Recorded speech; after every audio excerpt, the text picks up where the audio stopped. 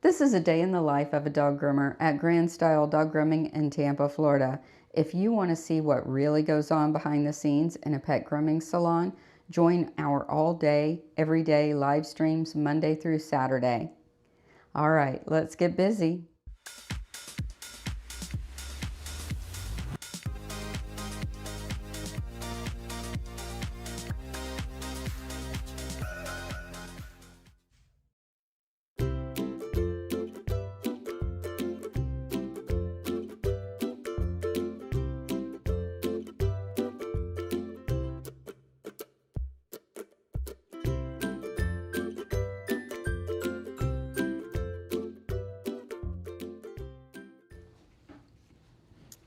All right, this is Juniper, the Yorkie. She's getting a fusion-inspired style with a tied-up top knot and a rounded face.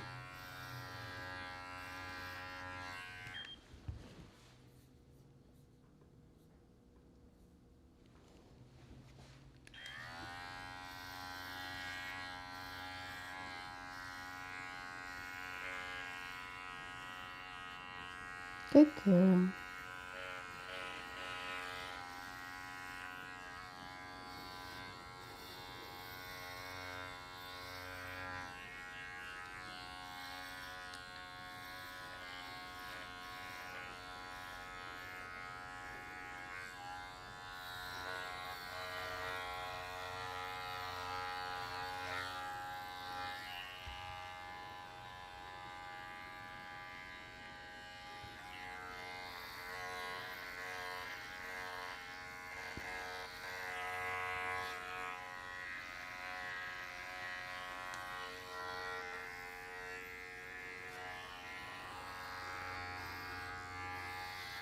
So last time she came in, they got around her eyes trimmed, and they are used to not having the eyes trimmed.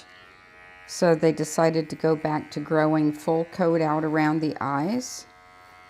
When you do that and the hair starts to grow out, it's not too long right now, but when it does grow out, it's going to stick straight up towards the eyes. So you'll need to keep that down out of the eyes while it's growing out. One way that can be done is with a dab of mineral oil on your finger and just push it down right after you clean the eyes in the morning, and that should give the hair a little bit of weight in a safe way to keep it out of the eyes. And just a tiny, tiny, tiny bit, not much. Otherwise the face is going to be super greasy. So it's just the tiniest of a dab spread. You can use like we're using for the gel around the eyes. You can use these. You can buy these in bulk and put it on so it doesn't go on too heavy.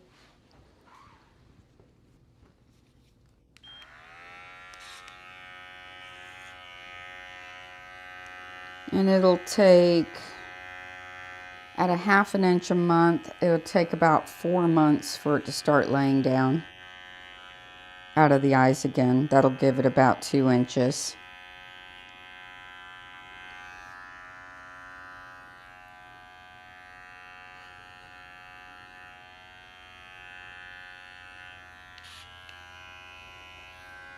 I would say most of our clients who have a rounded face on their dogs do keep the eyes trimmed, the corners of the eyes, because the mustache is too light with the shorter hair, and it does tend to go upward anyway.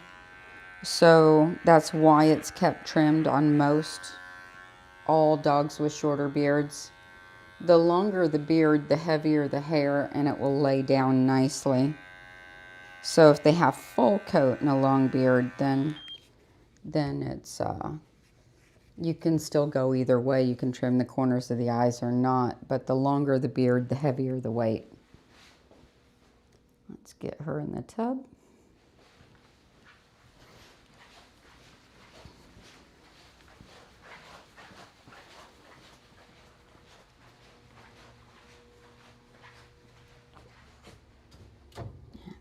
girl.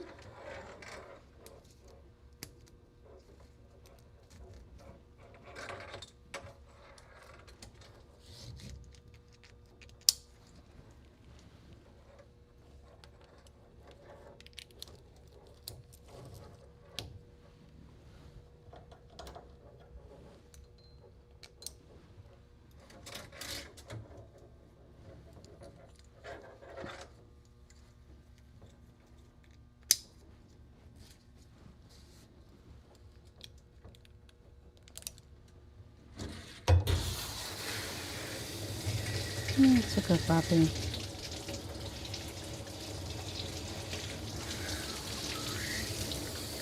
Where are you going? We don't want you going that way.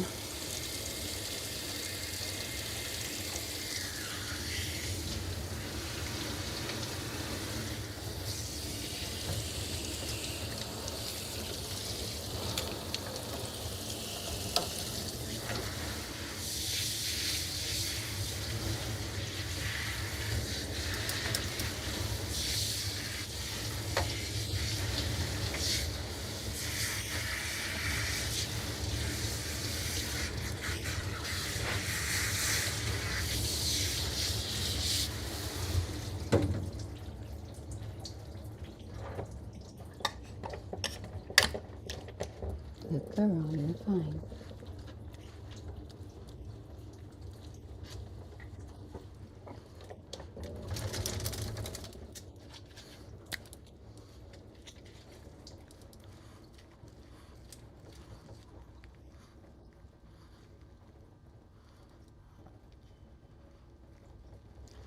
So this weekend is the International All Breed Canine Association Dog Show on Sunday. And 2 of our clients and 1 of my dogs are entered. Hunter, the long-haired dachshund, Riley, the Lhasa Apso, and BB, the toy poodle. So we're going to have fun with that.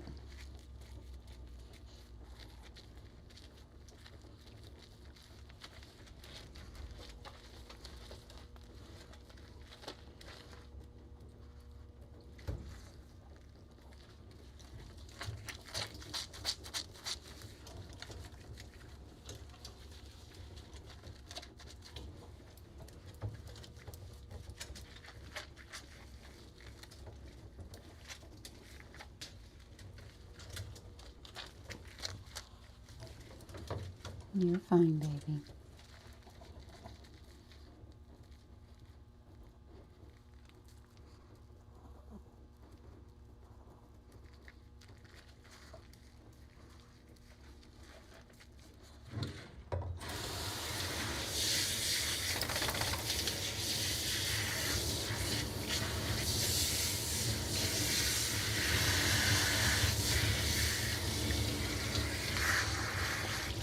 It was kind of funny last week. So many dogs fell asleep while they were getting worked on.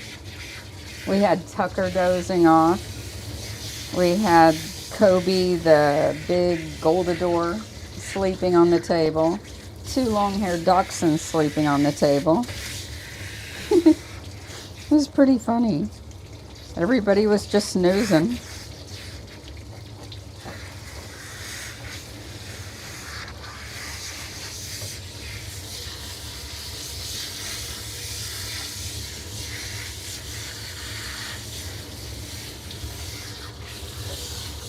One of the Lhasas was flat on his side.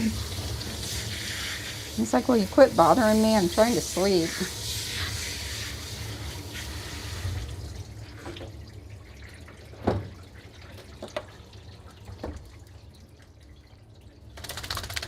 And that's why some people say wearing your dog out before a groom is a good idea. I say absolutely not. They need all their energy while they're being worked on. It's not an easy process. Not that those dogs, I didn't mind them laying down at all. I can work on a dog laying down. You know, that's fine. But, you know, they do need, like the Goldador had gone to the dog park in the morning and really played his heart out. And It's easier on the groomer if the dog has energy, in my opinion. And I don't mind a bouncy dog on my table. I work around it. And I don't mind a sleeping dog on my table. I work around that too. But there's definitely no need to take them for a long walk or take them somewhere where they really get their energy out. Especially puppies. They have just so much energy on the table and then they conk out.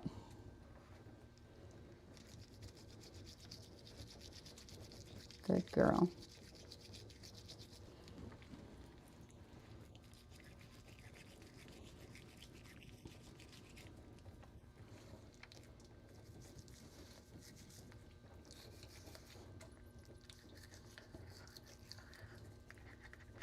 Good girl.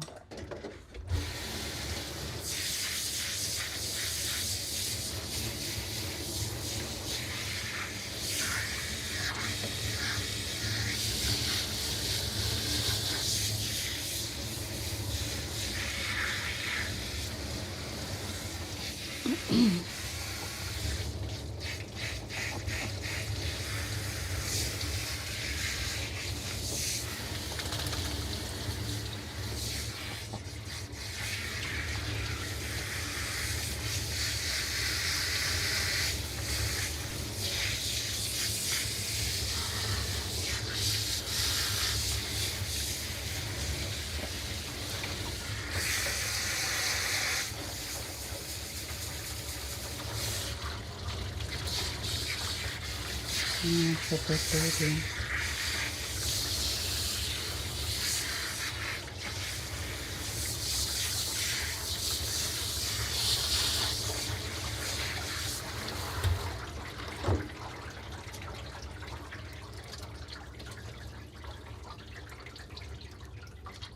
One thing I was happy about with the dog show is I'm always worried if I'm taking different breeds in the ring that they're going to have to go in at the same time. And luckily for either of the shows, my dogs are running into each other. Thank goodness. Because I would have to give up my own dog to show the other one, and I don't want to do that.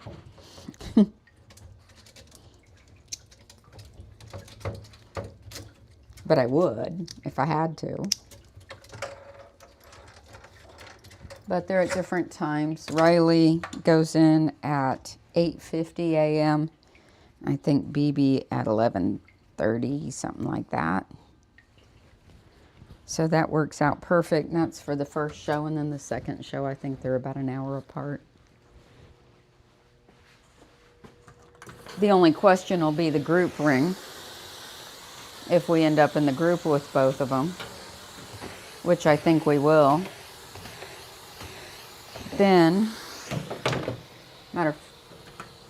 then we'll have to figure it out from there, I guess. I have a client. I'll be right back.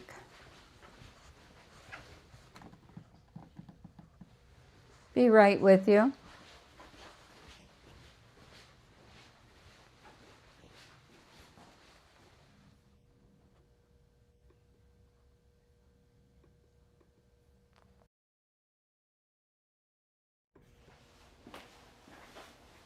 Right there.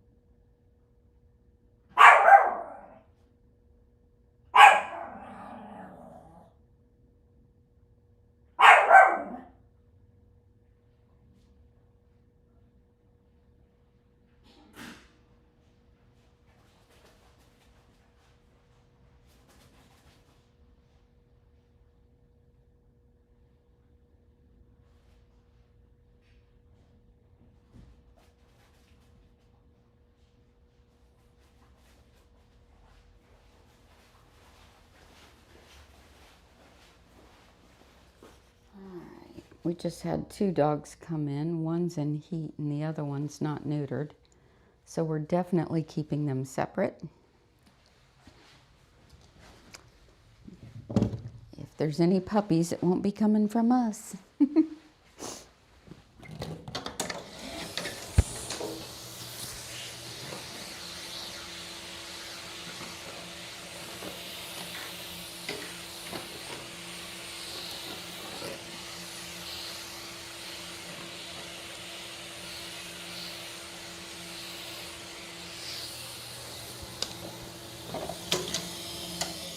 Come here, babe. Good girl.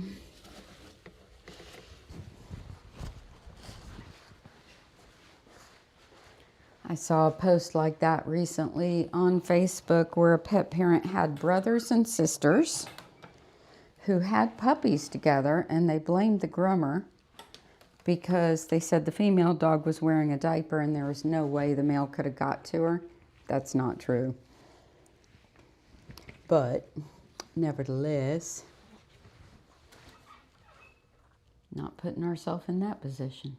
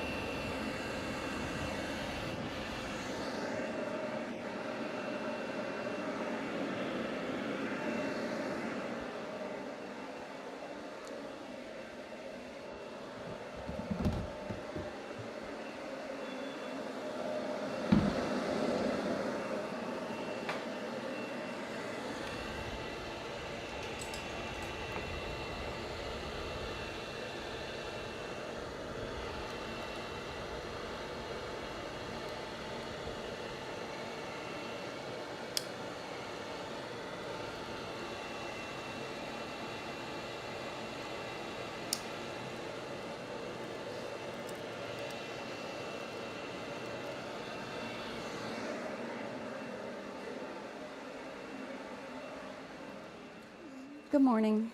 On this one, just around the feet, the nails, she said her main concern was his teeth. I let her know in advance. We don't remove any tartar. She also said he bites. We've never done him before. So if you feel uncomfortable with him, his female is back there and she's in heat, which might make him extra aggressive. Be sure to keep them separate. And then the female was growling at me on the way in. I've only done her once, and she said she doesn't like her nails done. So if you feel uncomfortable with either of them, you don't have to do them. Just play it by ear. His feet, and we don't want to even them up because she's really concerned about the alopecia, and we don't want to do anything to damage any other coat. Feet, nails, brush teeth, and ear wash, and that's it. Same on the other one, or the other one is a like big Maltese coton type, and just even her up because she says she grooms her at home and it's just uneven.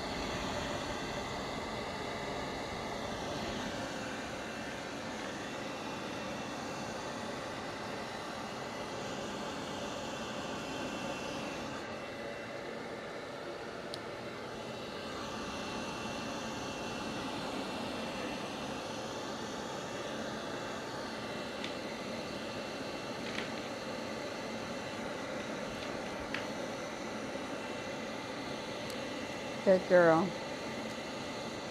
Good girl. Good girl. Good. Very good.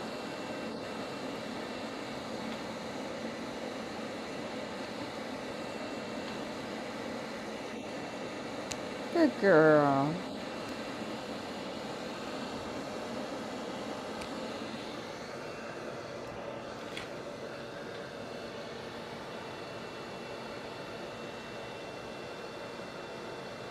Good girl.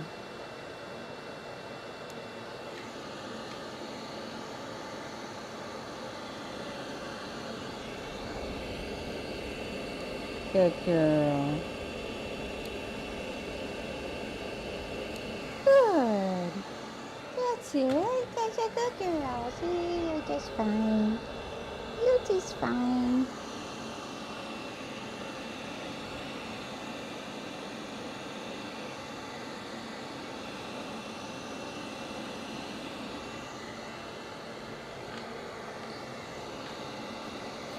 Good girl. Good girl. There you go.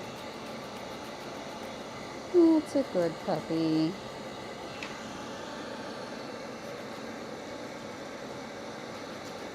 That's a good puppy.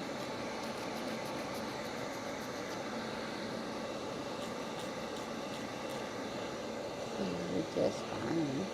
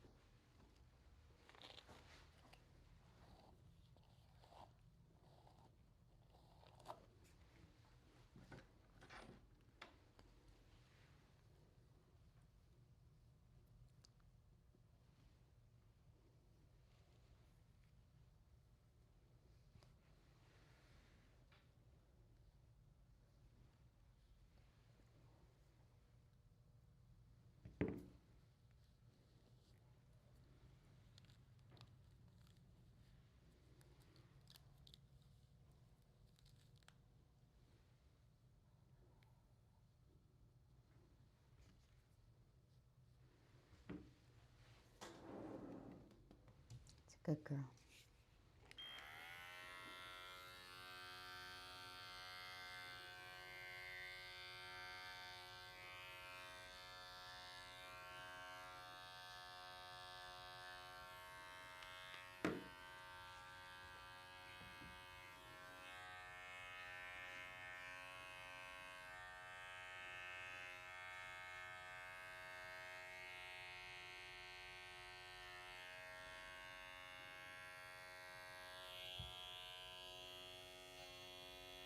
Good baby.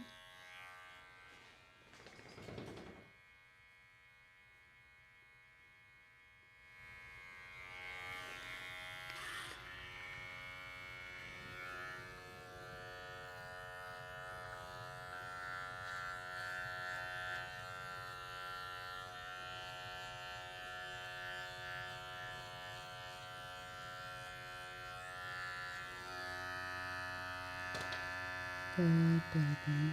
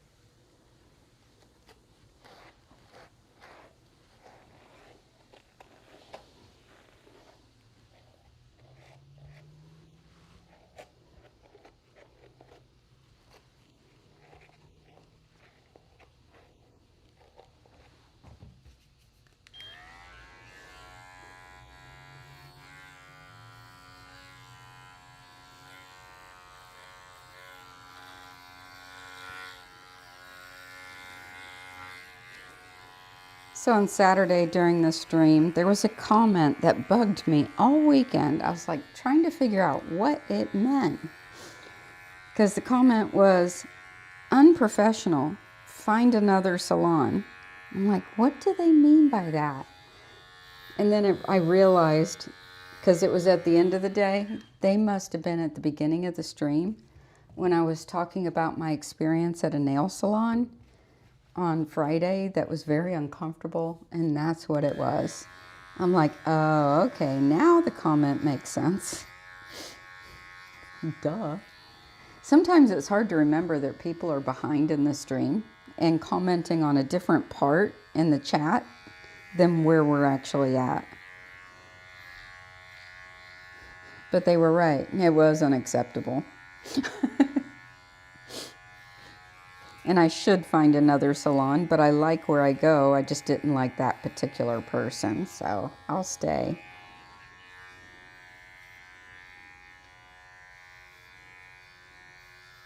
Just won't use her again, because that was painful. What she was doing is taking her fingernails, stay baby, and digging them into my fingers to turn the fingers so hard that there were deep indentations. And she had natural fingernails, so they were super sharp. And it hurt.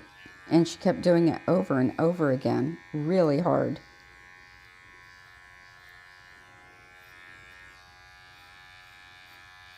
It was almost like some sick, twisted thing, honestly. Because other times she wouldn't do it at all, and then she would just dig in. And I'm like, oh, made me wince.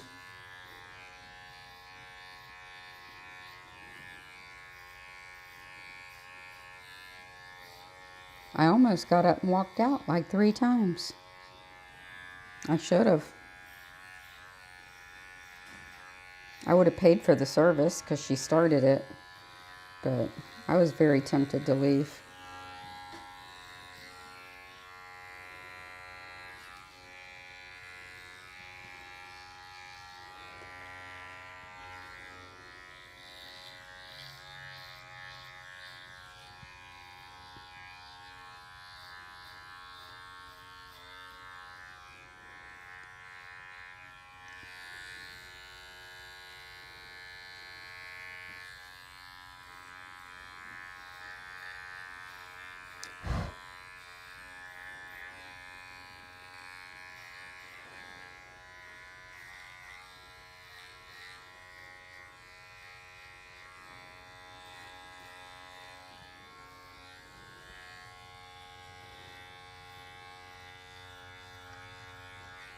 So this little Yorkie has the same exact type of allergies that my Yorkie has.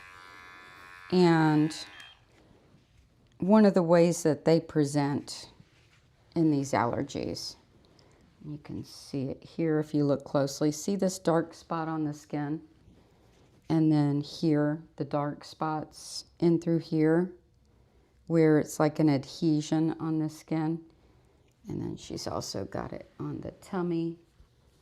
And if I would have seen it before I washed her, I would have used a medicated shampoo, but I didn't. I use an antifungal, antibacterial shampoo at least once a week and let my dog soak in it for 10 minutes. And then I also have a foaming mousse. The brand I use is called Myconahex Triz, T-R-I-Z. Of course, you always want to talk to your vet before you use anything, but that's what I use, and I put that on the spots that are brown or blackish colored daily. It takes about 4 days for the spots to dissipate. Once they dissipate, I stop, and if they start to come back, I just check her all over regularly, and if they start to come back, then I start it up again. But usually 4 to 5 days with the mousse plus the medicated shampoos really help. And I use, especially during allergy season, which is right now, I use the medicated shampoo every week throughout the whole allergy season. And like this dog will tend to get little round spots as well that kind of bald. Like you can see them in through here, see those light spots? When that's going on and the skin is acting up, you can actually wash them in the medicated shampoo twice a week. And that usually will settle all that down. Those little blackish brown spots, they're super itchy. And so the dogs will scratch their skin far more when you see those little adhesions on the skin. They will not wash off, even with the medicated shampoo, but the daily treatment does help them to wash off. But again, never use anything on your dogs without talking to your vet first, making sure that they agree.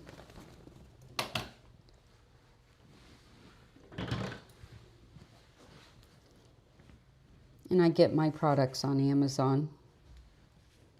Even though they're basically only available through veterinary outlets, you can't buy them at like a pet store or anything like that. There are veterinarians that do sell on Amazon, so that's helpful.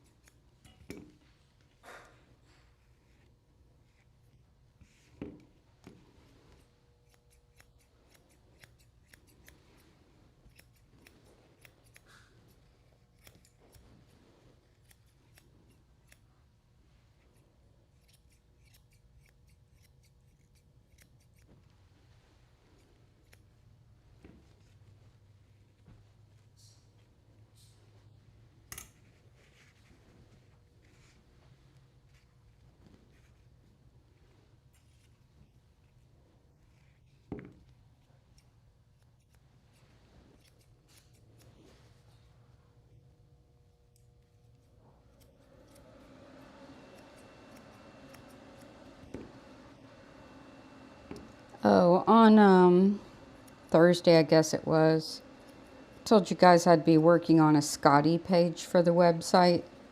I decided to combine all the terriers onto one page because I don't want too many pages on my website. So I included the Scotties and all the other terriers together. And I could not believe how long that took me yesterday to get that page done. I must have spent, I don't know, 4 to 6 hours on it. At least 4. So it's got a lot of helpful information, and it's got a gallery of some of the terriers that I've worked on, and information about hand stripping, even though I'm no longer technically offering hand stripping. It does have links for hand stripping referral services where you can find somebody that offers hand stripping. Has a breakdown of some of the hand stripping information, especially if you want to learn how to do it yourself at home. Because I do have hand stripped dogs that I work on, but they're not, the hand stripping part's not done here, but the scissor work and maintenance is. So,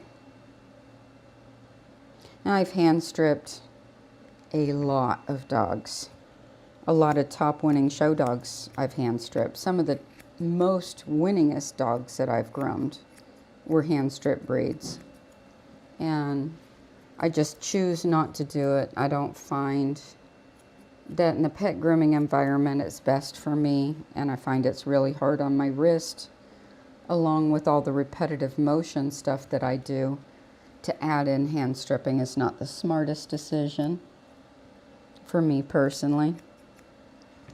But it has a breakdown of it and what we offer, and you know, also has tools links for some of the products I recommend for maintaining your dog's coat, and an explanation of what some of the hand stripping tools are for and how to use them.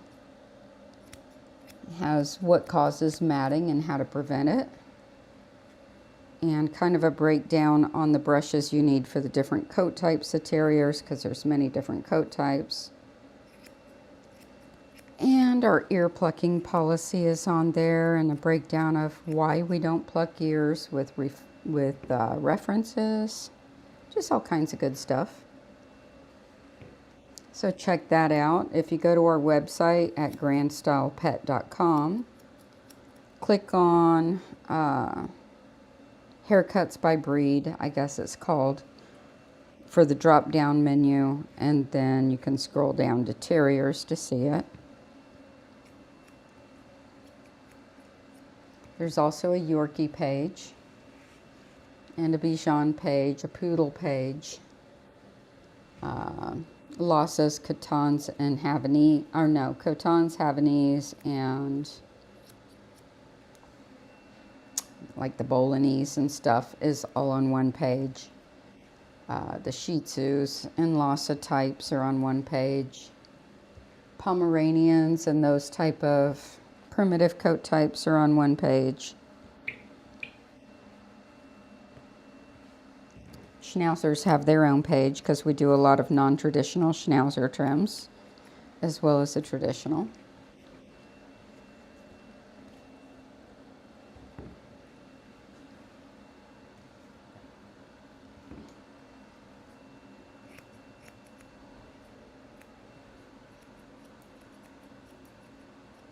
Next, I need to create a Spaniel and Setter page.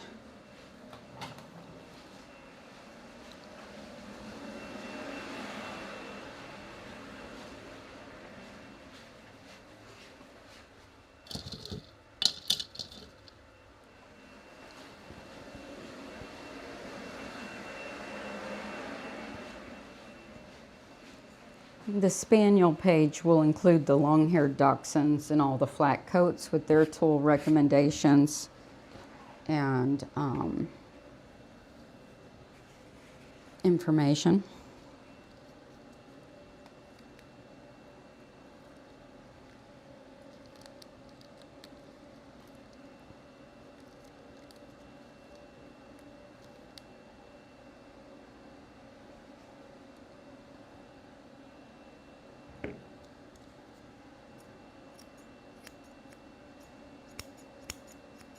And then after that, I'm going to create a full price list page with all the different breeds that we work on.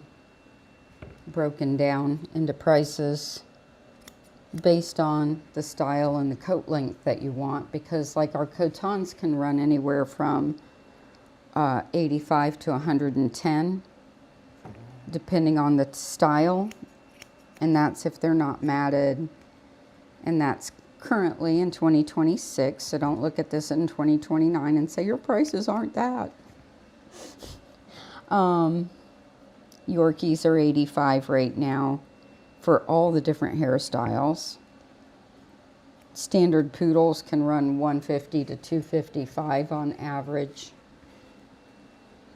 Doodles, big ones, can run 150 to 350 depending on the style that you want, and so on. All right, you, let's text your daddy.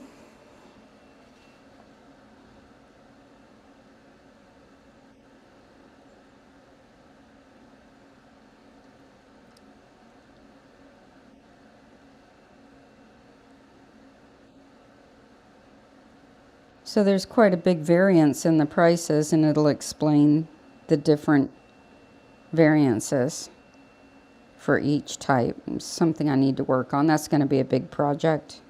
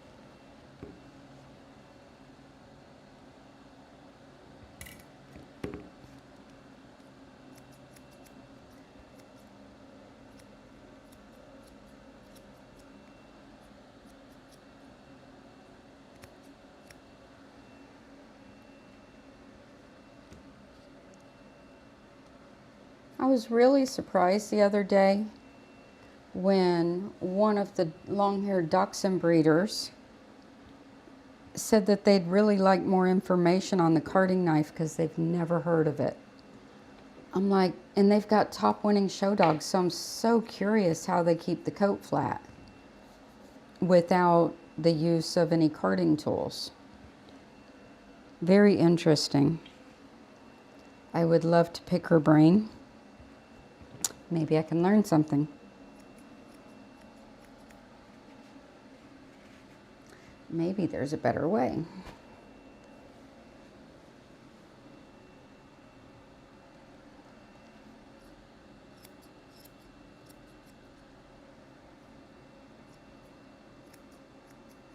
Either that or all the dogs are shown as young dogs before the coat builds up and finish their championships young, and then they don't need, well, they do need carding, but maybe not for show purposes is the only thing I can figure out. But very curious. There's always something to be learned.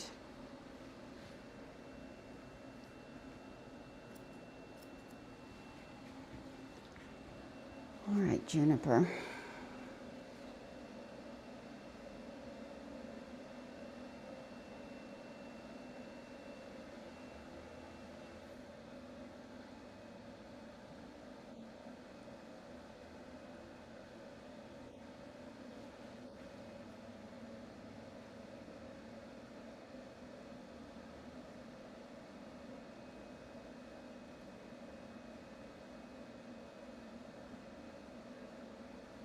I see you're talking about the antics that go on at dog shows.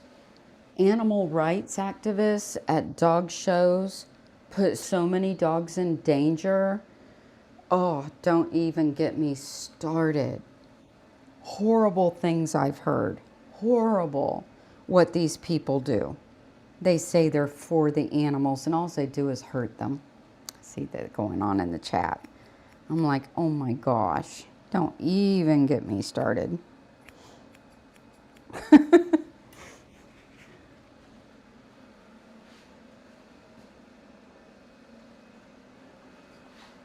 Some of the things that I've heard.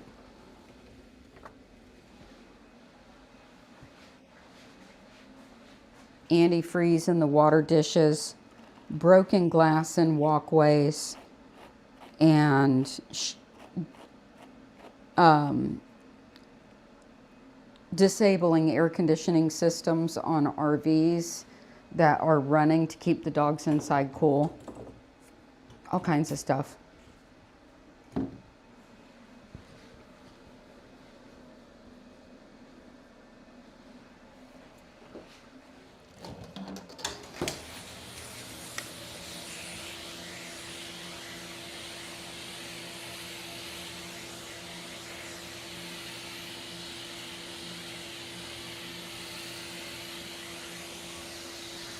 Oh, well, that makes sense.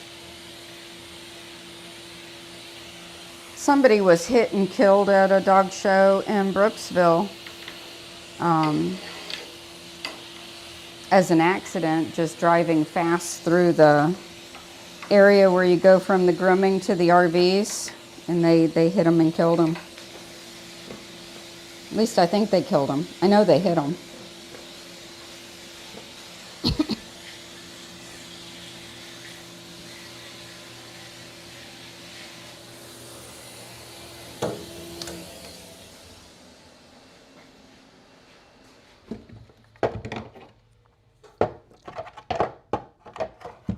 Is my next dog here yet? I don't think so. Who am I supposed to have here? Oh, Espresso. She's not here. I guess Espresso's not coming. All right, cancel her.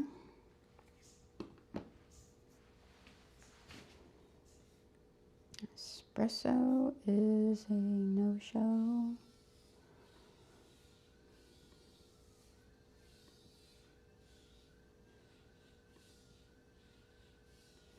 Let me see if they have another appointment. Maybe they rebooked and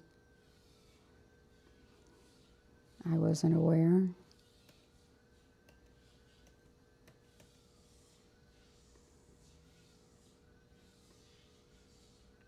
Yep, they have one on Wednesday. Crap. So sometimes when people reschedule, they'll just make a note in their rescheduling, which they did not do here. But yeah, they didn't leave a comment when they rescheduled. I don't know. Anyway, they had 2 appointments this week. Ouch.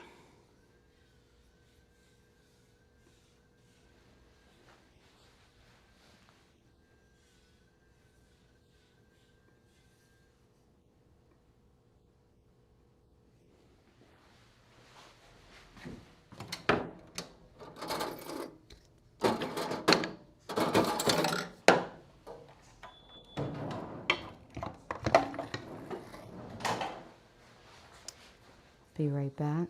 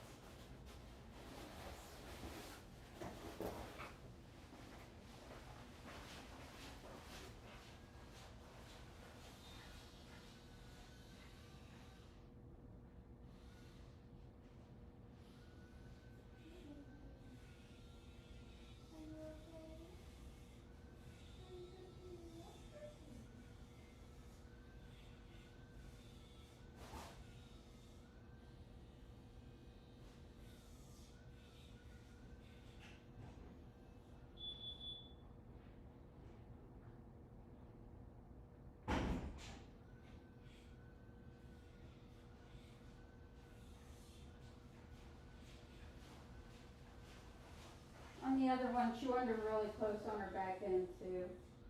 Just take her as close as you feel like she won't get irritated.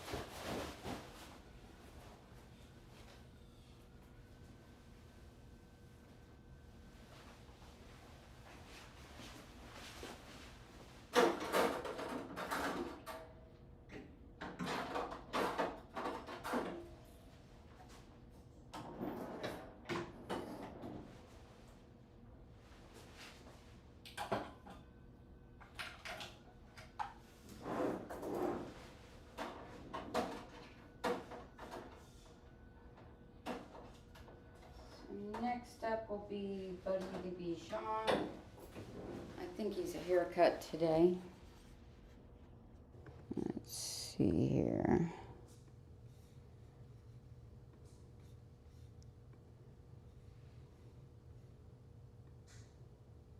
Yes, he's a full groom.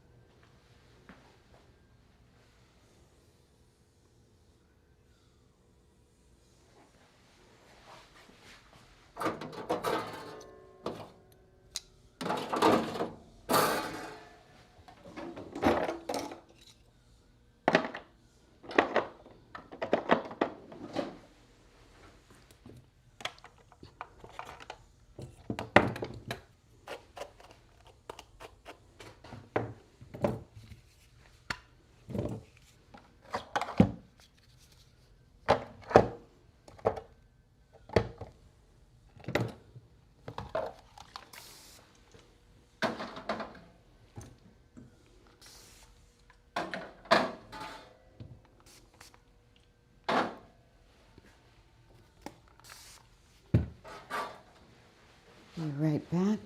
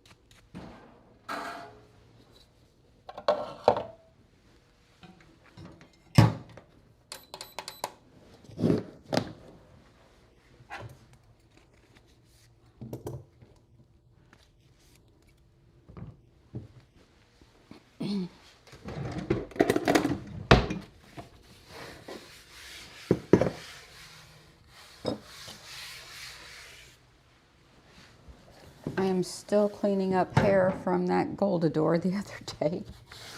Black hair everywhere, and it just keeps settling. It's like you get it all cleaned up and it's right back again.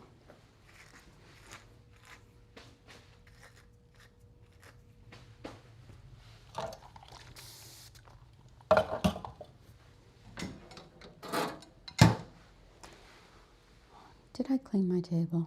I did not. Duh.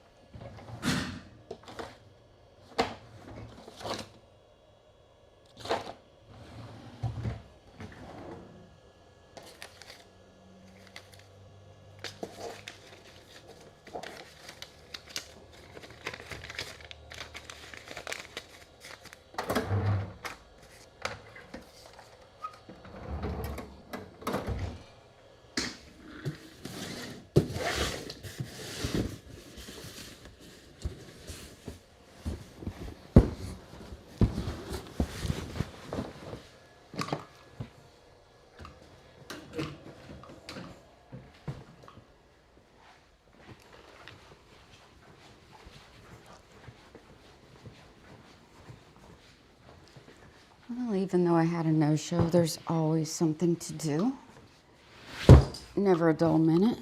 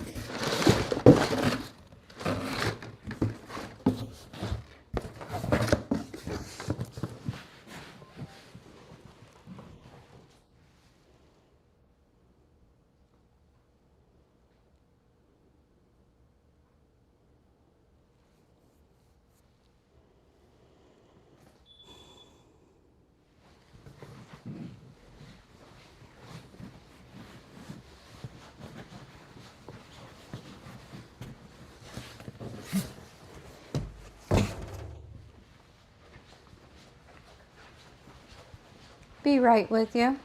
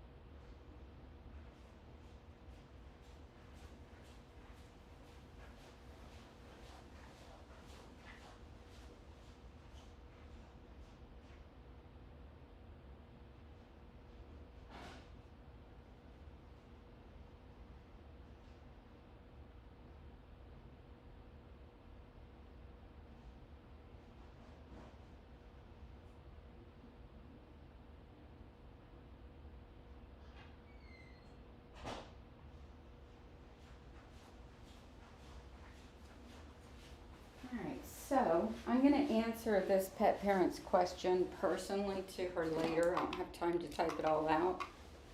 But I'm going to answer it publicly right now. In case she's watching, she can hear the answer. So she says, when you have a chance, could you please recommend someone who can help train Luna? That's the black poodle we did on Saturday morning.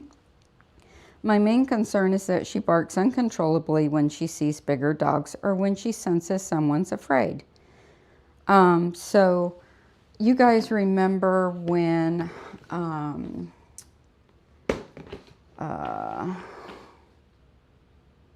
I'm drawing a blank now. The black poodle, Rolo, when she had that issue. So Rolo was really bad about that. She had been attacked when she was about 3 weeks old to the point she needed stitches by another dog. So she was extremely afraid. And I'm going to recommend for Luna the same protocol as we did for Rolo. So one of the problems that I immediately saw with Luna, and this is no throwing shade at the pet parent, but it's very obvious that the dog is getting saved, getting saved, getting saved. Every time she barks, pick her up. Every time she's scared, pick her up, hold her, comfort her. So the dog helped the owner to get through a tough time, and sometimes we tend to cling to them and hold them way too much and save them from any discomfort. So you remember when I was washing her on Saturday, just first time here, she wanted to climb up me. And when her owner dropped her off, she wanted to climb up her owner. So any dog that does this and climbs is being saved way too much. And it actually makes them more nervous than not. So with Rolo, we've completely worked her out of her issues. Completely. And Luna is a very, very, very smart dog. Very good girl. And so, number one, she has to be responsible for her own feet.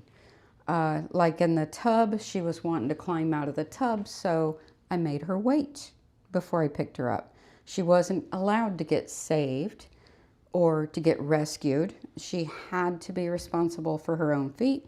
She had to wait back. When she waited, I picked her up and got her out of the tub calmly. So it's the same thing. So it's actually a lot to do with the pet parent's reaction to when the dog is scared.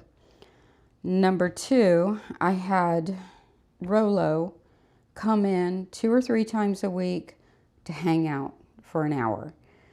I would hold her and hold another dog, let them get introduced without touching, let her run around and see the other dogs go up to the glass. At first she would bark, bark, bark, bark, bark at them, growl, do the high pitch, oh, I'm gonna die.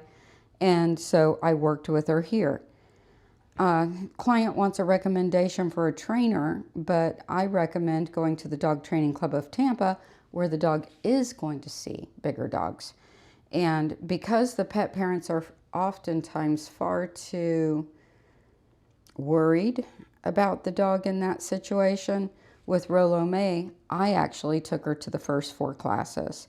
And I worked with her in the classes, then handed her off on the 5th week to the pet parent. They finished up once they had confidence that their dog would be okay. The only thing is, while that tends to, if the dog's been saved too many times by the pet parent, the dog is going to be looking all over for the pet parent's not going to focus on me, going to have severe separation anxiety, which I would want to work the dog out of with the pet parent watching, but that may not be possible. So the pet parent may need to sit in their car or, stand in the lobby, not where the dog can see them while they're being worked. Also, it's a little hard to watch at times the way I work them in the ring. I don't just do what the instructor asks me to do. I work the dog the way I work the dog while the instructor's paying attention to other people. So if the dog's pulling on the leash, I circle, I do figure 8s, and if the dog is looking for its pet parent, I turn him the other way and walk away, then walk back, then walk the other way, and then walk back to keep their focus on me instead of the pet parent. So when I do that, you know, I typically don't charge for my time, but I ask that people be very respectful of my time and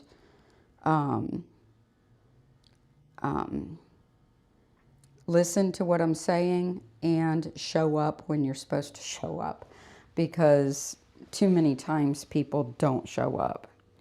And I can help them over the hurdle, and then they can repeat the basic course all by themselves at the Dog Training Club of Tampa. And don't worry about the big dogs being there. She wanted somewhere where there would be no big dogs. And because the dog is scared of them, I say work the dog around the big dogs and train her out of it. But I'll type all that out to her later. But that's what I recommend.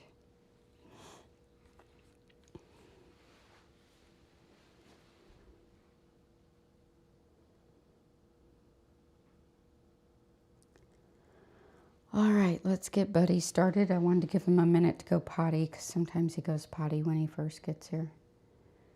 We're going to put him straight in the tub.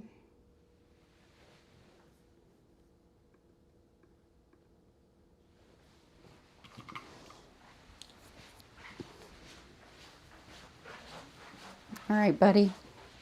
You did go potty. Good boy. Better to get it out of the way before the bath. Clean up in aisle 3.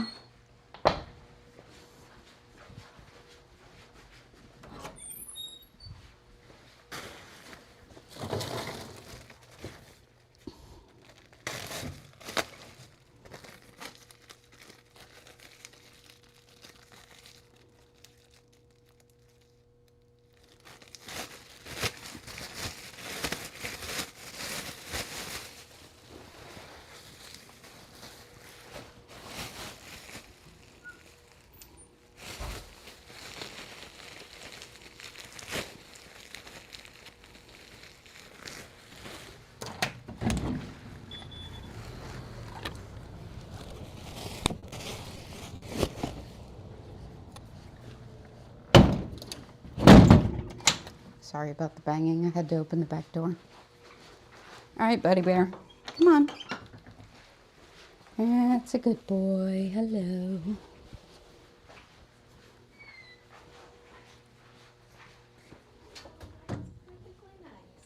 Very good. I think his mom was just worried about him.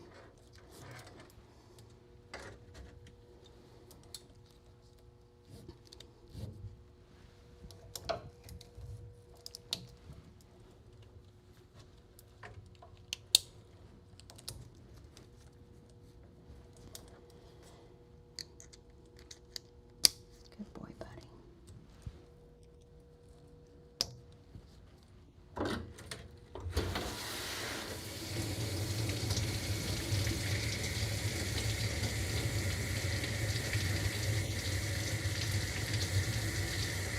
It's okay.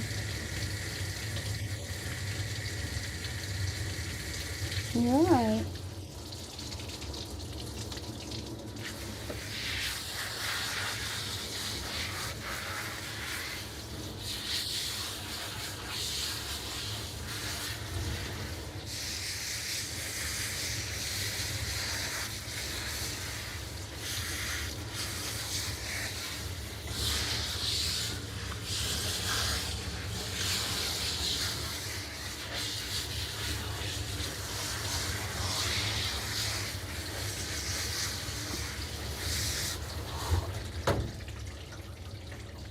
I also, when the dogs get dropped off for that hour or so, when they're just getting desensitized like Rolo did, I do a little bit of training with them here just to get them used to me working with them.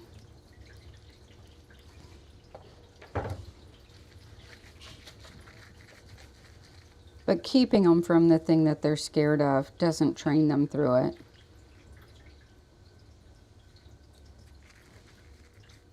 And sometimes with the bigger dogs, they're just protecting their owner from them, especially if they feel like their owner is really scared.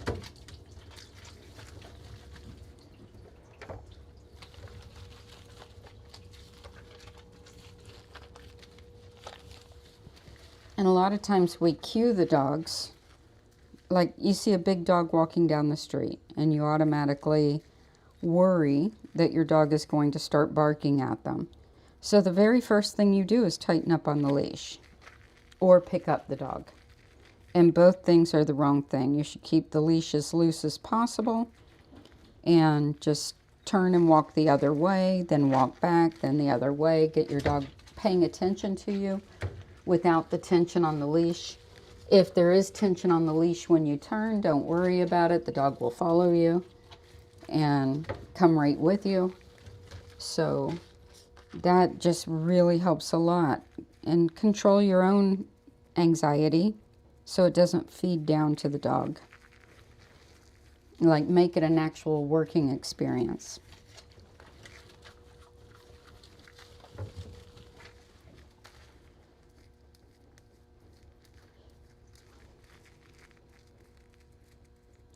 There's a lot of good training websites or YouTube channels too.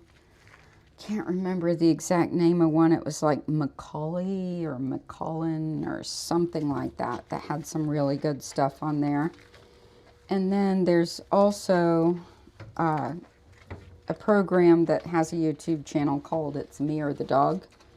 She's got some really good stuff, and one of them's on a black toy poodle that kind of had similar behaviors. So you could look for It's Me or the Dog and just watch those. You get a lot of insight from a kind of unconventional sort of way of thinking on the training. Not just the sit stays and all that, but the behavior modification.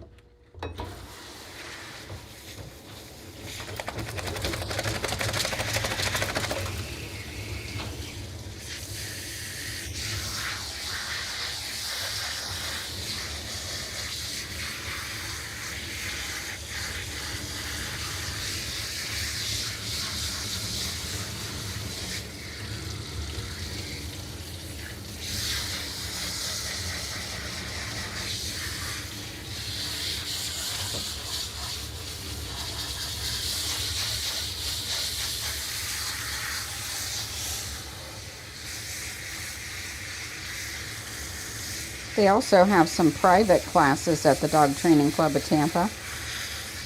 That might be a good option to get her introduced to the facility.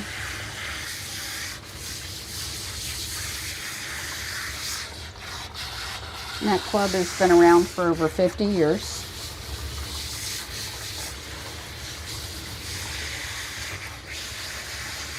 Really good place to start.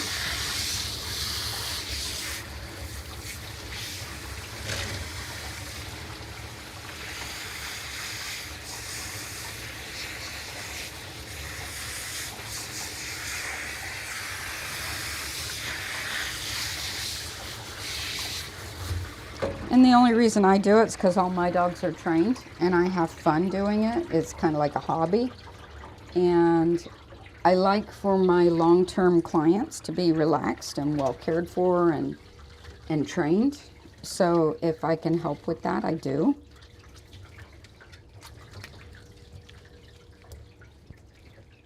Because I don't plan on having any more puppies to train of my own. So might as well train somebody else's. And I'm not a trainer. I just train, if that makes sense. I don't consider myself a trainer.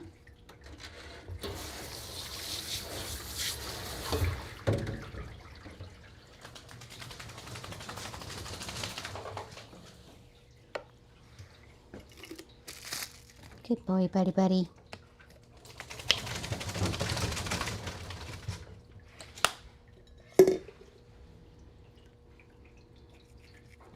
I think ultimately the one to train the dog should be the pet parent, which is why the dog training clubs are so helpful.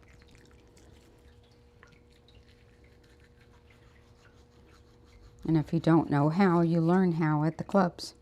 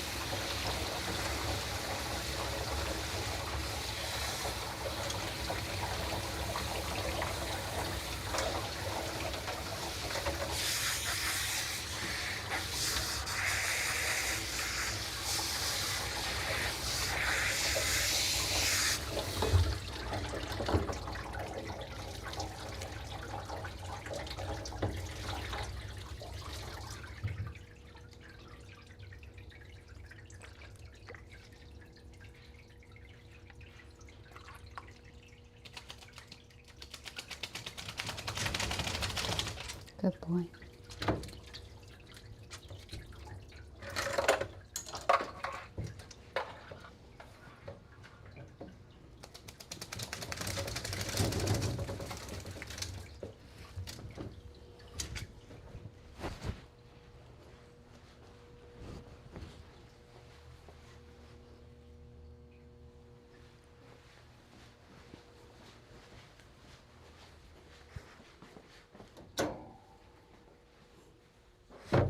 All right, dry yourself off for a minute. I'll be right back.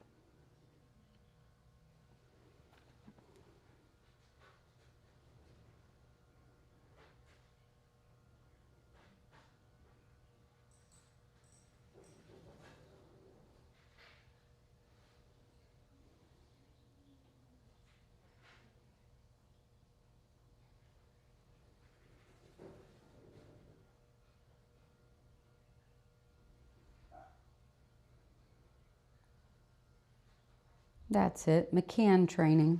That's what I was trying to think of. That's a good YouTube channel. I like that one. They have a lot of good stuff.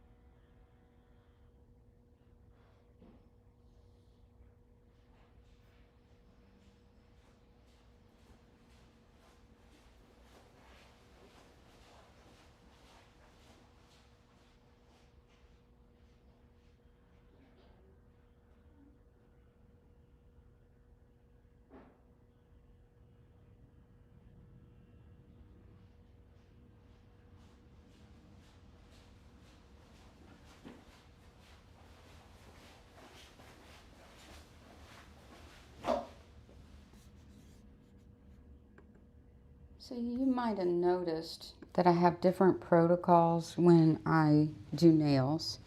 Some dogs I do the nails while they're completely wet with the dryer on them.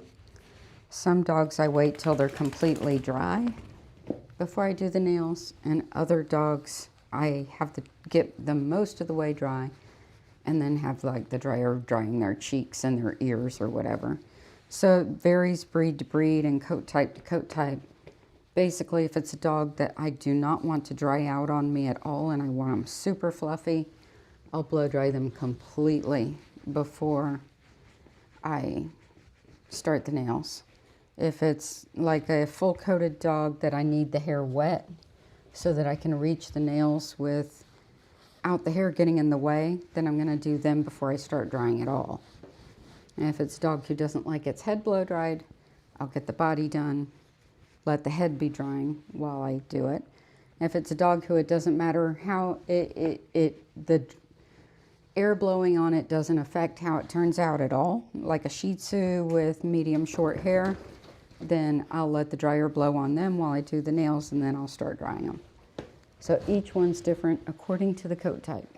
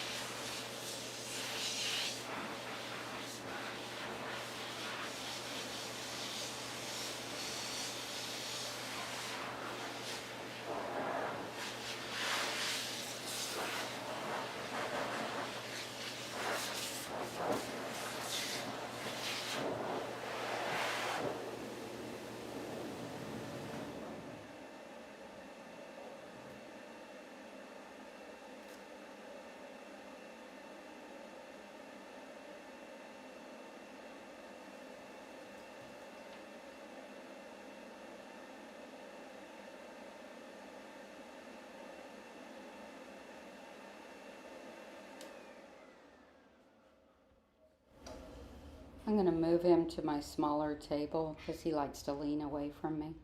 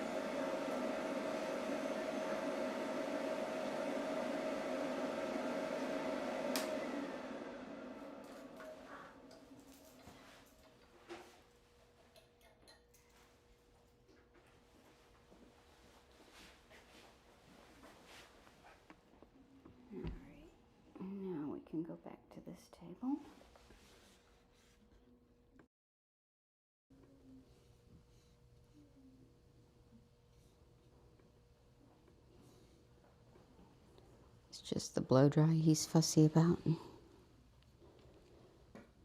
Isn't that right, buddy?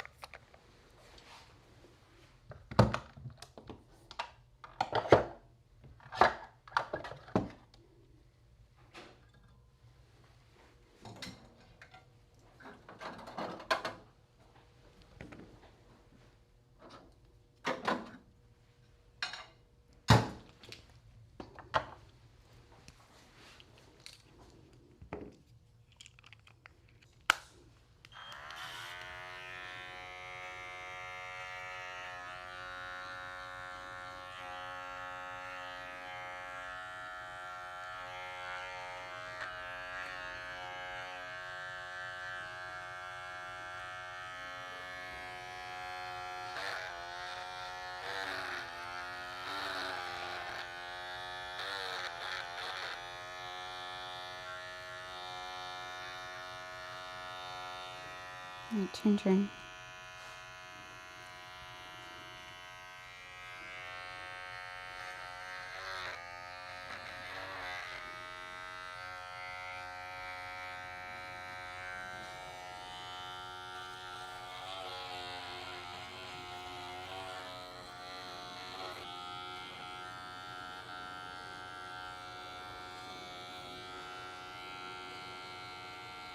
Good boy.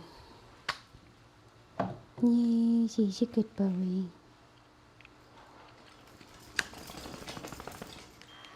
He's a good buddy.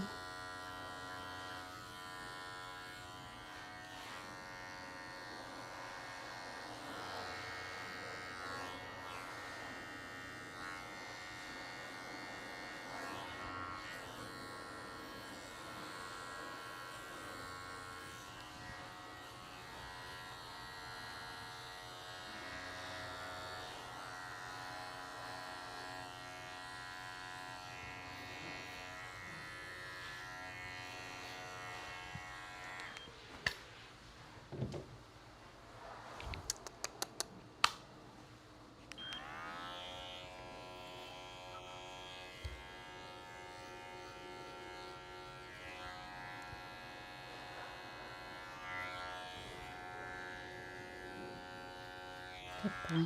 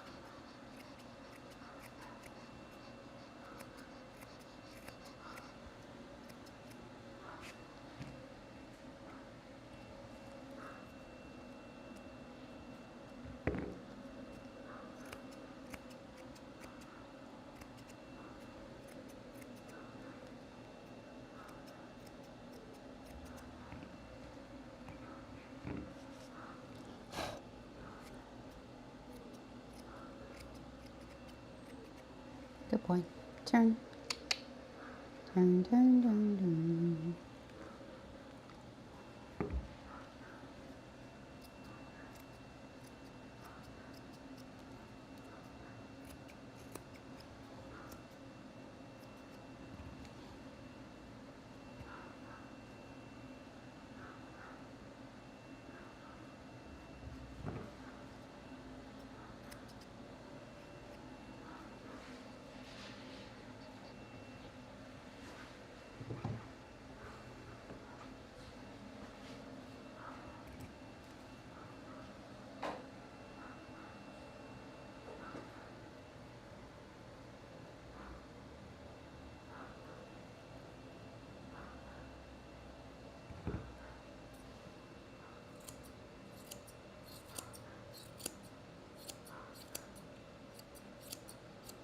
Buddy gets a haircut every 4 weeks. So I typically take off a ½ inch a month. Keeps him in nice shape.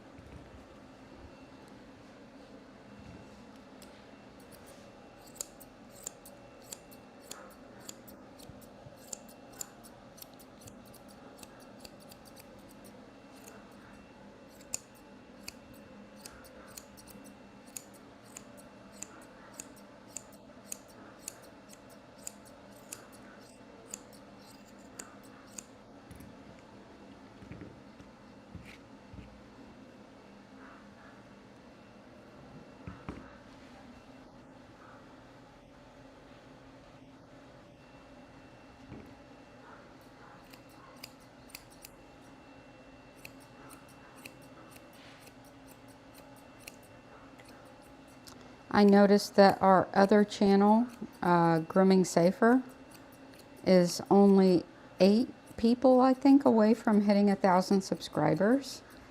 If you haven't subscribed to that channel yet, I do more detailed how-to videos on that channel than I do on this channel. So it's a nice resource. I'll be adding more to it as I have time, but since I live stream every dog I groom, it's kind of hard to find grooms to put over there. But we'll be working on doing more there too.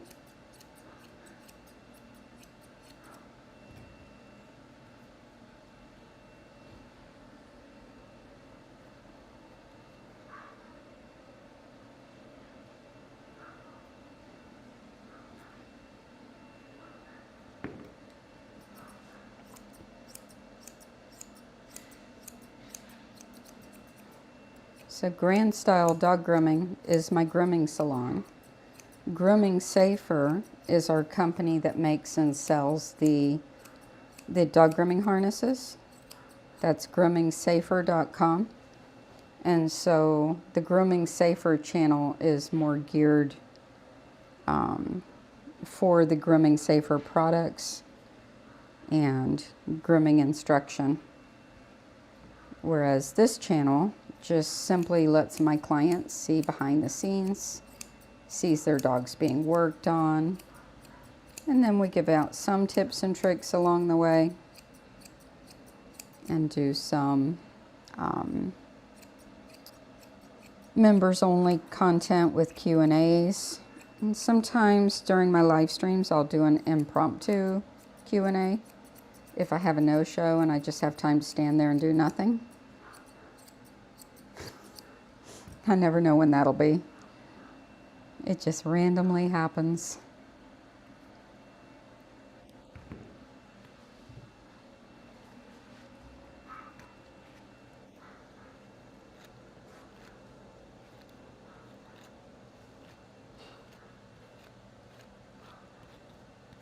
But that's the purpose of the two different channels is because they're actually two different businesses under one umbrella.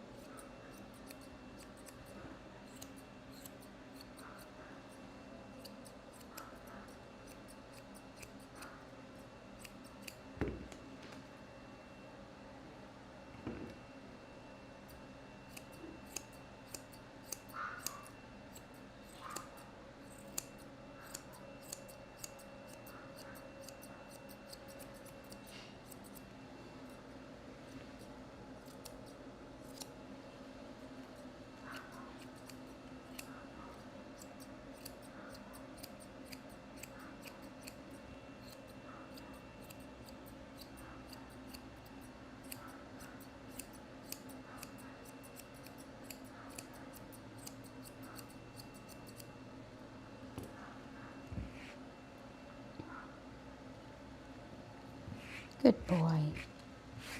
Yes, but he's a good boy. He's a good boy. Mm.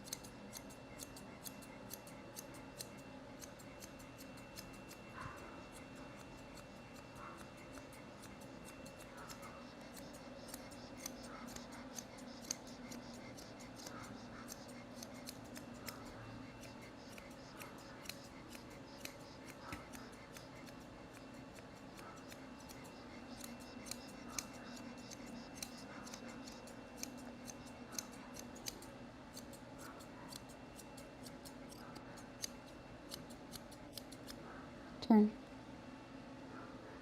All the way. Good boy.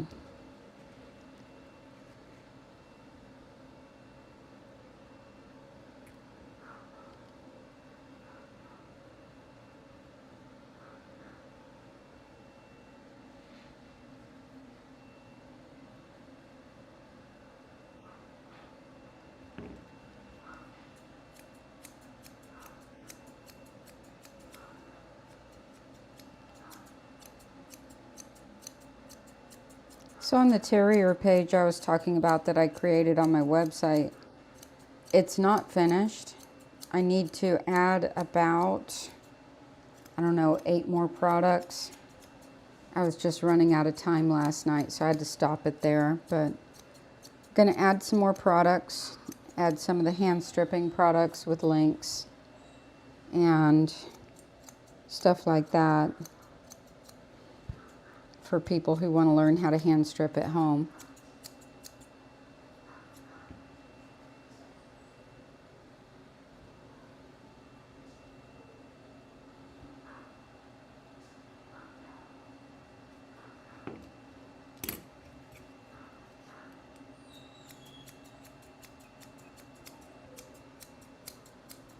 Cat's working on a dog who does not want its nails done. It's normal for them to vocalize when that's happening because they're trying to get out of it.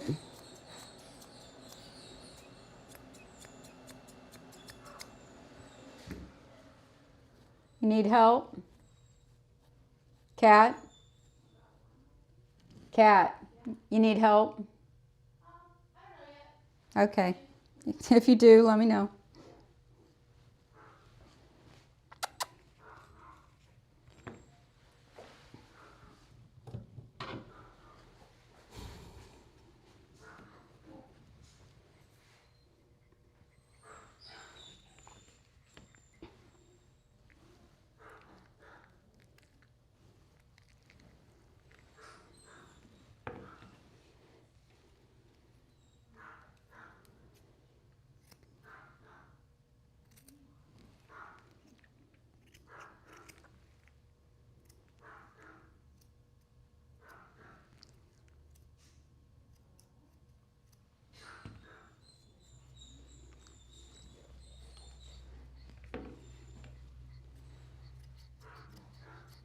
So his pet parent likes all this hair that curls into his mustache trimmed away. I roll up the lip to snip it out.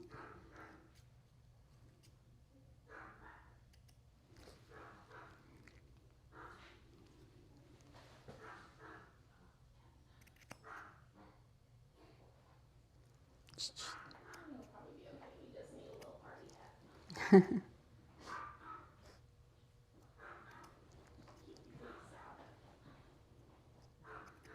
Good.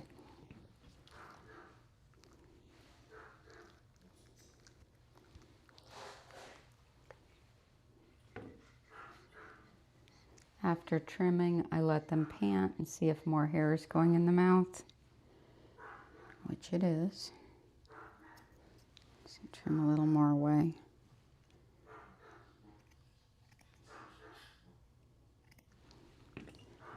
I don't do this automatically on my Bichons because it makes the mustache a bit too short, and I've had Bichon clients get mad at me for doing this.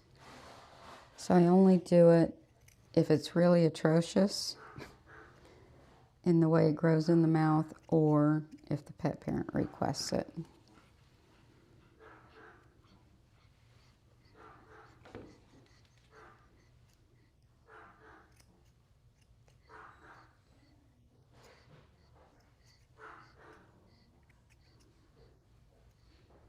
Dogs are far more comfortable if they don't have hair curling in their mouth, though, for sure.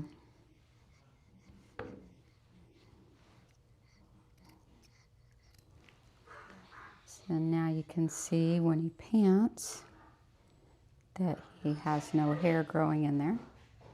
Nice and clean.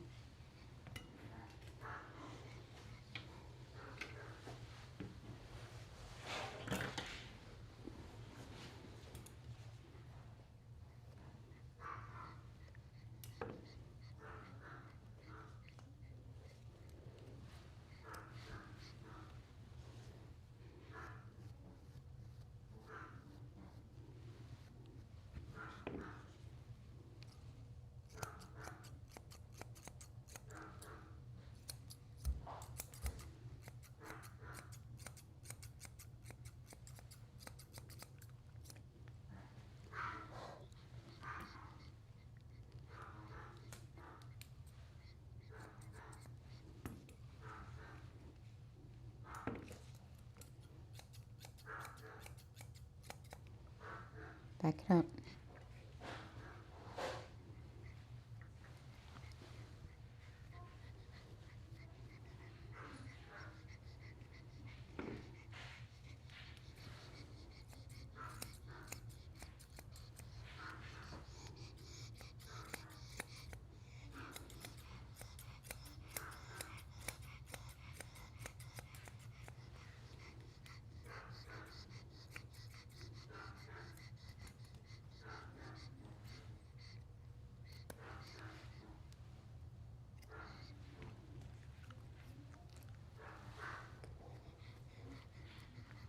I only put bandanas on him for holidays because I don't want the bandana matting his neck hair.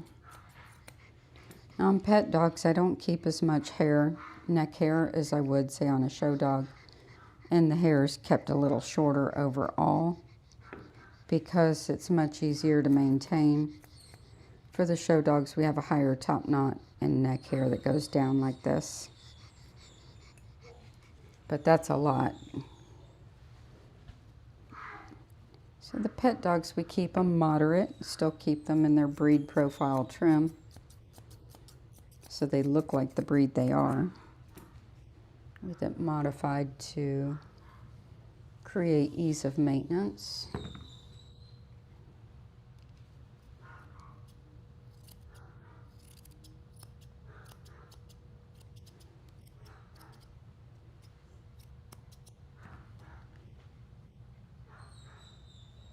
He's got a little wart beginning under his tail right here. Pet parent might notice some redness there. That's a wart, or it appears to be.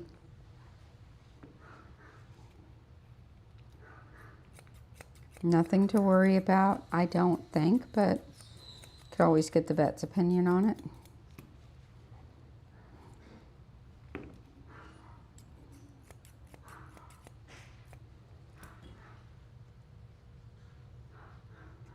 So Buddy's a funny dog. If you try to move him physically, he'll kind of go down on you.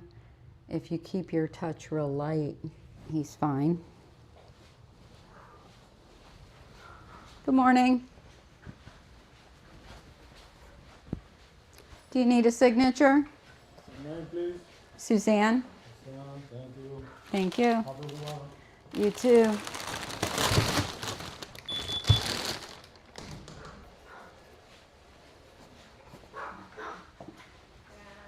Thought she was gonna calm down a little bit, but she left her way out of the cone for the whole thing. Oh no.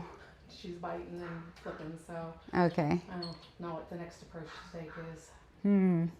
Let me put him up and put her on my table and see what I can do.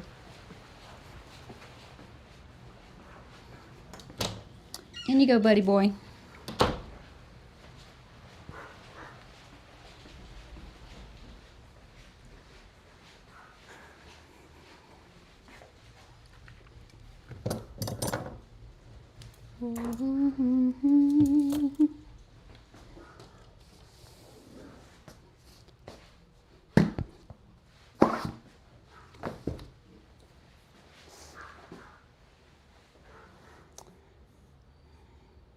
Are we in for a rodeo here?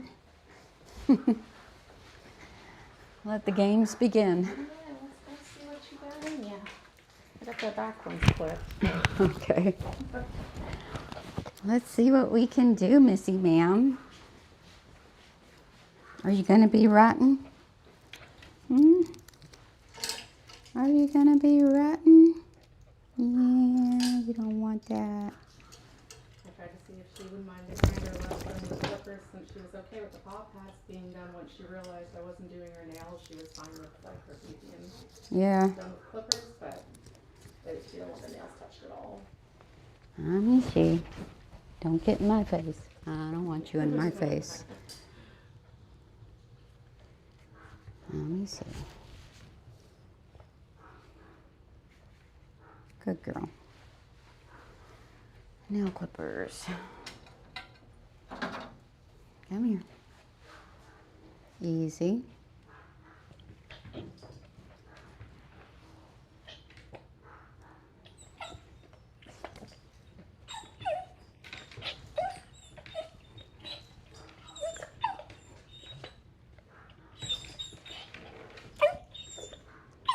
Good girl. Good girl. Good girl.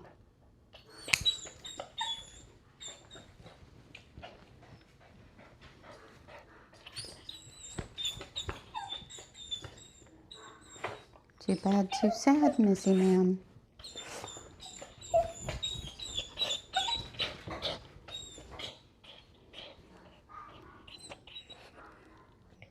So this is basically what I call riding the wave. It's a new term I've come up with. Good girl. Just letting them have their whole wig out and just staying with them with the nail clippers in my hand and waiting it out as much as I can without the teeth on my hands.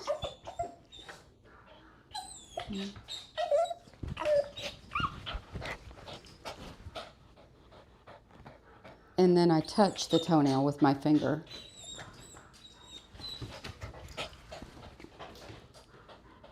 Good girl. Good. Right there. Good girl. Throw in the praise when we can. But I just wait for the calm and then I go in. So now she's going to escalate more. Of course, I would never want anybody to put themselves at risk doing this. That's why I took over on her.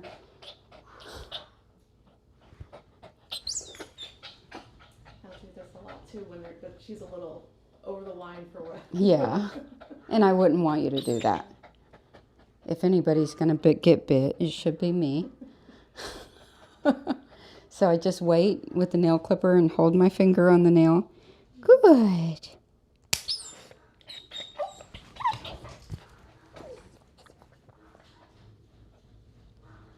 Good.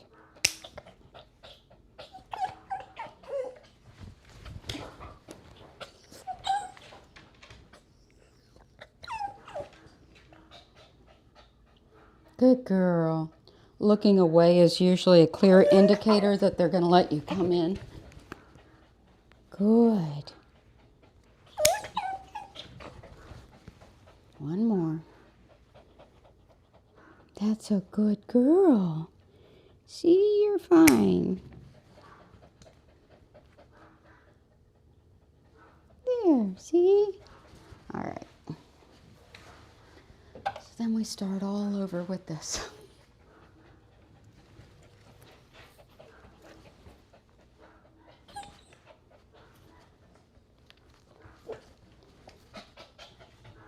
Good.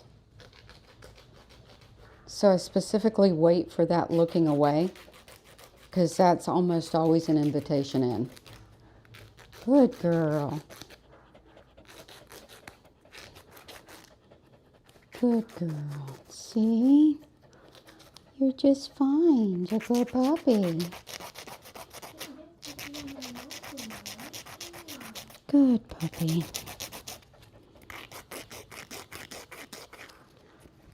Easy. And I find less restraint is better on some than more. You know, some they just automatically start wigging out.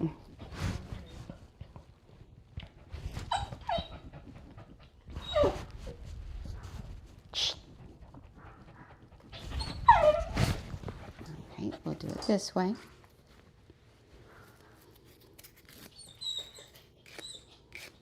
Good girl.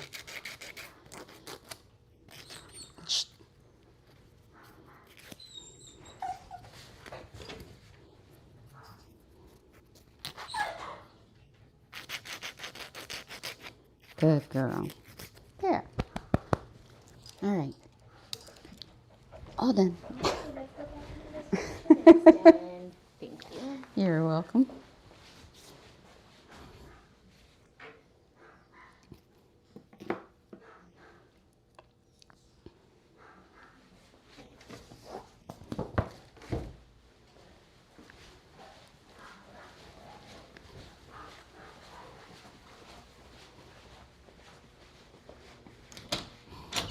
All right, buddy bear.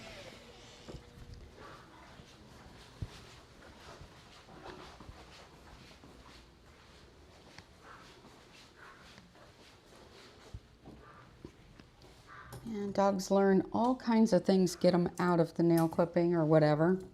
Screaming, biting, flipping, whatever they can do. And a lot of times I'll leave my hand right there. And then if they're not really a mean dog, they're just doing it as an evasion. They're like, wait, what? But I'd never want anybody else to do that. And I would never ask my employees to do that, ever. Because there's always that one who does bite, for sure. Turn.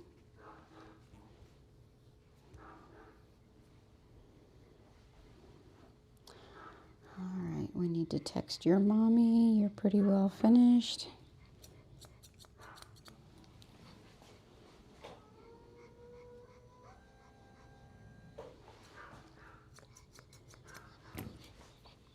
So like I was saying about this dog, he tends to go down, like scrunch and tighten up or flatten out. So he needs very light touch. When you're asking him to turn, you just use pressure like out away from his body. Turn. Now you're not going to listen now. Turn. So this far away from him, turn, turn. And I get him to move that way. If I tried to physically move him, he would drop down. But if you just keep your hands off him, you can ask him to stand from here. You can ask him to wait from here.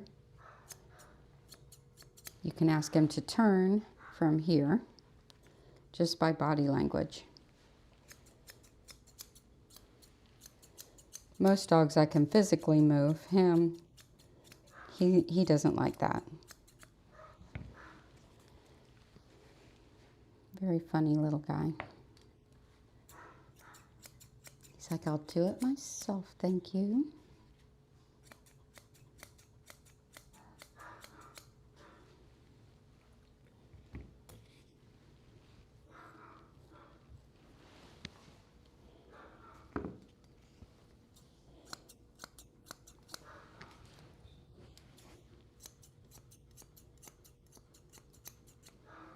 That's a good boy.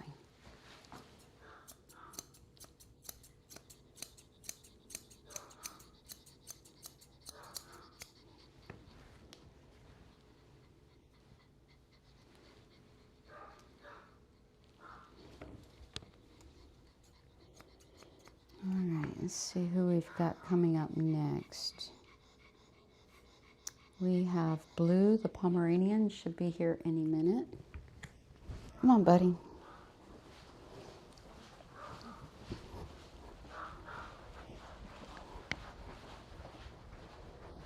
You go in here.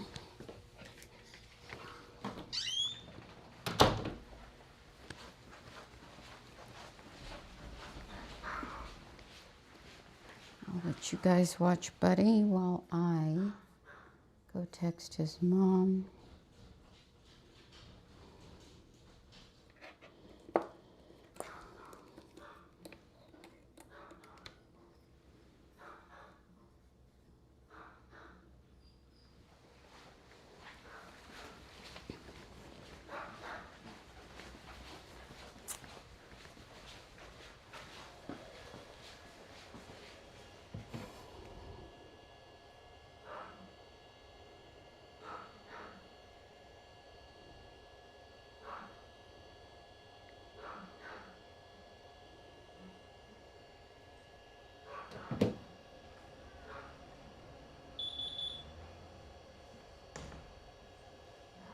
Hi. Good morning. How are you? Pretty good. How about yourself? Good. Blue, blue, blue, blue. Hey, buddy boy.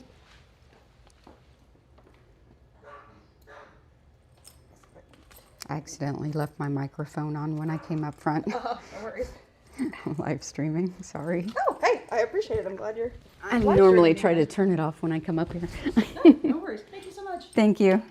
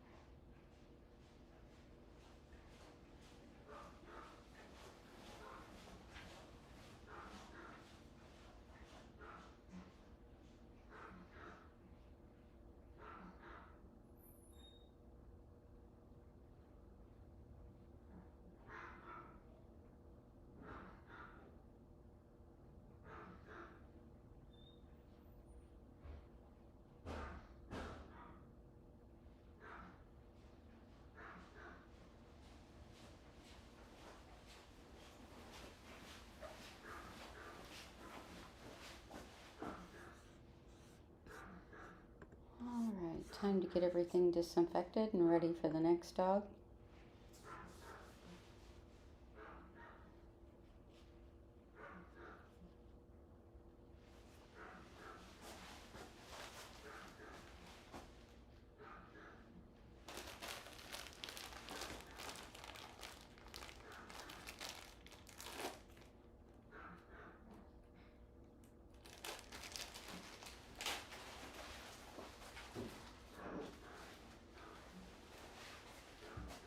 We groom another Pomeranian that's identical to Blue. Maybe a little heavier, just a little bit bigger. But I'd swear they're litter mates. They have to be.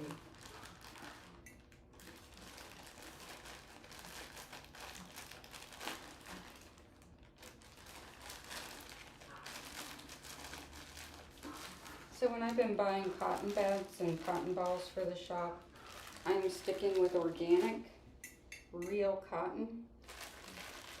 I find that cheap, fuzzy stuff that's not even really cotton does nothing.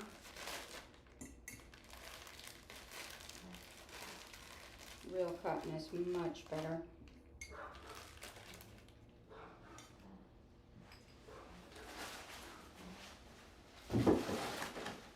Much better.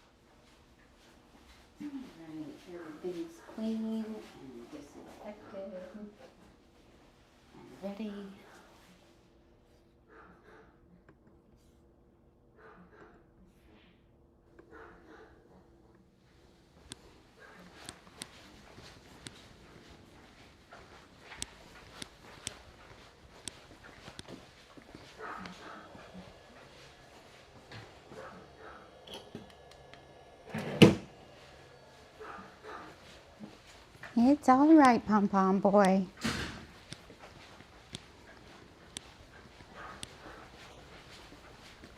Blue, blue, blue, blue.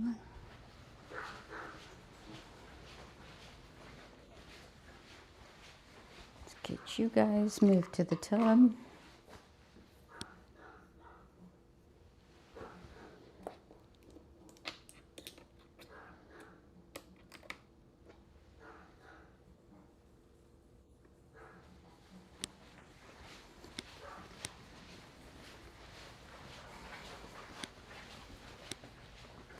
All right, buddy, it's your turn. Hi, babies. How you doing? How you doing, Blue?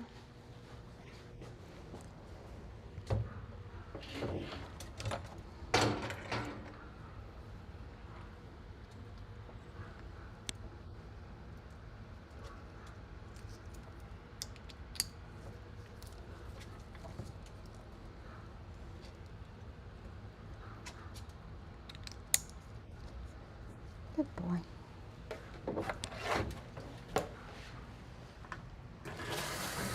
It's all right.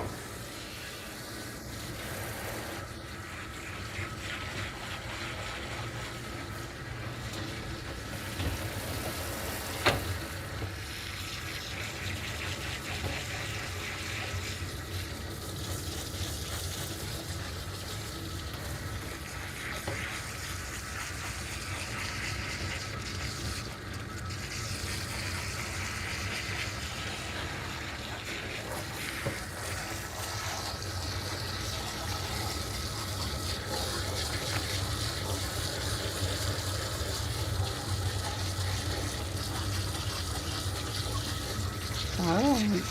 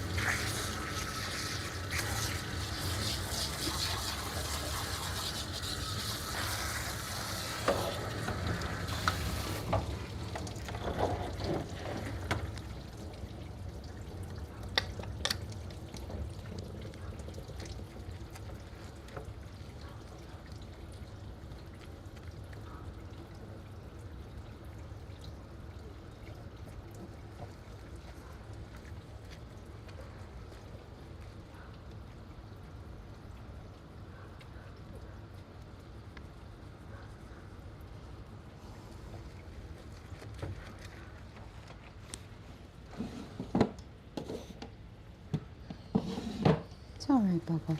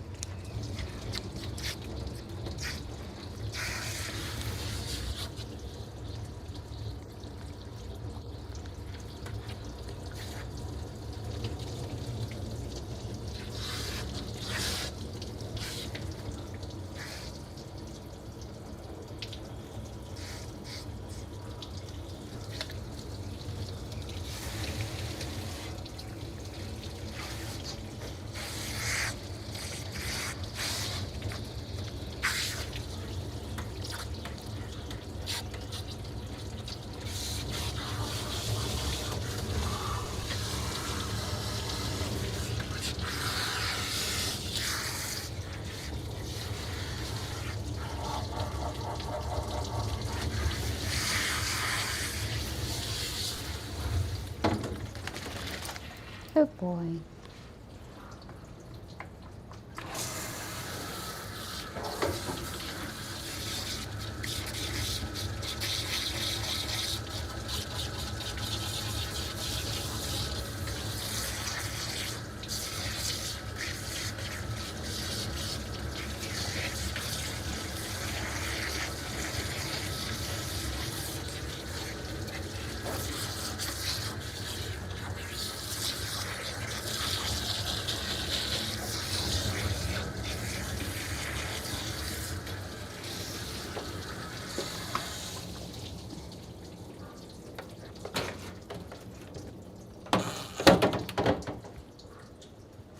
It's a good baby.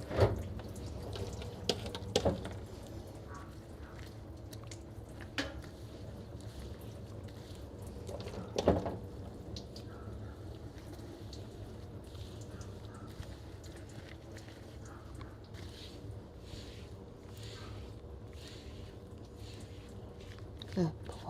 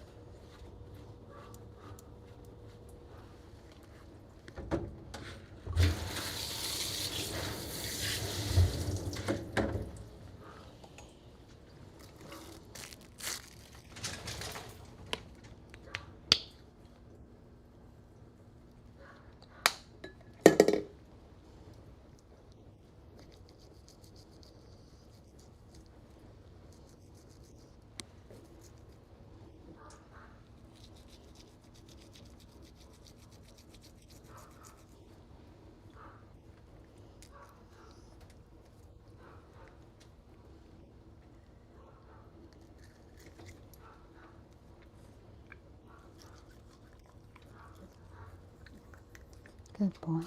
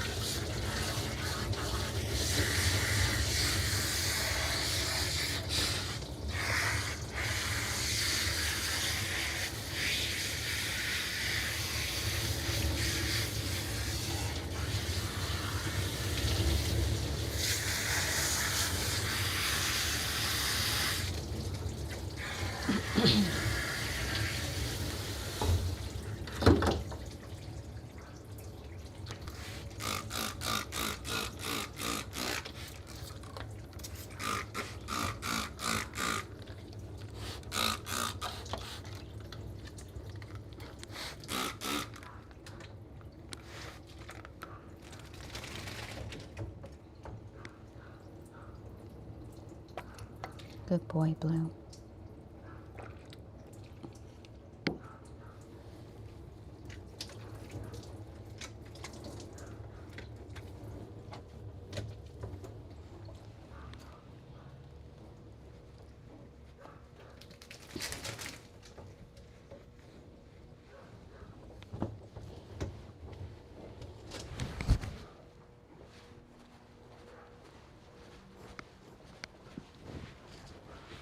In you go. That's a good baby.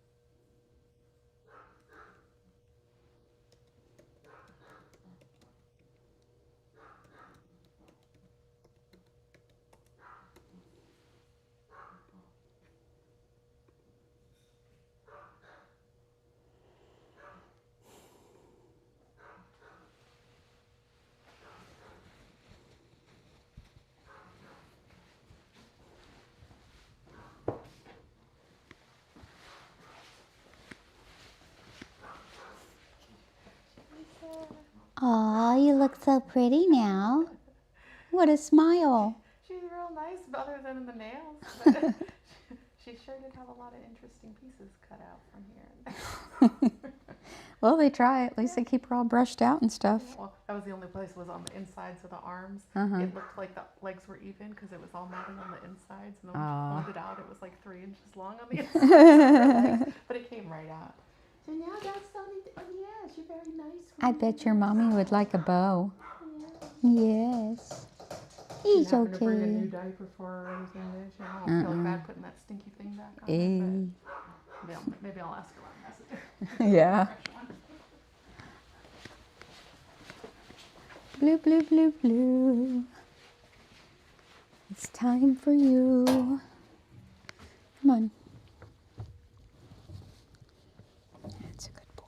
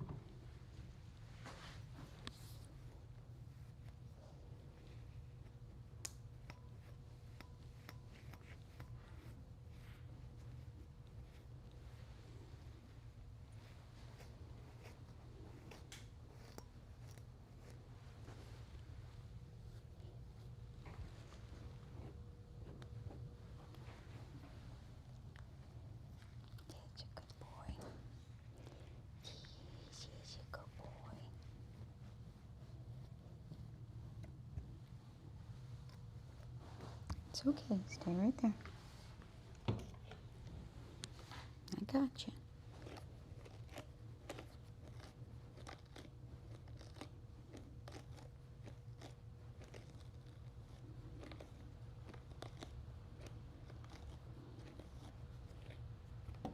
Stay right there. Good boy. Lay down. There you go.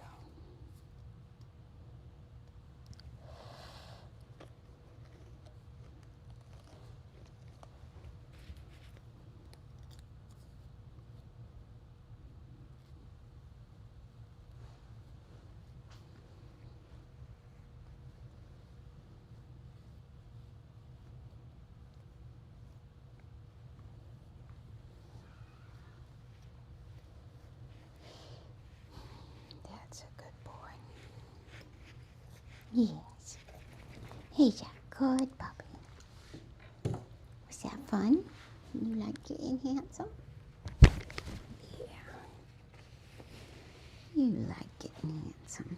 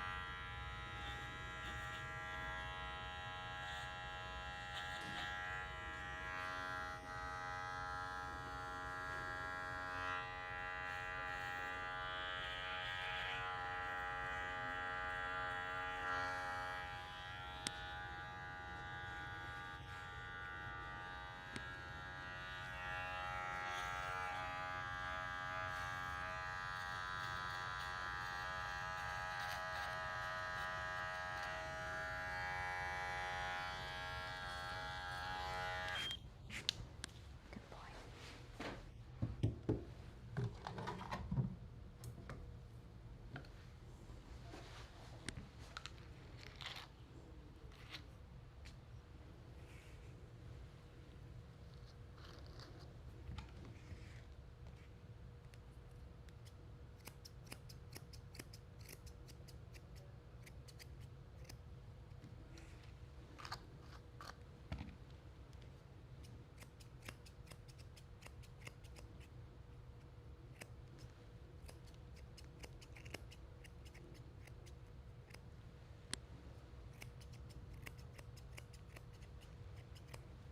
Good boy.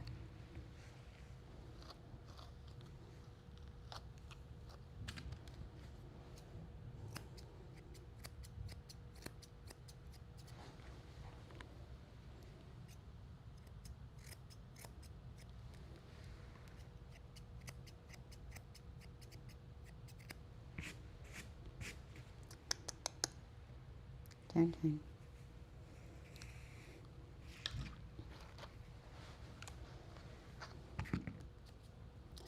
I always like to highlight the rescue dogs that I groom.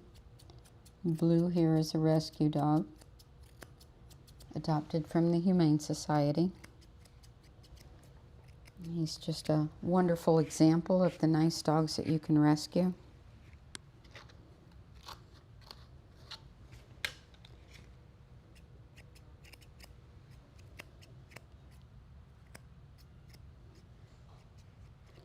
Sometimes dogs end up in those situations because a pet parent passes away and there's nowhere for the dog to go, or people move into an apartment and they can't take their dog with them. Just different reasons. Oh, thank you. She said probably just a little bit tighter on the body than usual because she's not going to be able to be back till beginning of June because she's going on a trip. Okay. The face and the ears and the tail can stay normal long. Okay.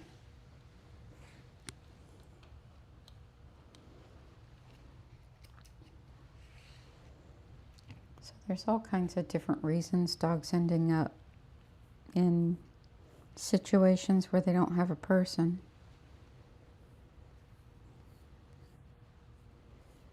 some of the really nice dogs that I've seen rescued, and you just wonder what their backstory is. I did one time, and the pet parent said, "Oh, this dog is really stupid," that she adopted. And I'm like, huh.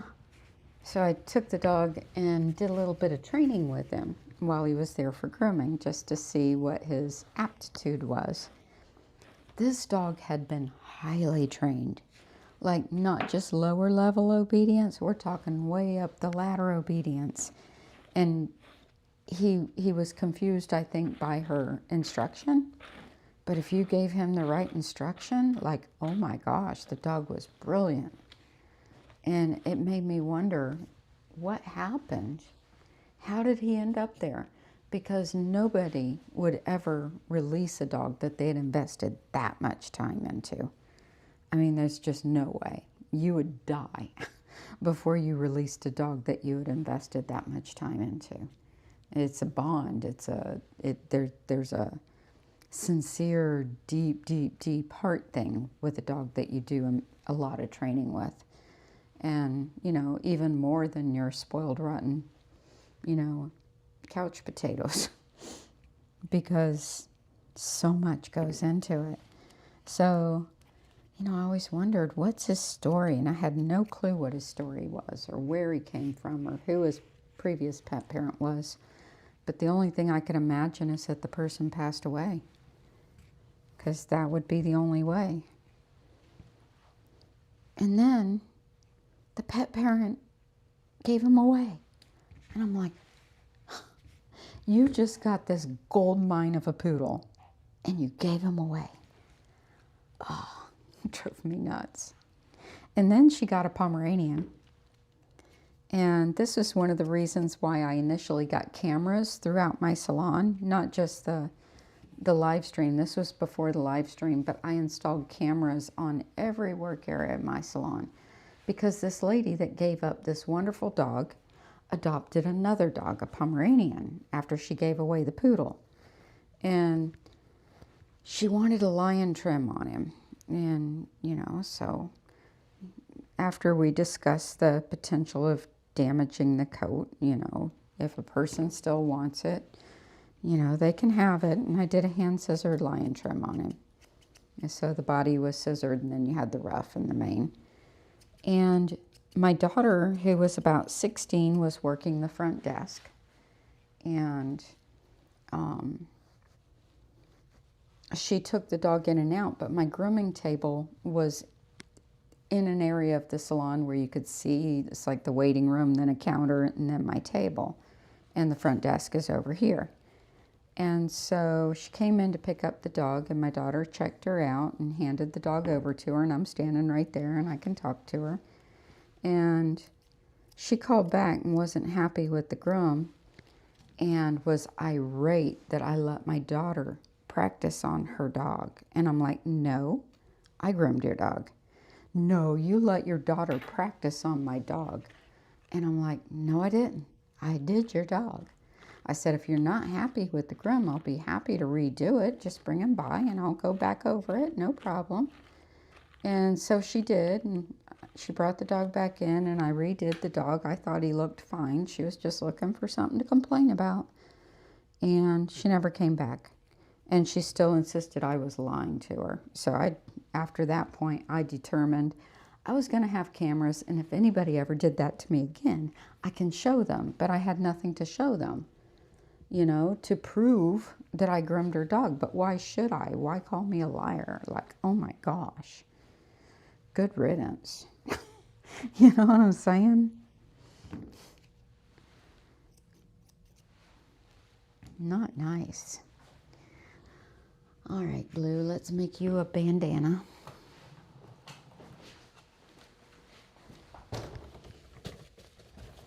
And she was mean. I mean, she wasn't just accusatory. She was mean about it. And she made my daughter feel terrible. And my daughter didn't do anything. And my daughter was learning to be a groomer, but she was going to grooming school. She just worked the front desk for me. She graduated from grooming school at 17. And she never touched a client dog until she graduated. Period.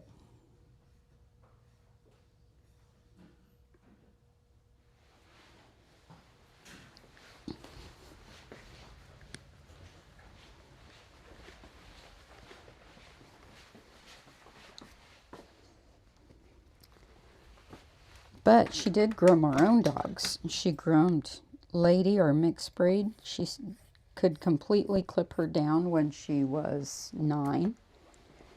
And she groomed our Kerry Blue Terrier because she showed her at dog shows and she learned how to trim her. And what else did she do? Oh, she groomed a toy poodle when she was doing him in junior showmanship at the dog shows. She would help bathe and blow dry him. But that was our own dogs, not clients. We had plenty of our own dogs to work on. And the girl actually got certified by the National Dog Groomers Association of America on a Kerry Blue Terrier before she was 18 years old, with a very high score, hand scissored. I mean, that's like unheard of. At her age, she was fantastic. But nevertheless, she didn't touch the lady's dog, except to take it in and out.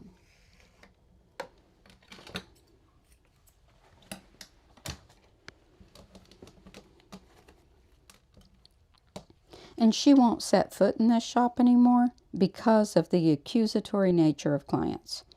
The very last time she came down from Maine, she was visiting me. She wanted to come hang out at the shop because we spent a lot of time at the shop together. And she was here at the shop with me, and one of my every 2-week clients came in with 3 Bichons. And the lady called back because my daughter went out and said hi because she knew her before my daughter moved away. My daughter went out and said hi, how you doing, checked her out and all that. And then the lady called back 30 minutes later and said, did you do my dogs or did your daughter? And I'm like, seriously? My daughter could hear her. And she went white in the face. She was so sick of it at that point, customers doing that, that she's like, I'm never coming in the shop again, ever. And I'm like, dang it. It hurt my heart. And then another customer did that recently, about 6 months ago or so. And when I hired another groomer, she called back and she goes, did you do my dog or did your other girl? And I'm like, if one more person says that to me, I'm going to be so mad. I'm like, I live streamed your dog. I groomed your dog. You can go watch it on YouTube. I was like, if you weren't happy with the groom, fine, I'll cover it. But, you know, I do a nice job. It's just I'm so sick of people doing that. If you're not happy, I can fix it. It doesn't come out perfect, you know? But seriously. It would just hurt my daughter's heart. It would. She would be so happy to just come sit in the shop with me all day, and yet somebody does that. It hurts my heart and it hurts my daughter's heart.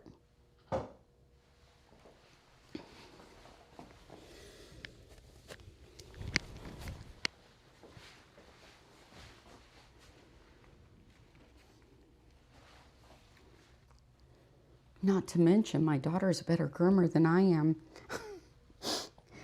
I swear, that girl can hand scissor a dog like nobody's business. She's so good.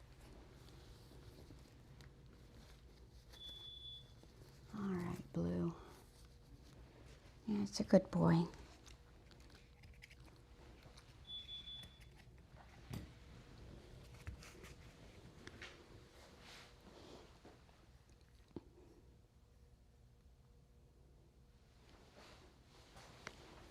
People just want something to complain about.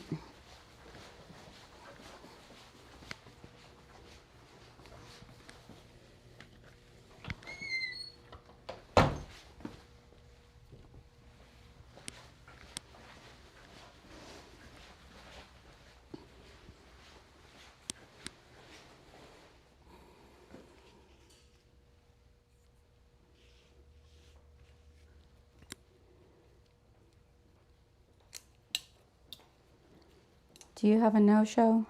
Seems like it. I had one today too. I think the one I had looks like it no showed in January too. Maybe from 2 days ago. Ugh.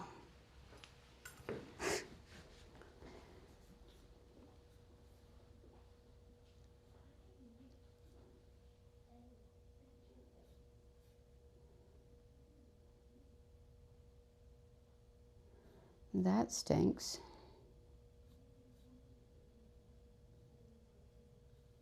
There's a message on the phone. You could check it and see if she called.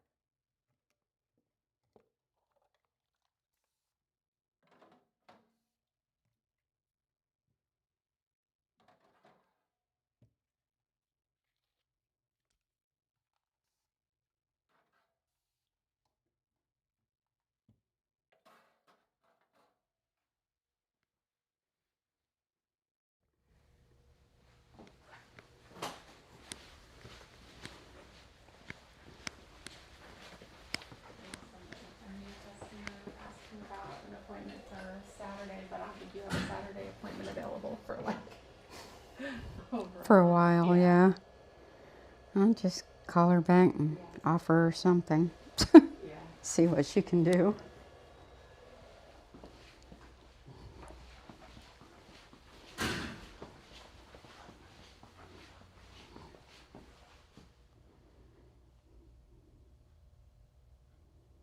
Tell her she can come right now. You could do her today.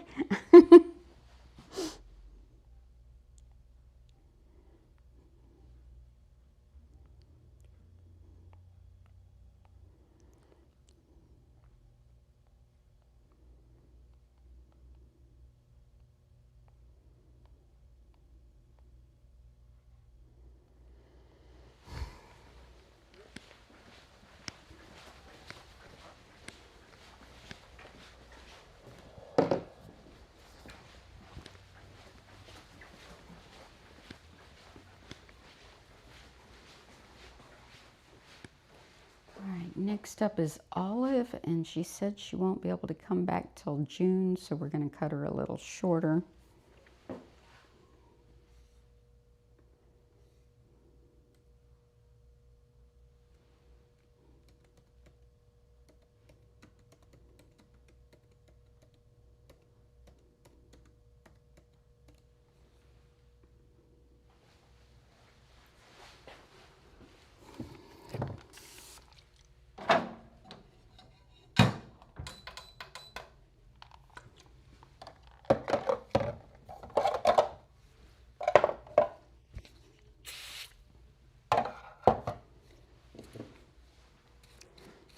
You know, my daughter was third generation in the business, or is third generation. And not only did my mother own a grooming shop for over 50 years, and I was in a grooming shop every day of my life nearly since I was 3. My daughter was in a grooming shop constantly from the time she was able to walk. And my brother owned a pet supply company, and my sister was a long-haired dachshund breeder and managed a kennel. So our whole family is like into this.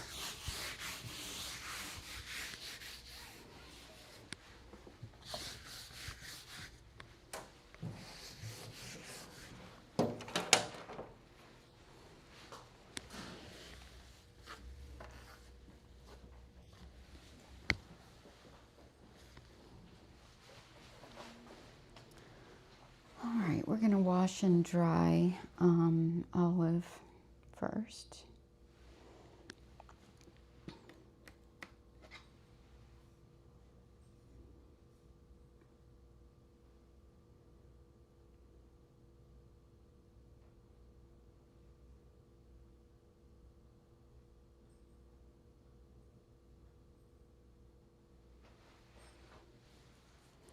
Yeah, we did a Pomeranian this morning. Kat did with alopecia, post-clipping alopecia. But if a client wants it, you know, hand scissored, then we will do it. But I won't shave them. That's just where I draw the line. Unless it's a dog that already has alopecia and it's not fixing and they just want it evened out. We do have one that we do that, and they won't have it any other way. They won't even attempt to try to grow it back, so that's on them.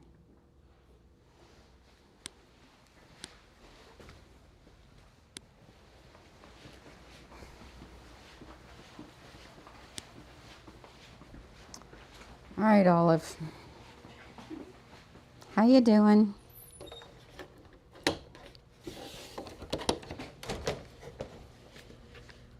Look at you.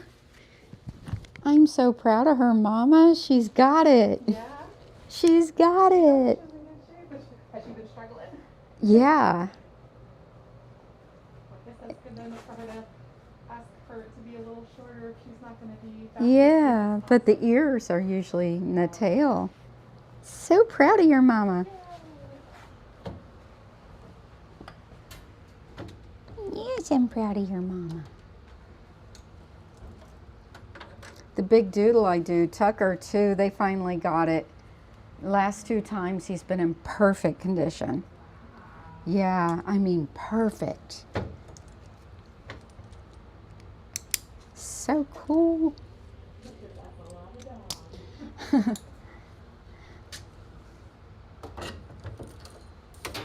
Yeah, he went from taking me between the new high velocity dryer and them learning how to maintain his coat. He used to take me 4 hours. Now he took me like 2 hours and 15 minutes. Huge difference.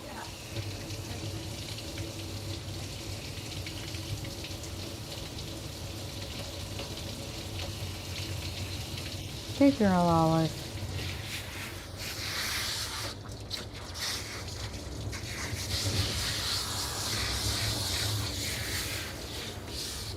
Good girl, you're fine.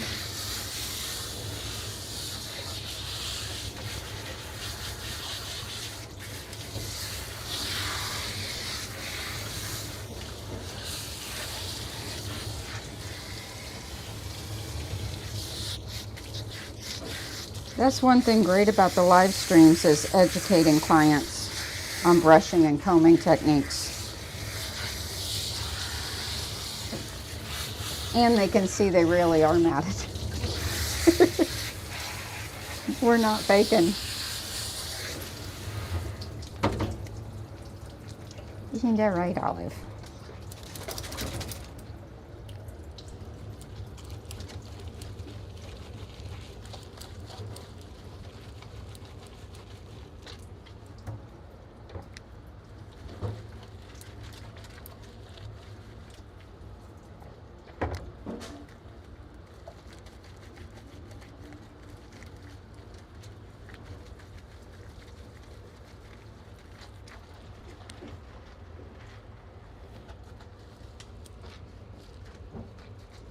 Yeah, Tucker the Doodle is a lot of dog, isn't he? I did a Goldador Saturday. He looks just like a black golden retriever with kind of a lab face. He's so cool. 80 pounds. Big boy. But he gets right in the tub, gets right on the table. He falls asleep, like flat on his side when you're brushing and blow drying him. And he's only like 1.5 years old. And he's such a good boy. But yeah, just like a jet black golden retriever with all the ruff around his mane and pretty tail and pants and everything. I did him once before. Yeah. I told him he's welcome back anytime because the dog is so well behaved.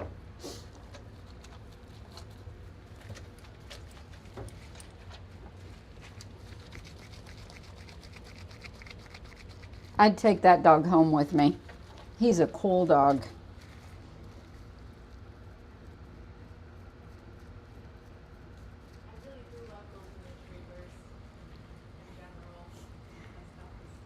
I do too, except for the sack of potatoes thing they do when you go to pick them up.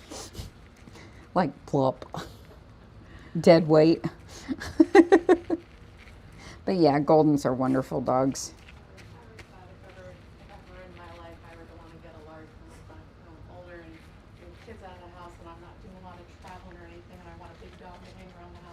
That would be the one.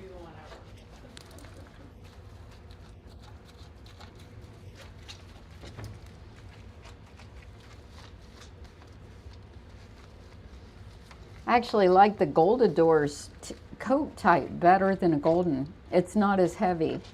It's got all the fluff without that heavy undercoat. It's more of a silky. I don't know if they'd all be that way, but this one is. Yeah. Yeah. Not quite as heavy. But then the labs can be quite exuberant, and this dog is.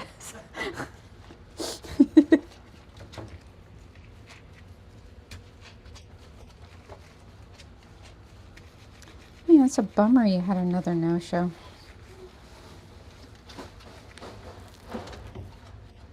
I should have checked the unconfirmed appointments, and I didn't.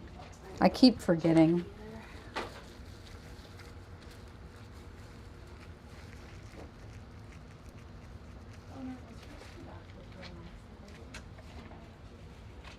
She's a nice lady. She loves her puppies.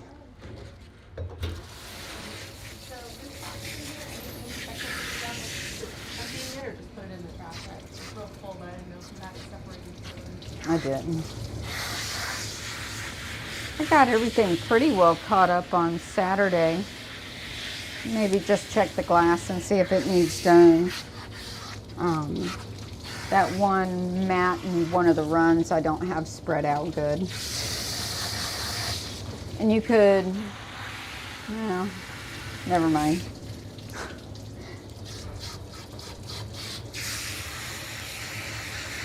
I was gonna say you could unpack that box in there and the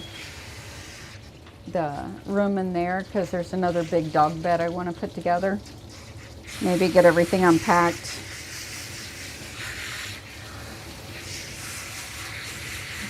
I want to try to screw it together tonight. Then I'll take the other dog bed home for one of my dogs.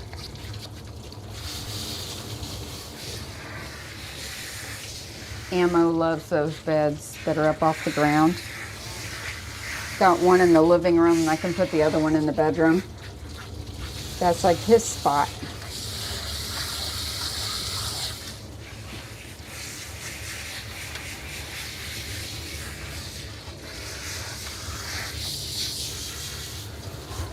Good girl.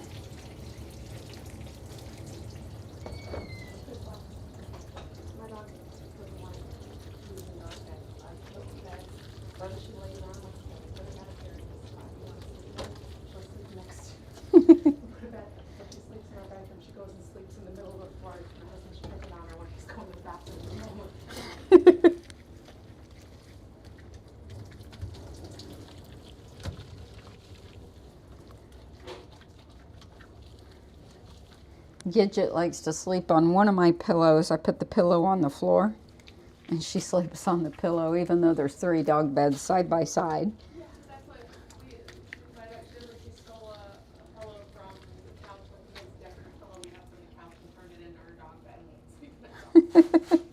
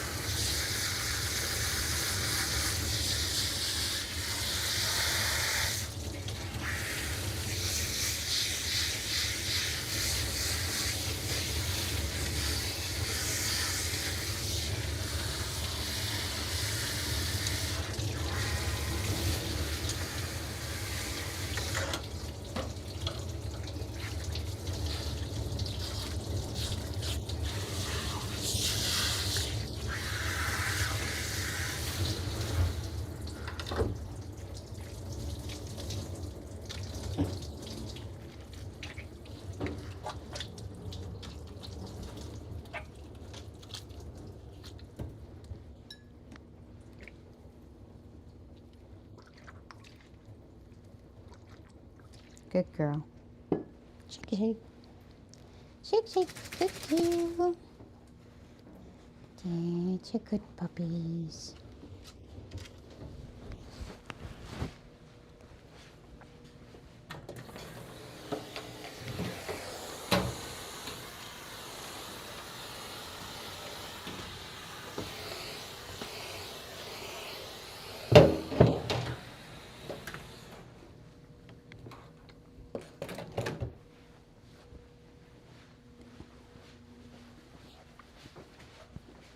I like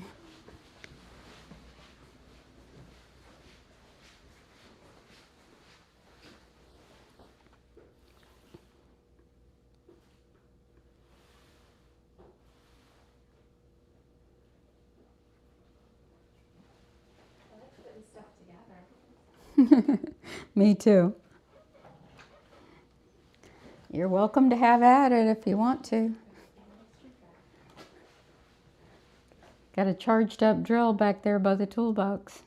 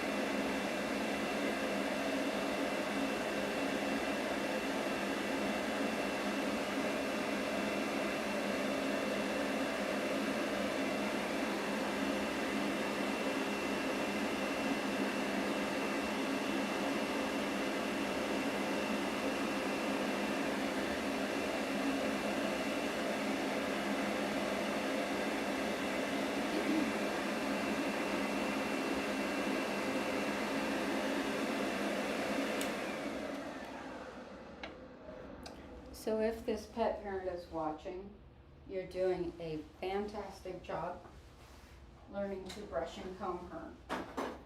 You're about 98% there. The last percentage is when you're doing the ears. If you're combing like this, that's great. You're getting the upper part of the ear, but you really need to sink your comb all the way down in, right at the edge of the ear. So this thickness you feel on the edge is not the ear itself. It's not. So up here is perfect. And then it's not as bad as normal because they're split and broken, so you're doing a good job going over it. But when you're brushing, go ahead and lift up this hair here and pick right at the edge of the ear. Only going in the, like, center down, center out, center out. Don't hold the ear like this and go this way, but hold the, like, center of the ear and then pick downwards and down and out. And then check with the comb, sink it right to the edge of the ear, and if it won't slide through, you still have knots. So you're almost there. Very, very, very, very, very close. And I'm super proud of the condition she's in today. Just a slight bit more and you will have it and get an A+. Today you get an A. You get this, you get an A+.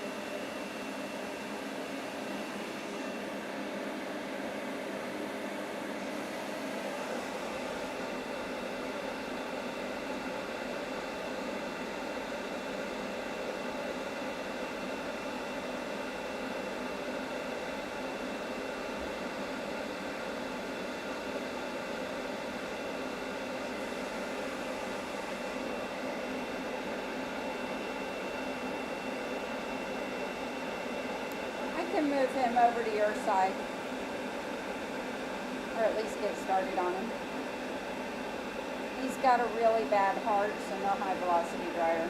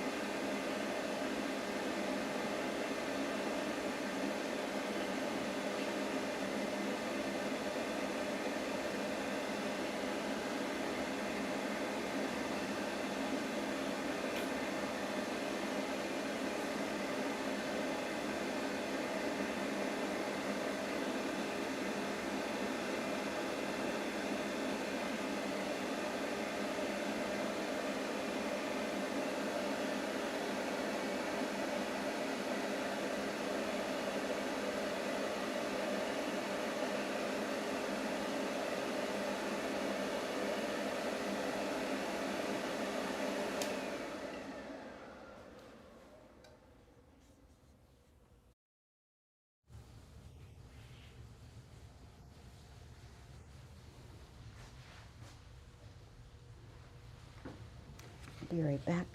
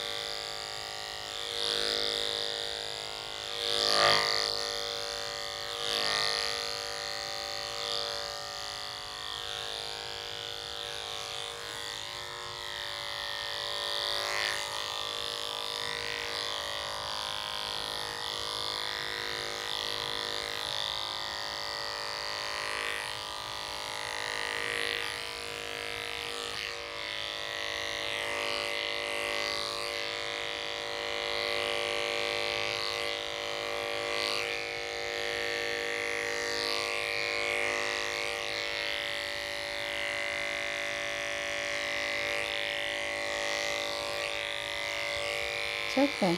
It's okay. Dan.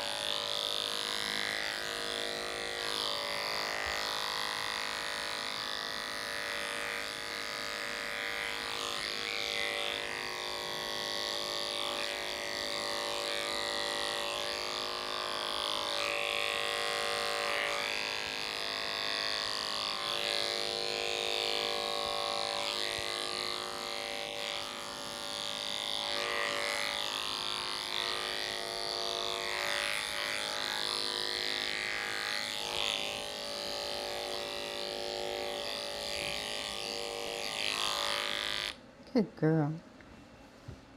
It's a good girl. Doing very nice.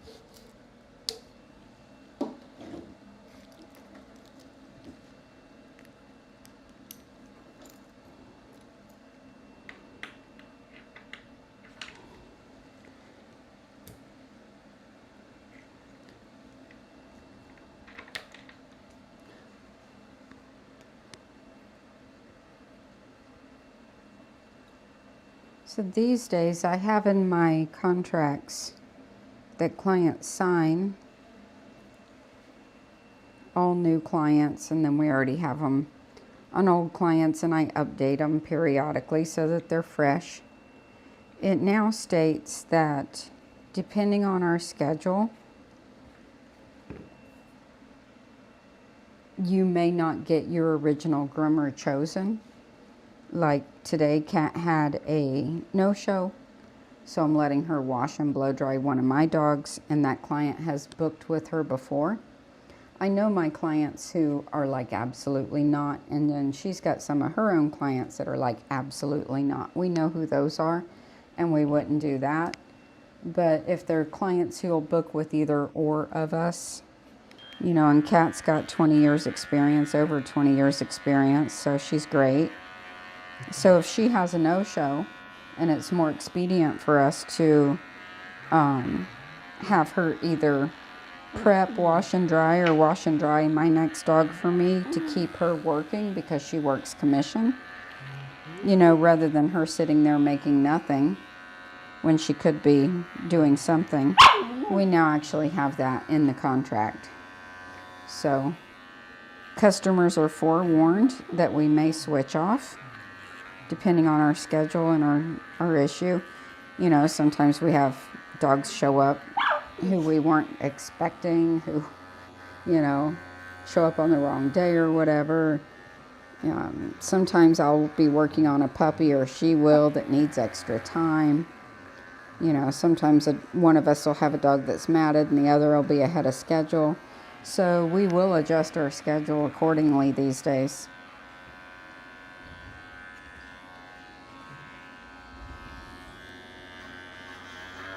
And I actually have it in the contract now, so it's like, you signed this, you agreed to it.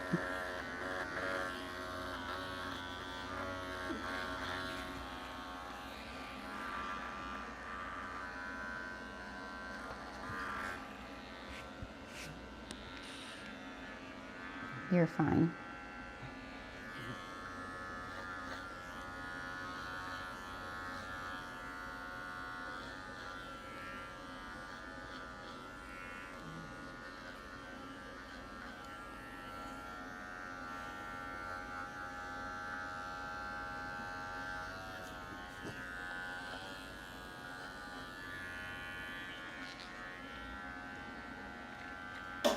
Up, up.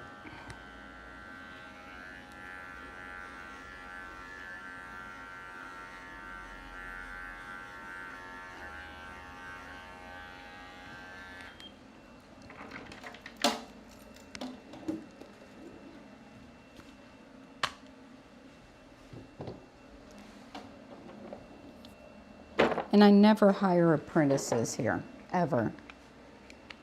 Not even my own daughter. I sent her to grooming school so she wouldn't be practicing on clients' dogs. I'm not against apprenticeship. I just don't want to do it in my salon.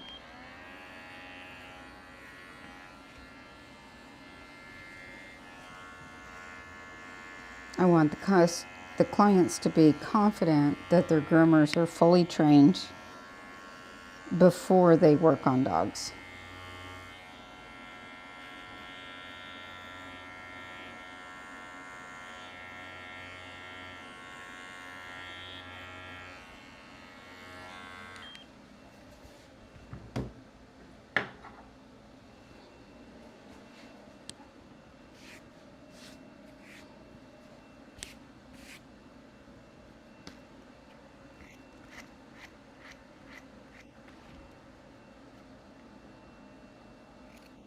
Me personally, I worked as a bather for 8 years before I started grooming. And to further my own grooming education, even though I didn't go to grooming school, I worked at a big kennel that had a lot of dogs that were breeding dogs. So I always had access to as many dogs as I wanted to practice on. And the kennel owned over 50 champion dogs.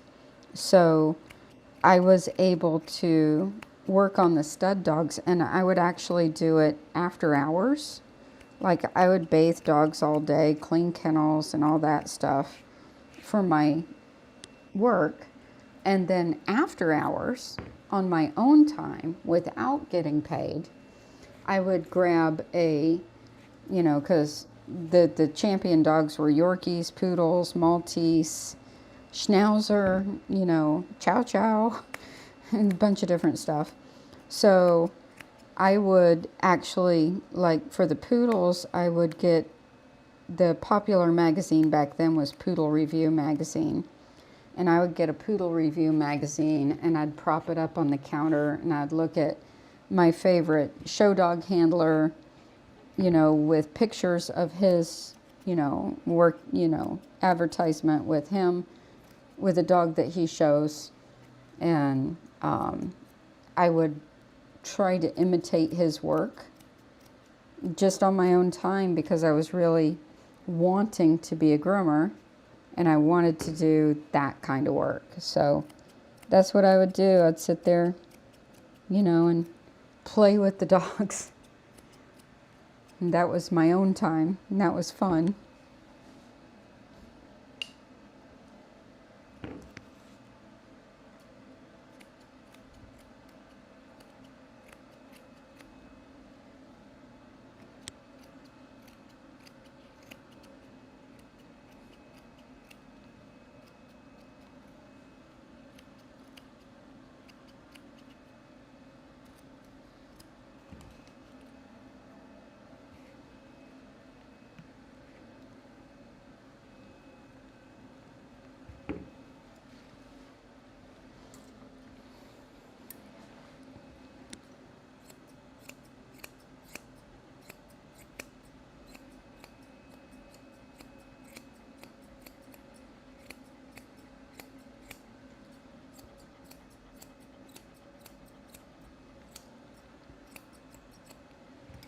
And my boss didn't care. She was getting dogs groomed for free. What did she care? And they look good, so.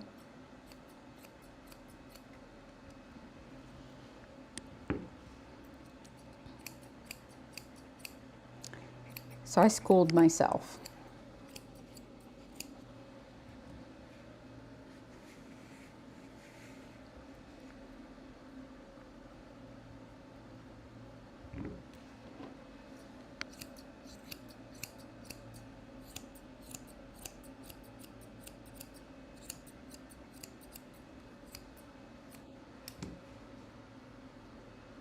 I still do that to this day. If I see a breed that I haven't groomed yet or that I want to learn how to do better, I study it and I try to imitate the images that I see.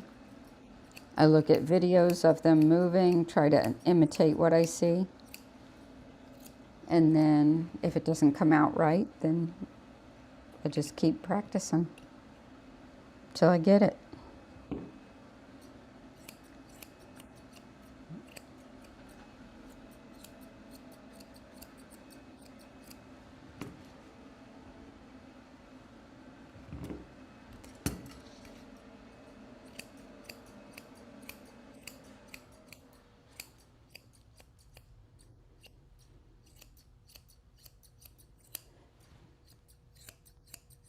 And that's why, like, when I read in dog grooming groups and people talk about the fact that a job took them on as a bather and they could learn how to groom while they were working there, and it's not going fast enough for them, I'm like, girl, I bathed for 8 years and I grew up in the business. And they're like, I've been here 6 months and they only showed me how to shave feet. Well, yeah. That's all you're gonna get. First, you gotta learn how to bathe and blow dry right. And then you gotta learn how to bathe and blow dry all the different coat types right. And then you have to learn how to handle the dogs and all the different personalities and get really good at shaving nails before, or doing nails before you can shave feet. Like on a poodle, because if you can't do their nails, there's no way you're gonna do their feet. And it's like a whole building process.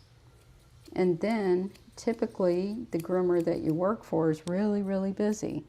So you have to wait till she has time to show you, you know, because having time to show you something is far and few between. But if you're getting a schooling with on-the-job training, then you should be very, very happy and expect it to take a few years. But I see all that all the time. It's like they want free education now. It's like, no, that's not how it works.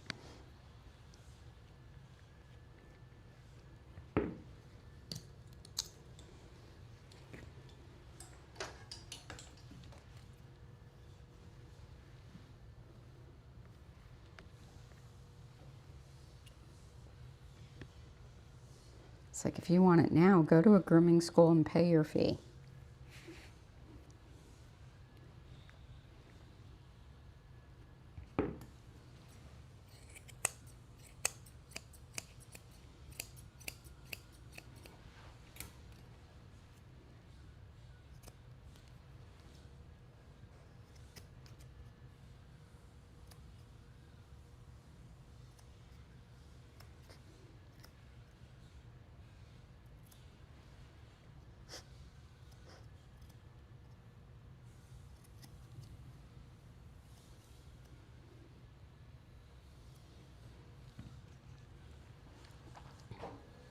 And that's another reason why I would never have an apprentice, ever.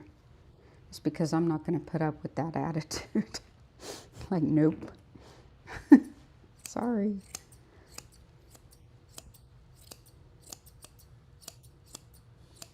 I have read so many of them online, it just makes my skin crawl.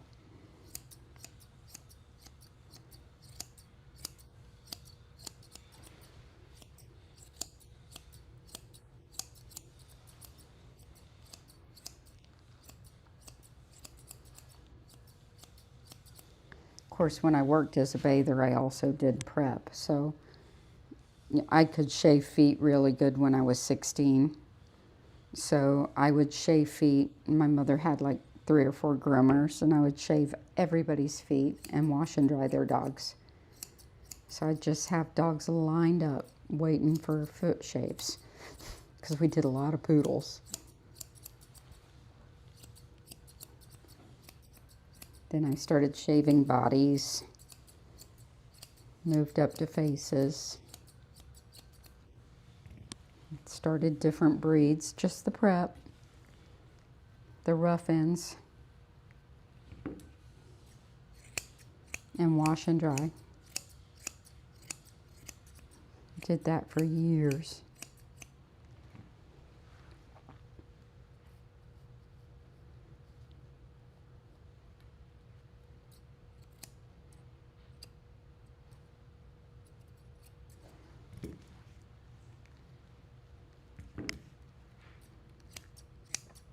But then, you know, because I could practice on kennel dogs and stuff, I actually did my first dog start to finish completely when I was 9.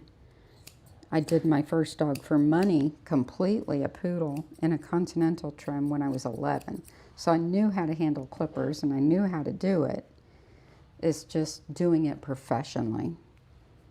I could make a lot of money as a bather because I did piecework, so that worked for me for a long time, but I still wanted to be a groomer.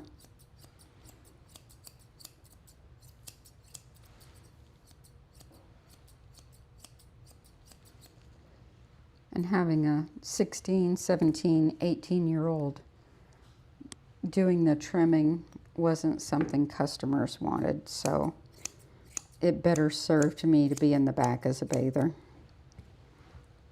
than it did to be a full-time groomer. Because people don't like that. Doesn't matter how good you are, they don't like it.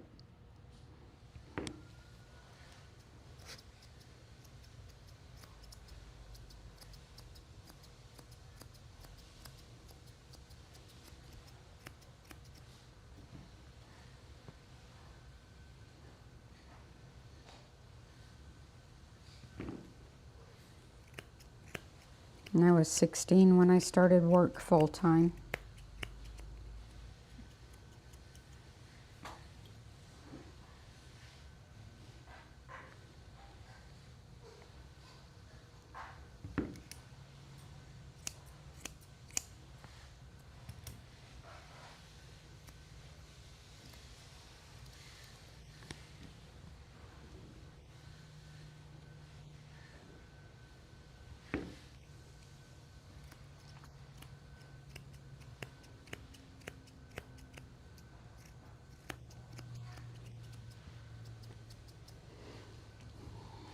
Good girl.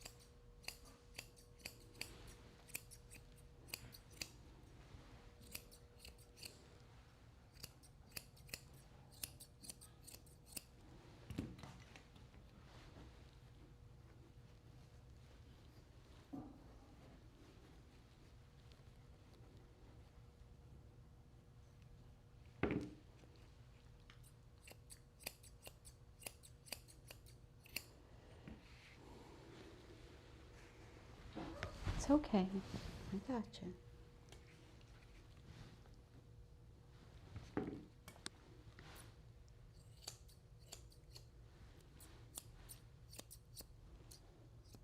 I would never want to do anything else, though. I love doing this. It's my happy place.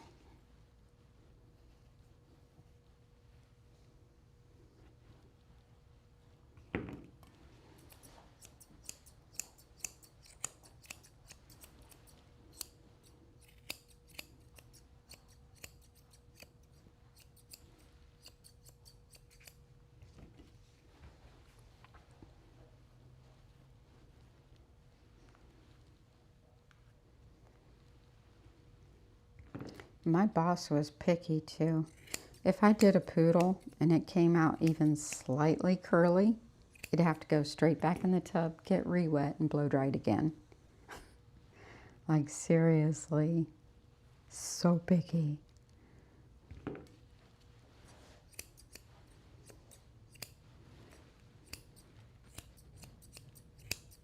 And if it wasn't spotless clean, back in the tub, rewash it.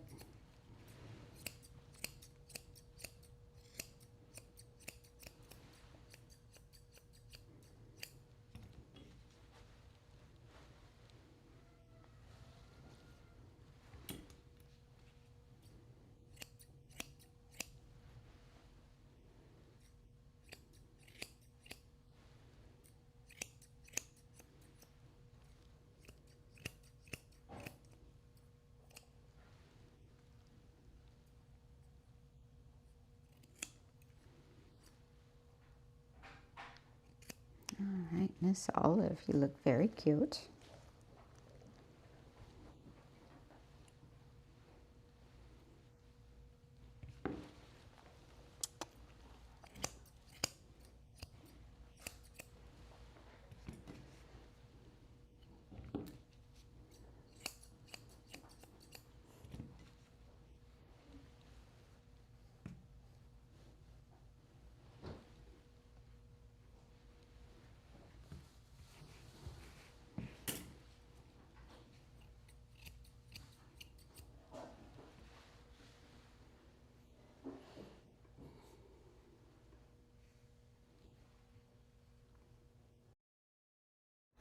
I'm gonna go text her mom. I'll be right back.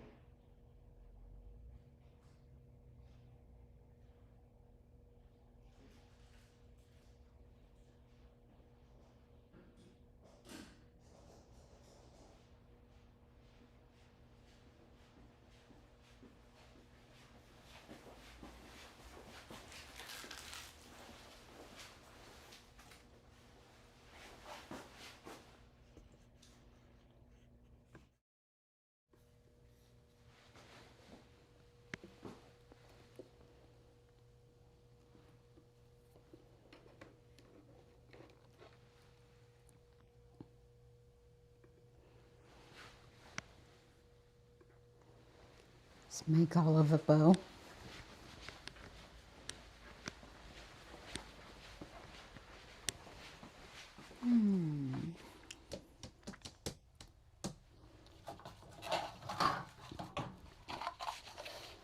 This is nice for spring.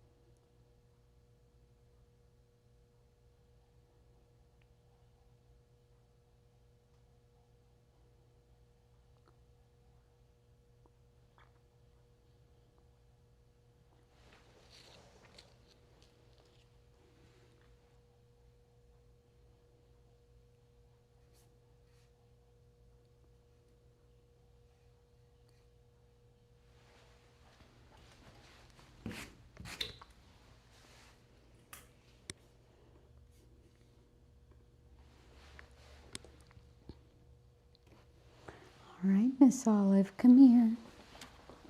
You were such a good girl.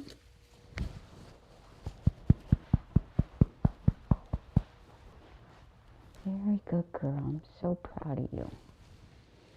And I'm so proud of your mama.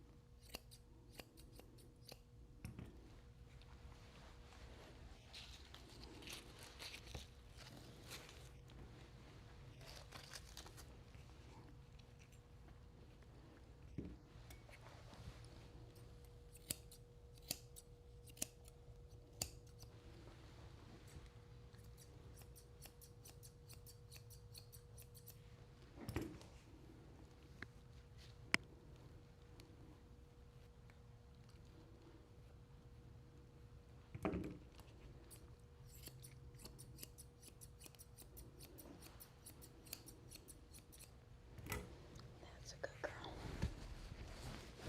All right, Olive's all pretty. Say goodbye, Olive.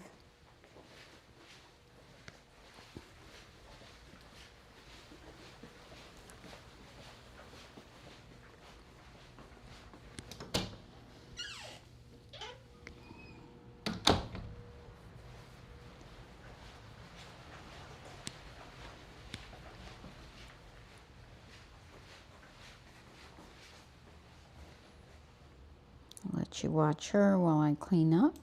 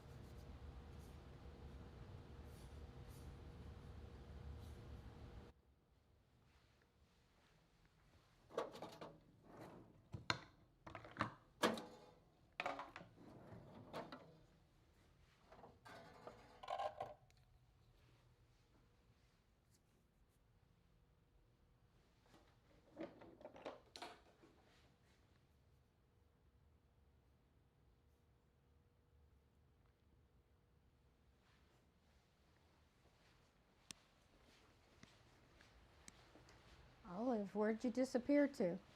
There you are. You guys know how to get out of view of the camera, don't you? Are you hiding? Yeah?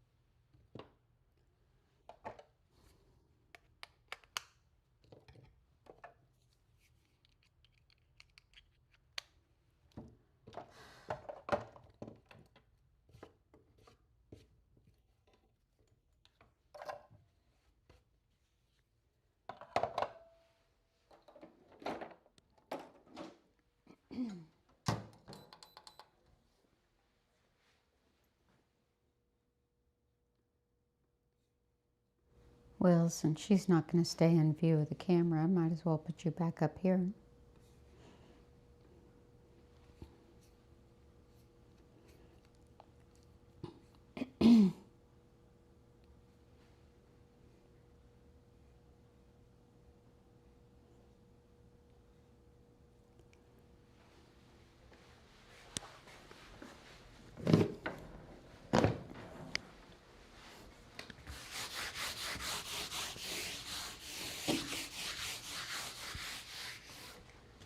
Speaking of show dog grooms, I think Hunter is tomorrow.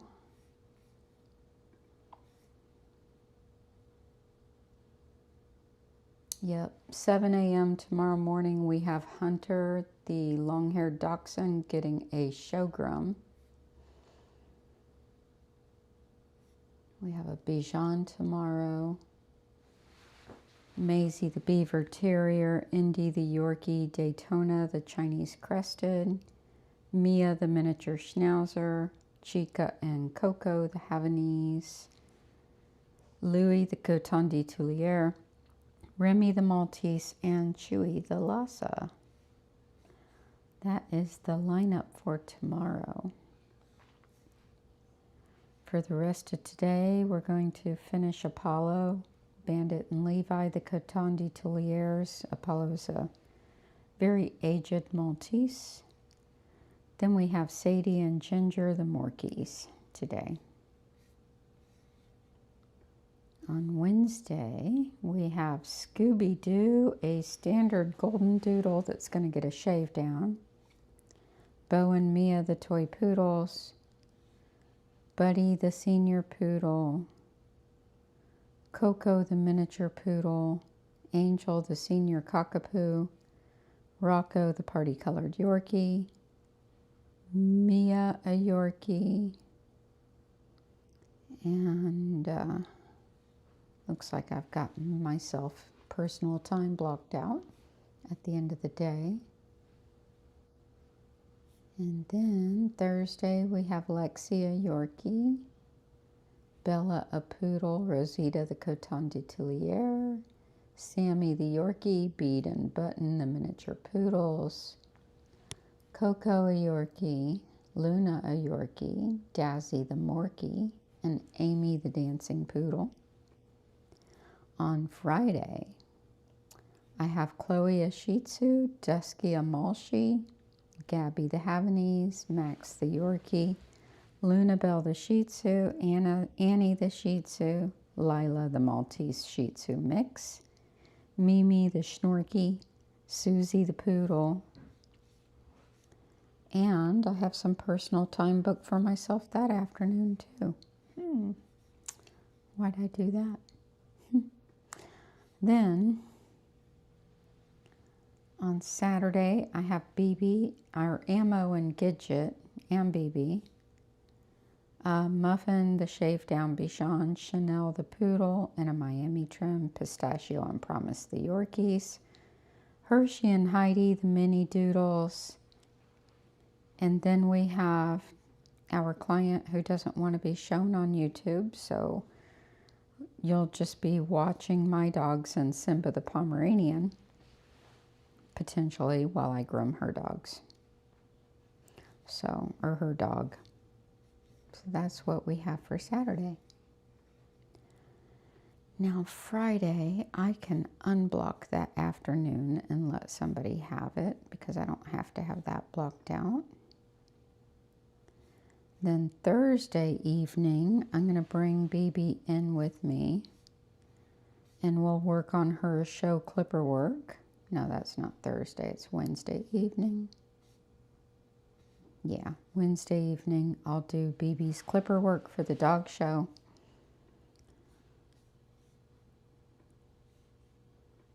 And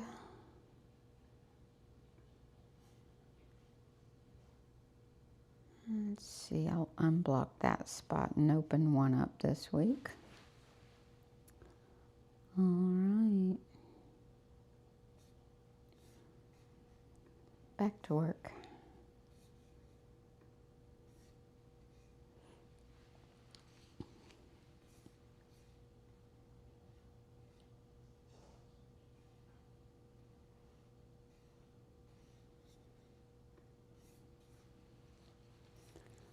Let's change this to Apollo.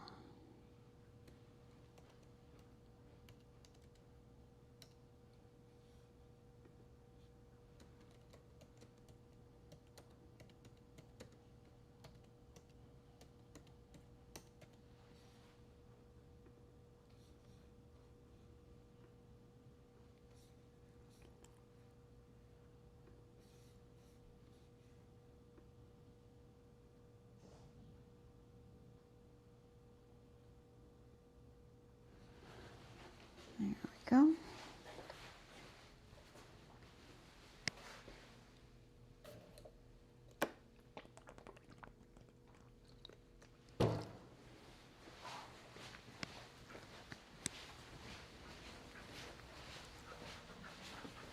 All right, Mr. Apollo, where are you?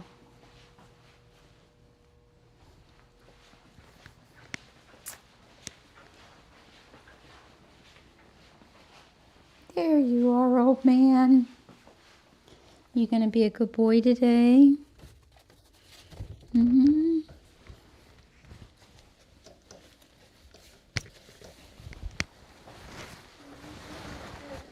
looked like something on his back leg opened up while I was bathing him. He's got all those little things on him, but as Okay. soon as I put him on the table, there was a little spot of blood on the table, and I couldn't figure out where it was from. And then I think it's coming from his back right leg. I see it. Sometimes just the water does that.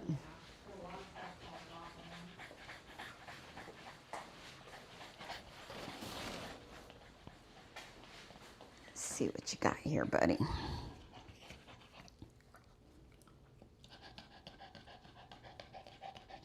That's a good boy.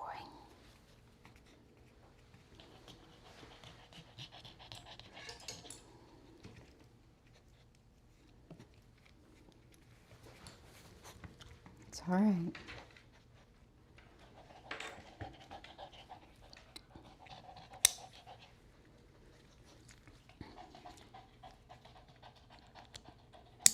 So this guy gets very easily agitated. We do the best we can with him.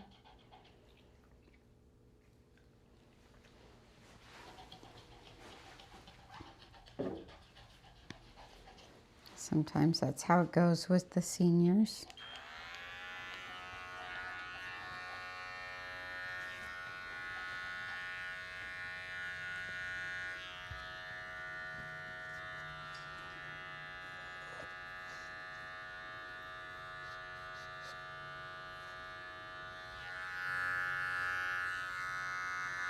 Good boy.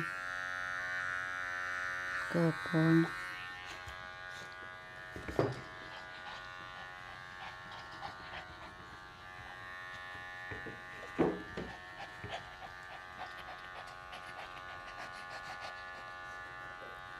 Good boy.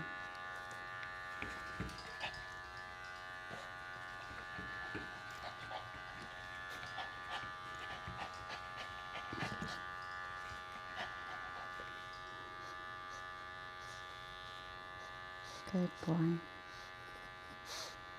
All right.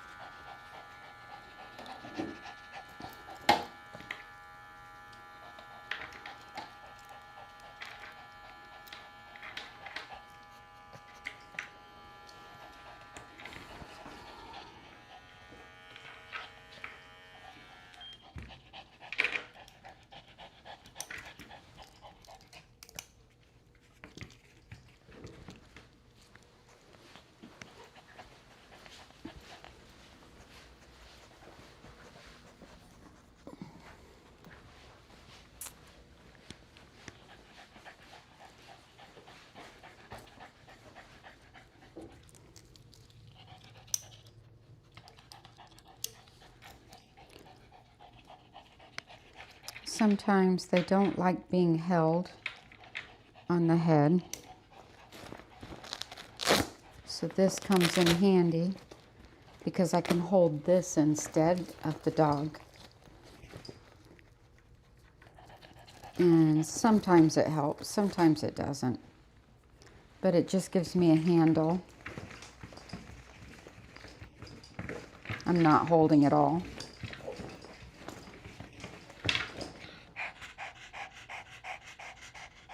My hand's completely open. There we go. You're all right, Bubba. You're all right.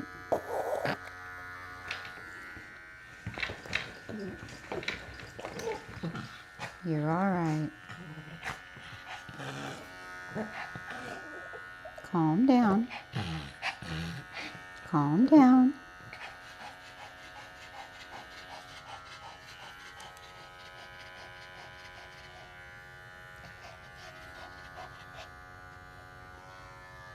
Good boy.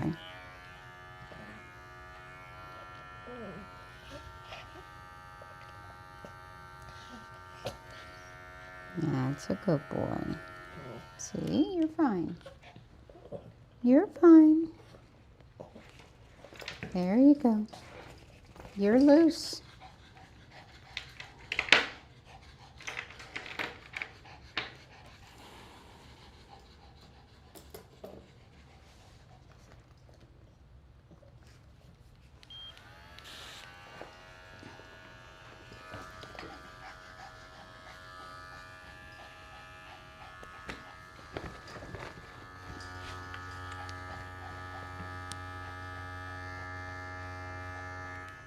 Good boy.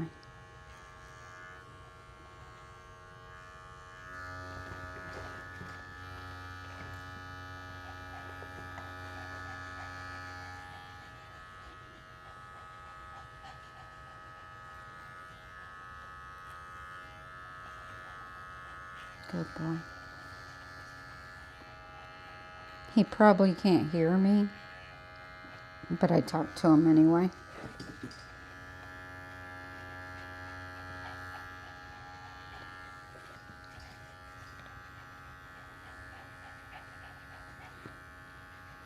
The purpose of rubbing the clipper on the opposite side of where I'm picking up a foot is to distract them. They don't know which side I'm coming from.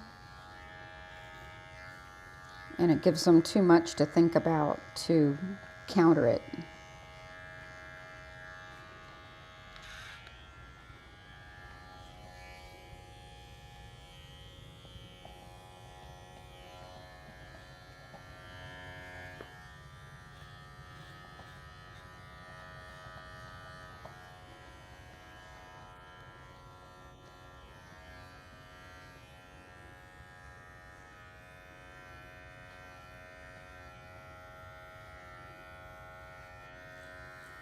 You're fine, Bubba.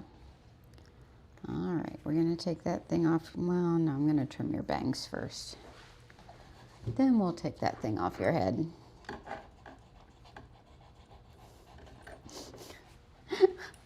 What are you doing? Good.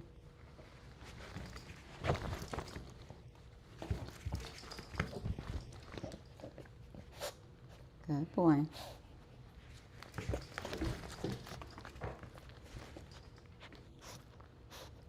This is a very normal senior dog behavior. It's one of the things some seniors do. You're fine. You can see the harness is way down here, and this is nice and wide and comfortable on his throat. And when I hold it, I actually hold it forward as well. So it's not like it's tight on him. It's just a handle.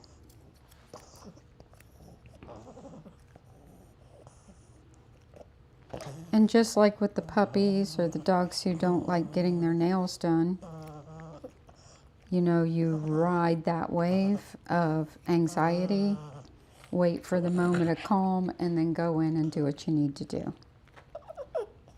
You're fine.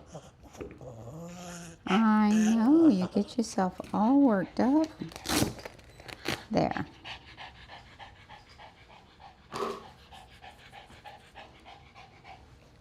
And you don't keep those things on them if you need that extra help for the whole groom, just as long as you need it.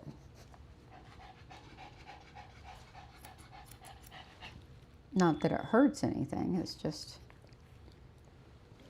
less is more. I'll take them in, Cat. It's Levi and Bandit. Besides, this guy could use a second. Couldn't you? Calm yourself down, buddy.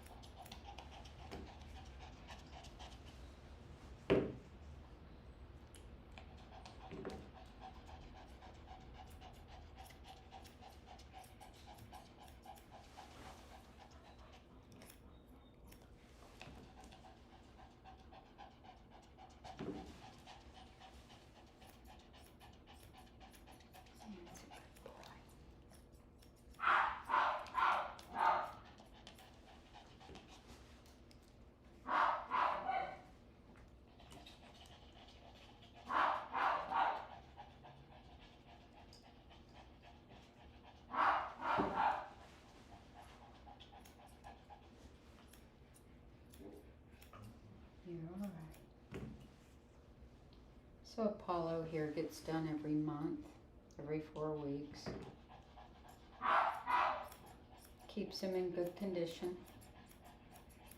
And while grooming is harder on him, it's still the best thing for him to be done regularly.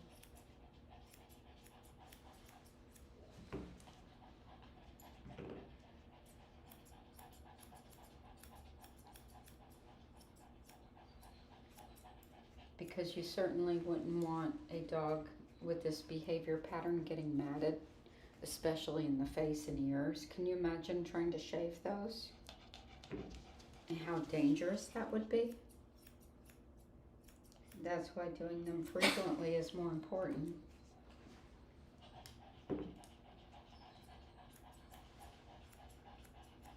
But he's always gotten done every month. He's just stayed on his schedule for his whole life.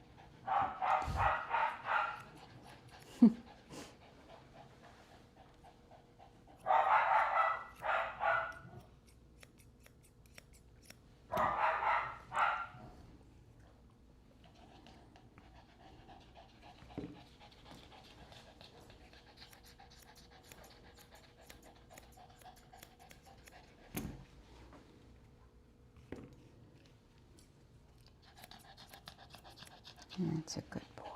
See, you're fine. You know I love you, old man. You're a silly old man. Come on.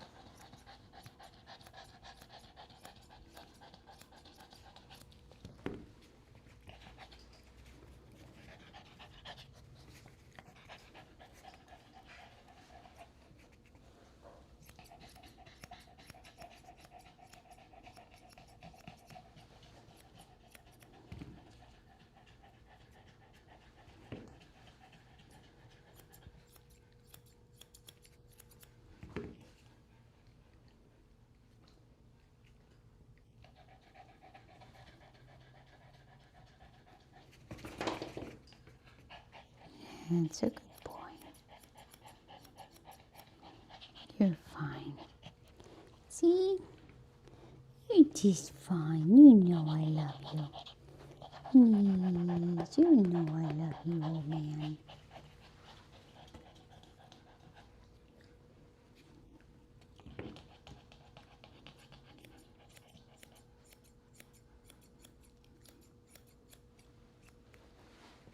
All right, let me see. No, it's all right. It's all right. Let me see. I just want to get that hair. You let me get it? I know. It's a rough life being an old doggy. Hold still. Oh, come on, you can do it.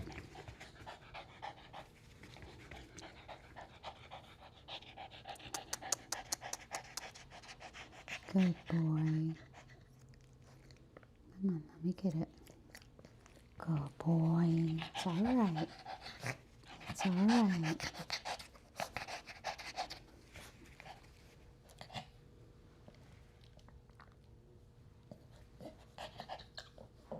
You're fine. Calm down.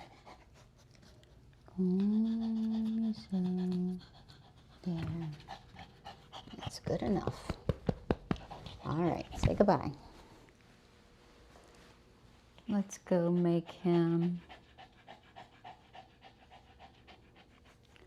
a bandana.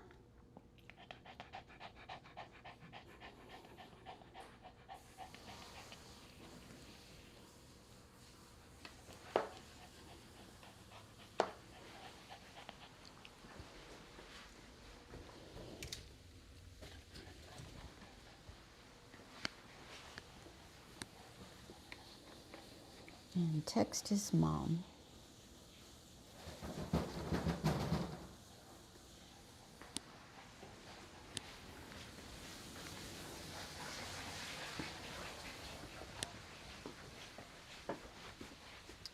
We're sticking with our cowboy theme this week.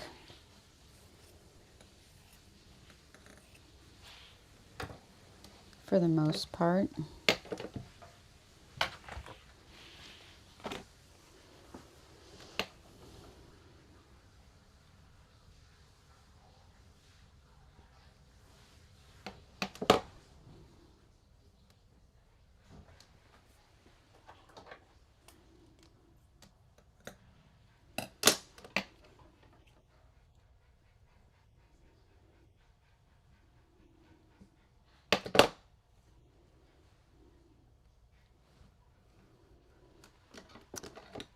Gonna have to check my red, white, and blue stock for our next two big holidays. And we need to make sure we have everything we need for Mother's Day. Oh man, I just saw this ribbon. We did not make anything out of this for Easter. That would have been so perfect. I didn't even see it. Bummer. Oh well, next time. But we need to make sure of our Mother's Day stock for bow making material.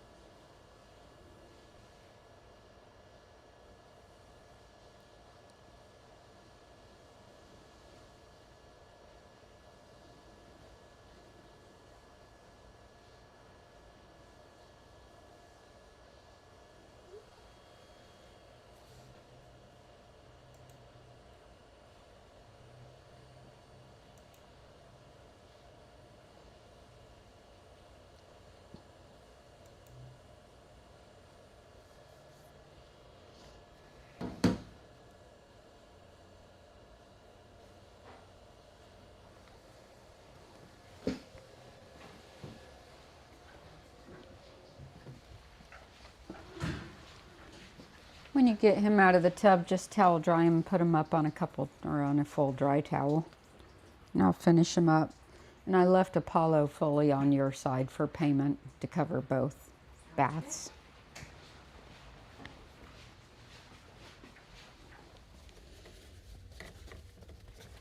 All right. Come here, buddy. Yeah, it's a good boy.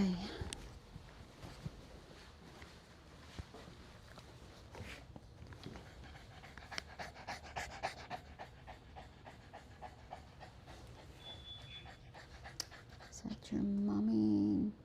Doesn't look like your mommy. Let's go see who it is. I know who it is. It's Olive's mommy.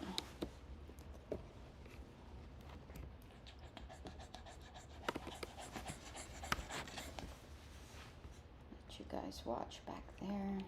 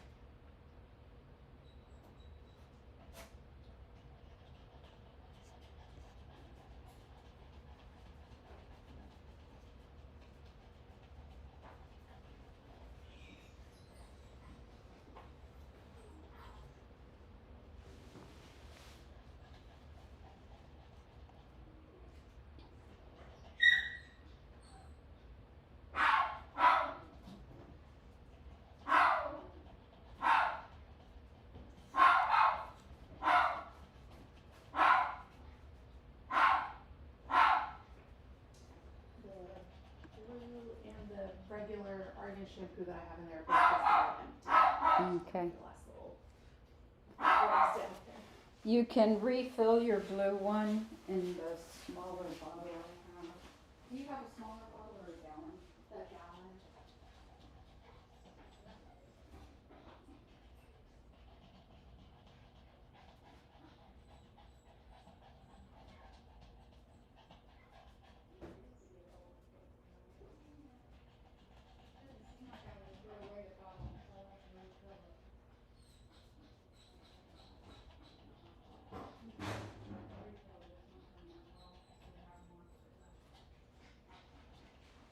I'll order another gallon. All right, what am I doing? Let's get you a clean pad, Mr. Peabody.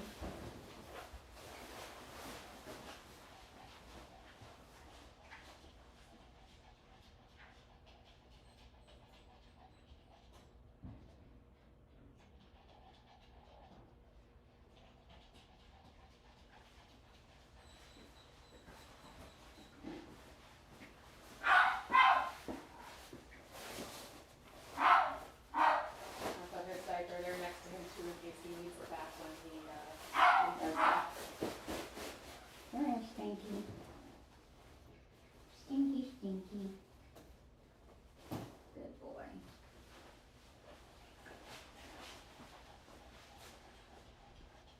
All right, let's get all cleaned up.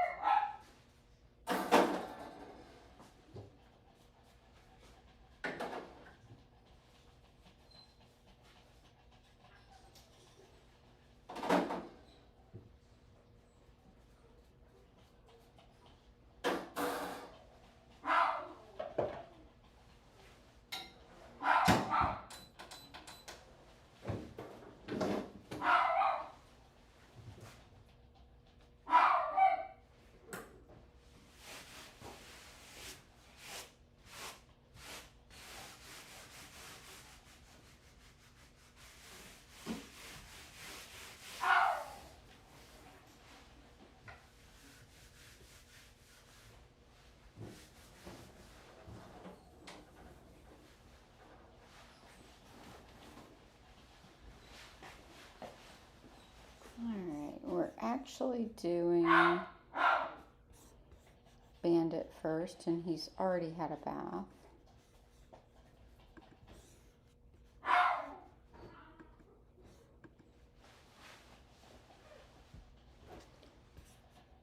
So I'll be right back with him.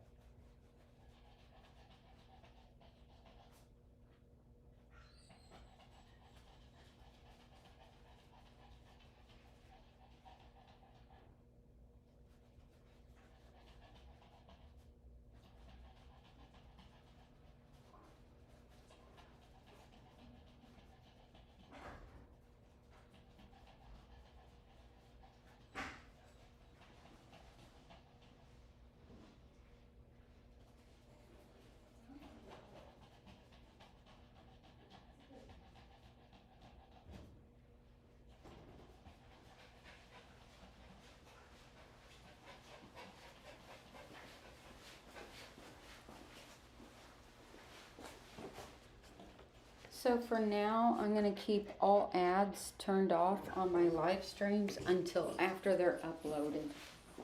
If you get one, it's not my fault because I have them turned off. After they're uploaded, then you'll see ads if you go back and rewatch them.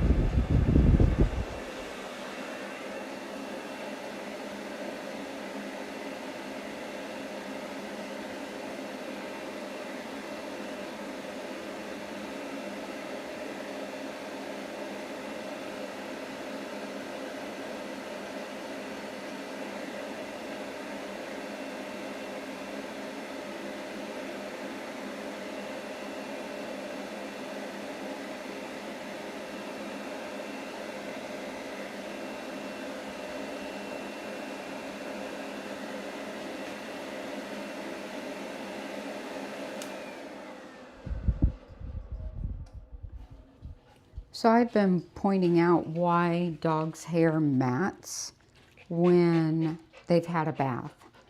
So these dogs always come in without tangles and mats in their hair at all. But when a dog gets a bath, especially a dog with this kind of hair, the hair wraps itself into ringlets.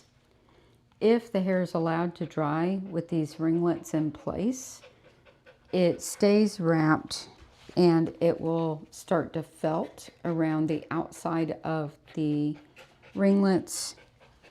And if you don't separate these, they will mat. You can actually see where this part here is actually looking like it wants to mat already. It's not matted, but it will really, really quick. And then in a couple of weeks, we're going to be doing the Bolognese. And when I do him, he's supposed to retain this crinkly, curly coat after the bath. So we'll talk about how we retain that. And I'm actually going to kind of change, I've been thinking about him, change my protocol on him just a bit to get the curly coat and yet not have any broken coat or encourage any out of balance coat on him. So I've been thinking about him as he matures and what I would do with him if he were my own. So we're going to talk about that when he comes in. All right, back to it. So anyway, the idea with a dog like this is to brush and comb the entire dog the same day as the bath, to straighten out all these ringlets and separate them so that you don't have this hair winding around each other so that it doesn't mat.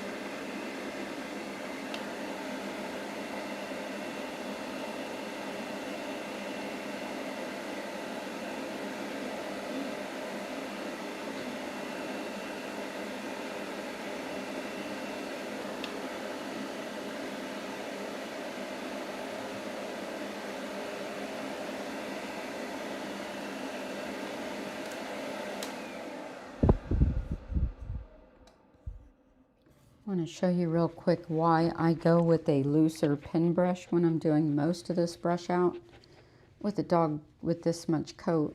Because if I go to do the tail with this brush, it really drags in the coat and pulls. If I do it with this one, it goes right through. But this one is not brushing deep enough for some of the work that I want to do. If the hair's pretty tightly wound up, I don't think it is. No, this one's going through just fine. You see the difference on how it goes through? Get back here.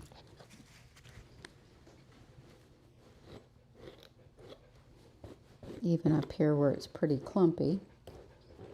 But there's certain areas where I feel like I need a bit more brush, because if he were a long drop coat, the pin brush would be best. Because he's 4 to 6 inches, pin brush is mostly good. This is another pin brush, but it's stiffer. So where I feel like I need a little bit more, I can pick up this brush and see the pull it has. And this one doesn't.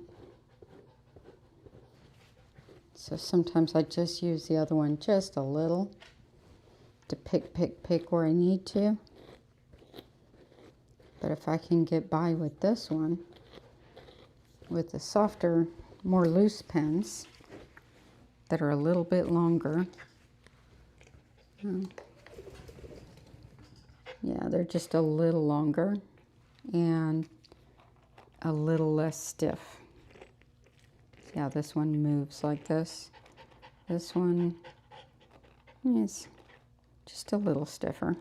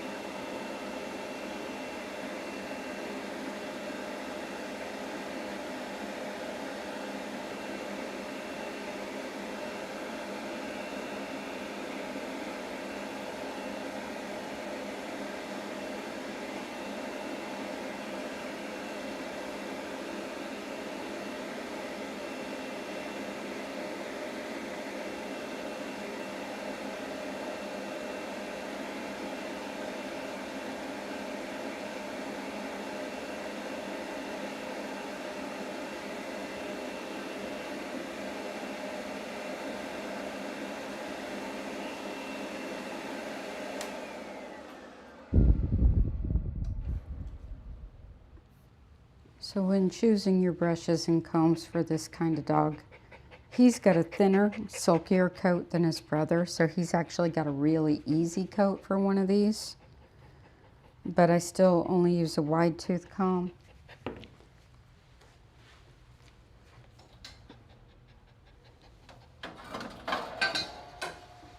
And even with a wide tooth comb, as you're first starting to go through it, see how it grabs in the hair? You require a pick action to get it to go all the way to the skin. You don't just sink it in and pull it out like you would a normal comb. But even so, with a finer tooth comb, even the pick action, the comb gets stuck. So you want wide tooth combs, pin brushes.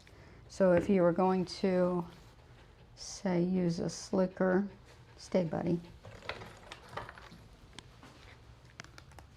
The slicker, see how it doesn't want to go through the hair?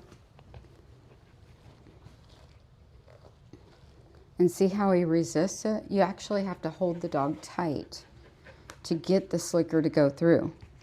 See what I mean? He doesn't like it. This,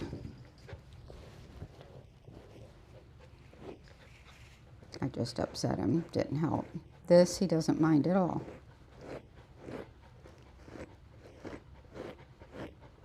And the slicker just actually knotted up this little area, just like I show you guys sometimes with the combs.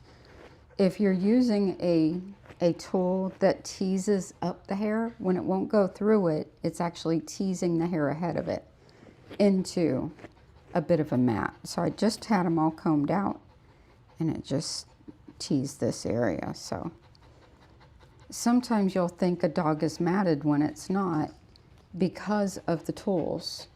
And sometimes you'll think a dog hates to be brushed when it doesn't. It just hates the tools that you chose. And if I were to brush this dog all out with a slicker that's grabbing his coat like that, it's going to rip out coat. It's going to end up with brushfuls of hair that you're going to remove that are not shedding hair at all. It's broken hair.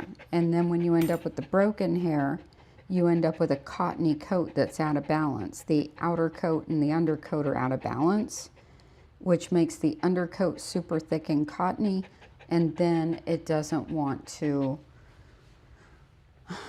brush and comb through, and it wants to mat. So it's really, really, really important to choose just the right tools for your coat type. And he's only got 5 inches of hair maybe. So he doesn't have that much. If he were in full coat, it'd be the same brushes, but a bit different technique. So we're going to trim him up today. Him needs a haircut. Yes, him does.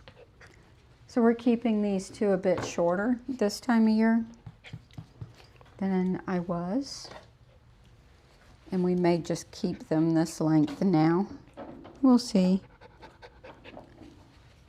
We let them grow out for the holidays over Thanksgiving and Christmas and stuff.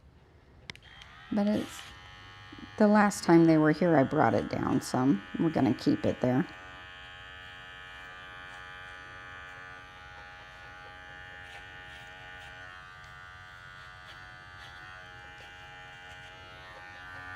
They come in for a bath every 2 weeks, and then they get a haircut once a month or so.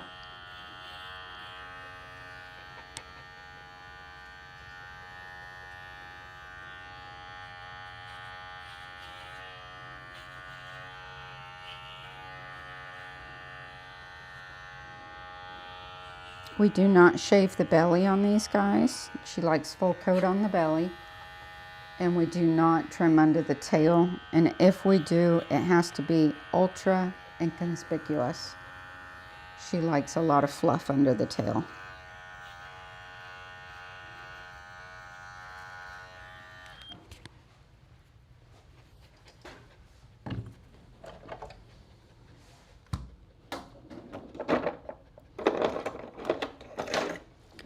So I use my longest snap-on comb. These are not the skip tooth. These are regular. They don't make the skip tooth in a really long snap-on comb. I wish they did, but they don't.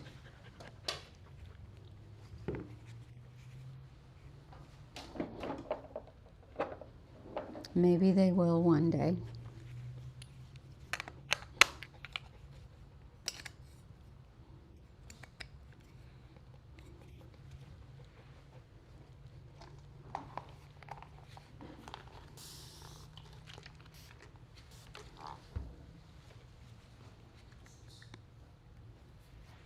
So what I'm going to do to keep this super full coat and use a snap-on comb all at the same time is, first off, you can see his coat. So he parts on top of the head, and he parts or has silky hair down through his neck, down to right here, which actually makes this part look shorter than this part, even though it's twice as long. And that's because of the texture. So what I do is I start my clipping past the silky coat point so that this will look shorter than this and give him balance instead of him having like a short, heavy neck like he's got right now. When I trim him, I want from here back to be shorter to give him more neck, length of neck. So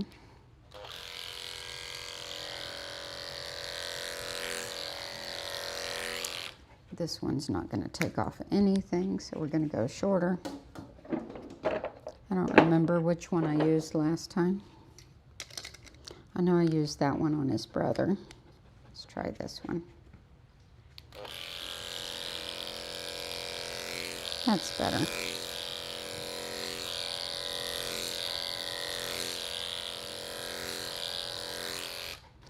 So I'm only doing the top line with this.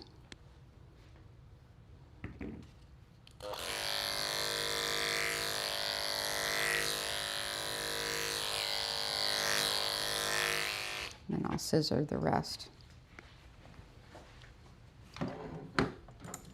So he's going to keep a very full, flowy, moving coat.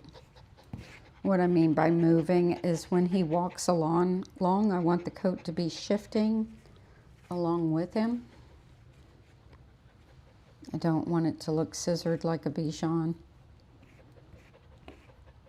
I want him to look just like he does, only shorter.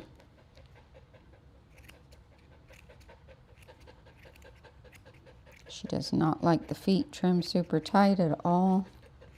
Big feet.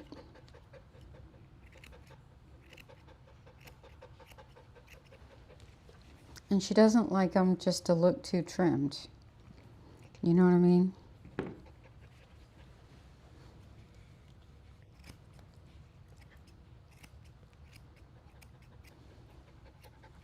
Okay.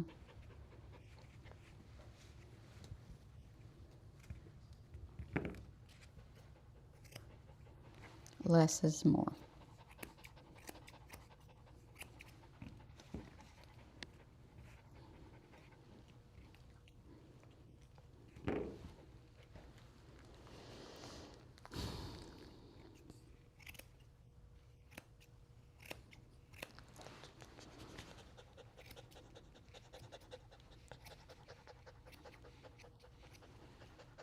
Good boy.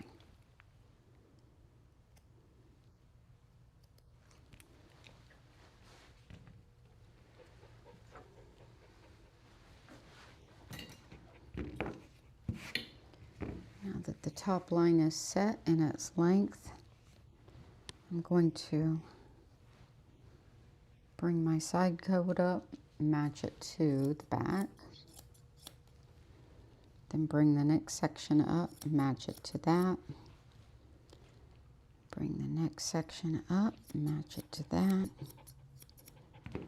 Comb it all down, see how it looks.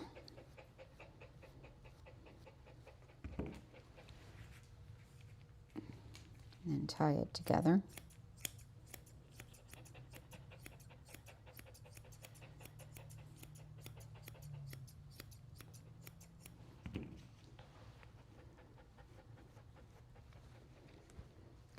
going to take a lot of this.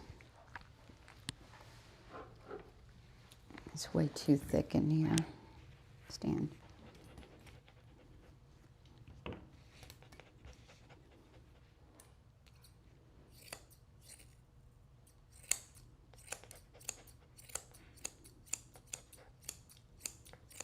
This too will give him length of neck by keeping the flow here, but trimming the sides up.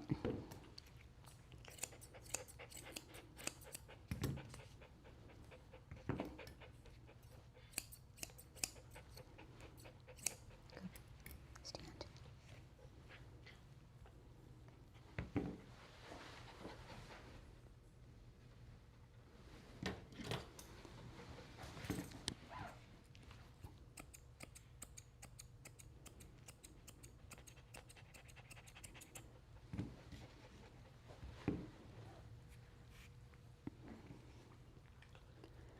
Right in here, he's looking kind of hunchbacked.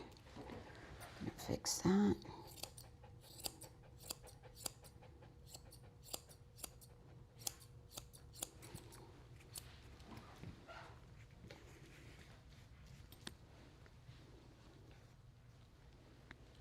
That's better.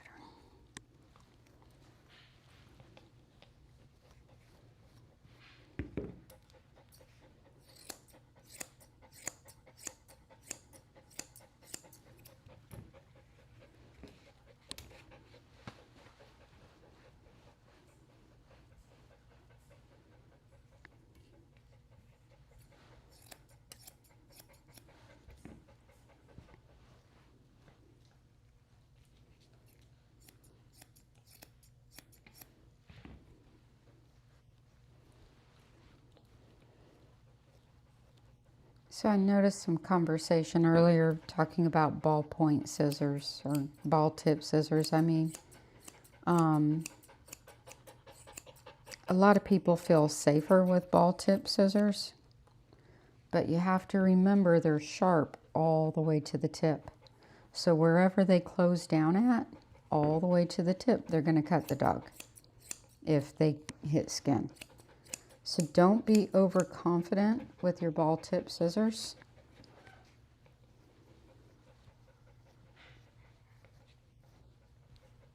You would still want to use the same exact protocol with your shears around the eyes as you do with pointed scissors. I'll show you what I mean by that. So if you're using ball tip scissors, you feel like you're not going to poke the eye out with them, but you can still cut the eye, right? So whenever you use shears around the eyes, you want to keep the tips away from the eye. You're using this area to trim. See how it goes way past the eye? Like that, not like this.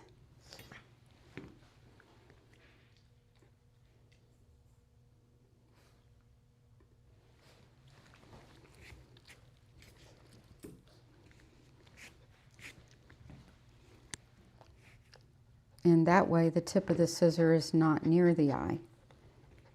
And you'll see me, you know, doing all this constantly with my shears, but almost always, you know, just as a safety measure, I don't have that tip at the eye.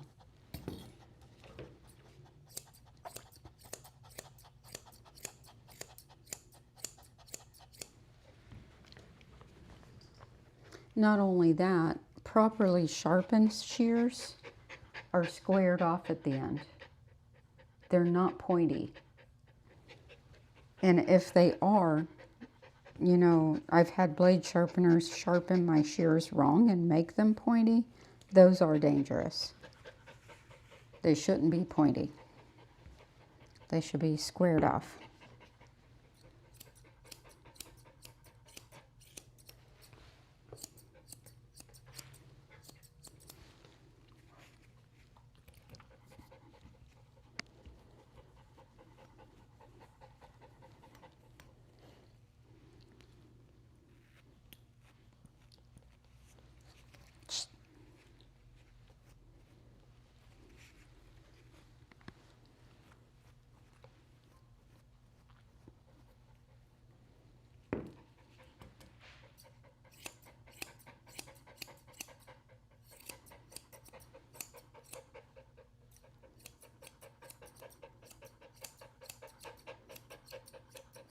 kind of like the little guard for nail trimmers that keep you from going too far. Do my nail clippers have it? I usually don't. The very first thing I do when I get a pair of nail clippers is I bend mine backwards. Usually this is straight and it comes up so that it blocks the nail clipper from going too far. That'll make me quick a dog every time. I have to bend mine out of the way so I can see where I'm going. Because if you have that in the way, it's a false sense of security and you can't see where you're going. Same thing.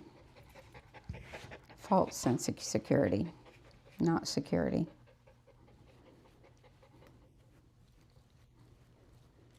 When I open nail clippers, I don't use them a single time until that's done.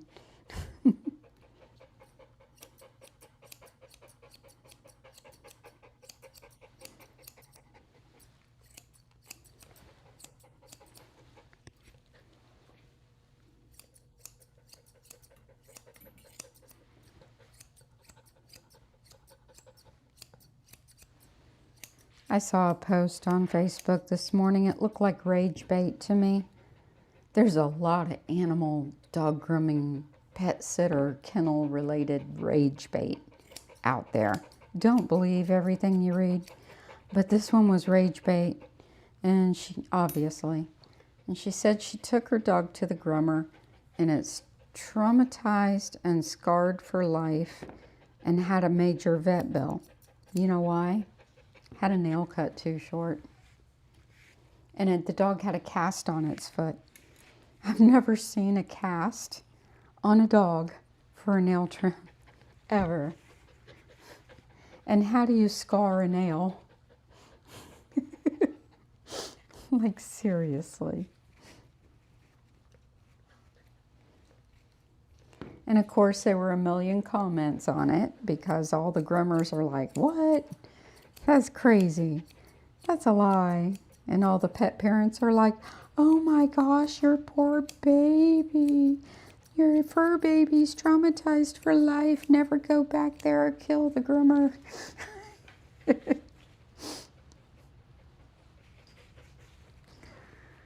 Ugh.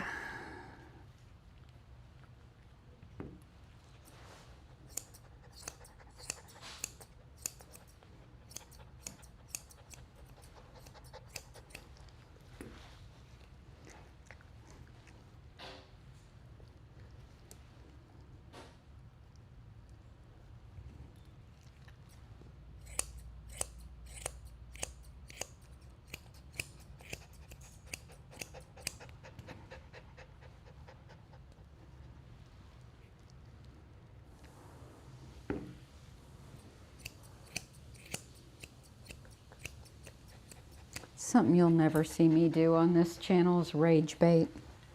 Ever. Just steady as she goes. I just over here doing my thing.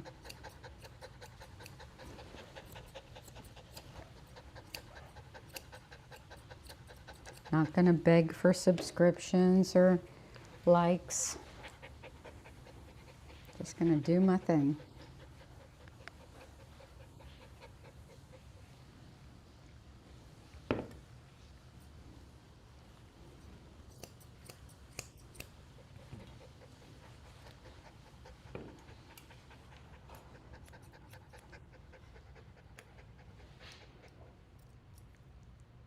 I might tell you what products I'm using and offer you a place to find them, but I'm not going to sit here and promote products all day.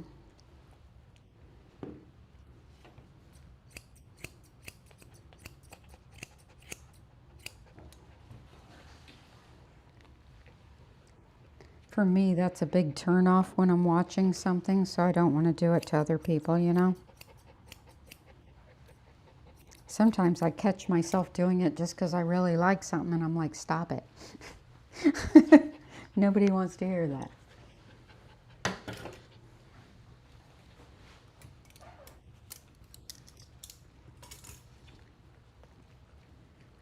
Okay, so she likes the face and ears kind of rounded up some.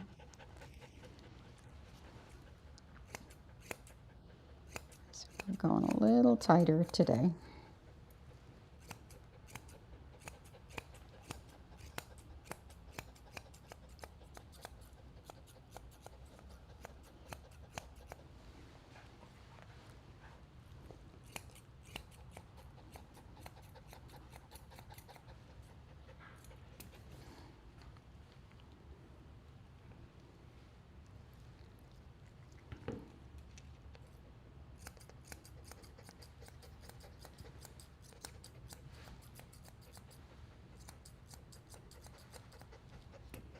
Good boy.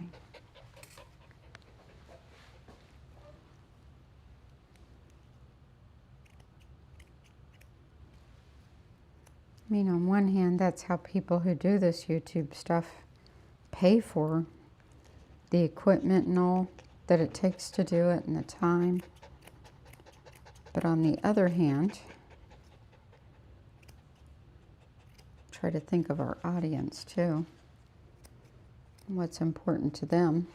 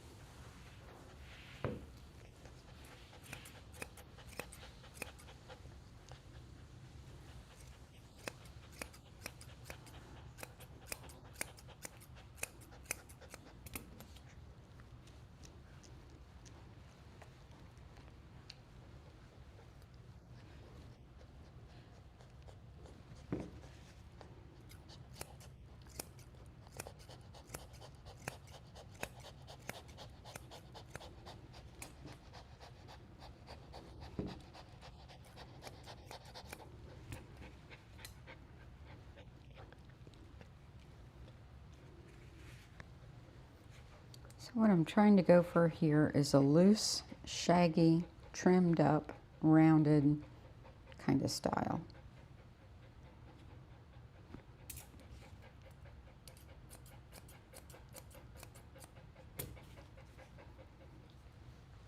No exaggerations.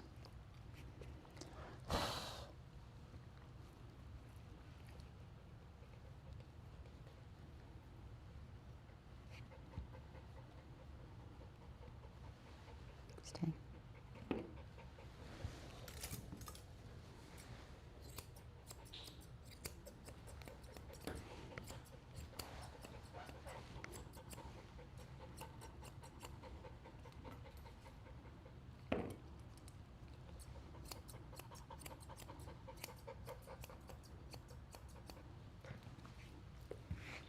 Turn.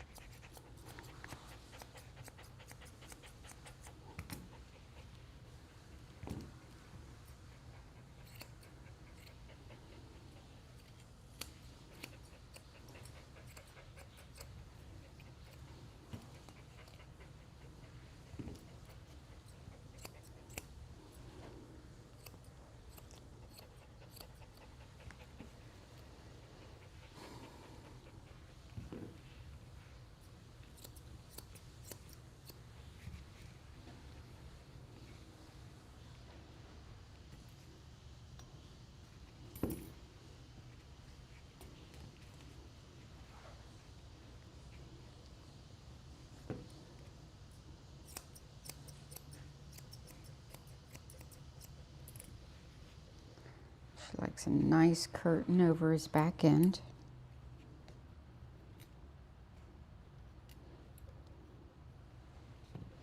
That's why it's important to tell your groomer what you want. Some clients want that area as short as you can get it, shorter than we even like to take it. Other clients don't want it trimmed at all.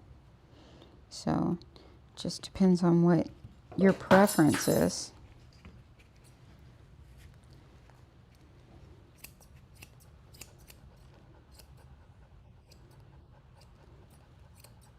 We keep a wick on his sheath to direct the urine stream downwards. You can see that that is the only place on his belly that's yellow. Not his front legs, not his chest. Just his wick.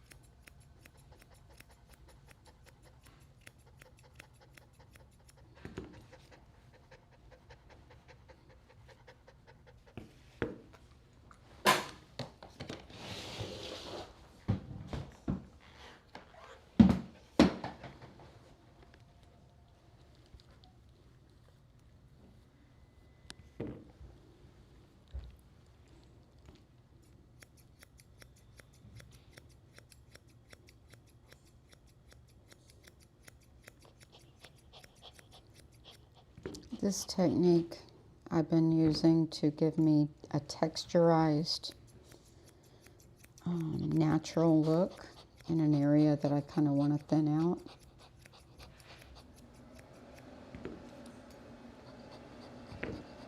You need really good control of your shears and your dog to do it.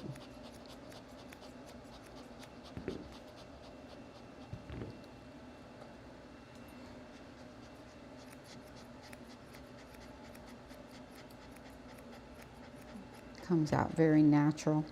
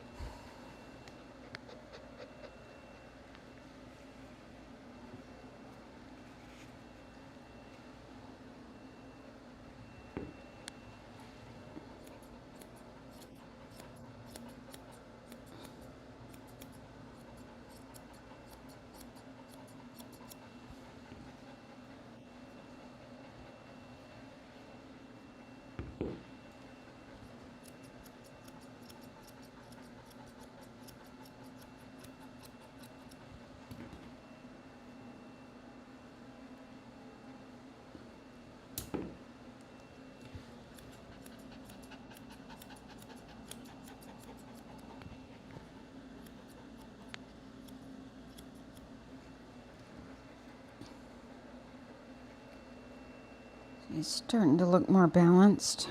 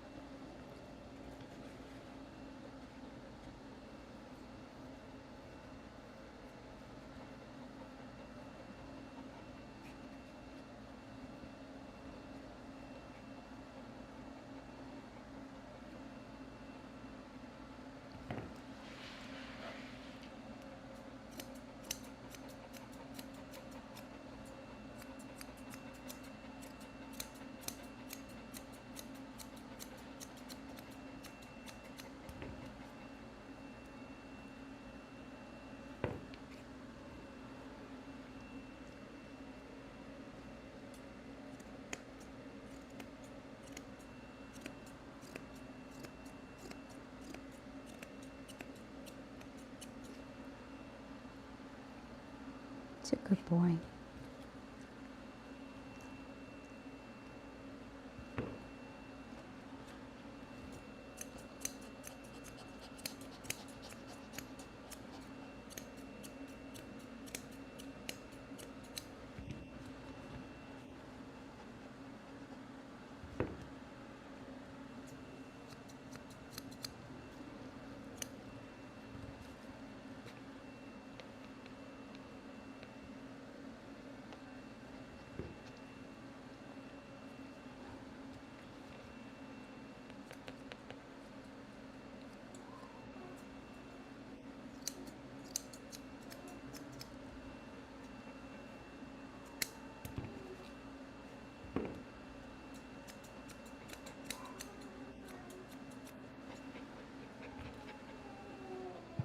It's all right. You just hear another doggy.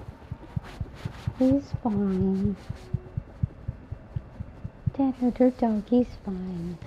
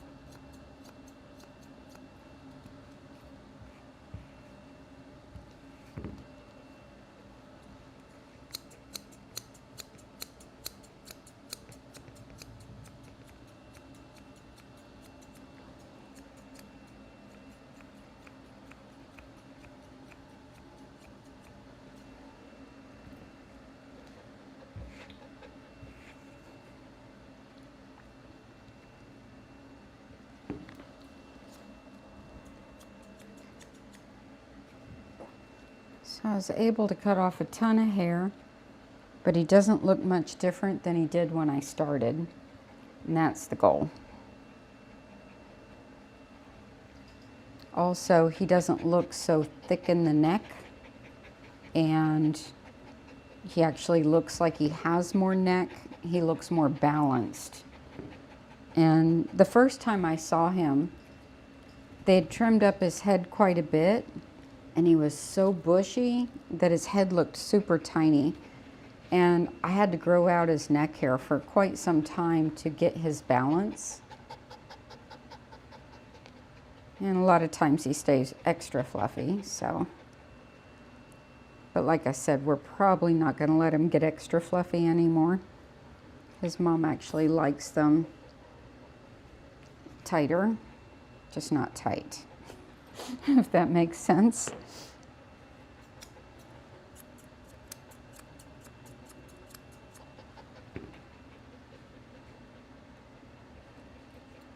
And I wanted to level out his top line so it didn't look roach backed like it did a few minutes ago. Got that done. So I'm going to put him up and get started on his brother, and then if I need to tidy him at all, we'll come back and do that. Say bye, Bandit.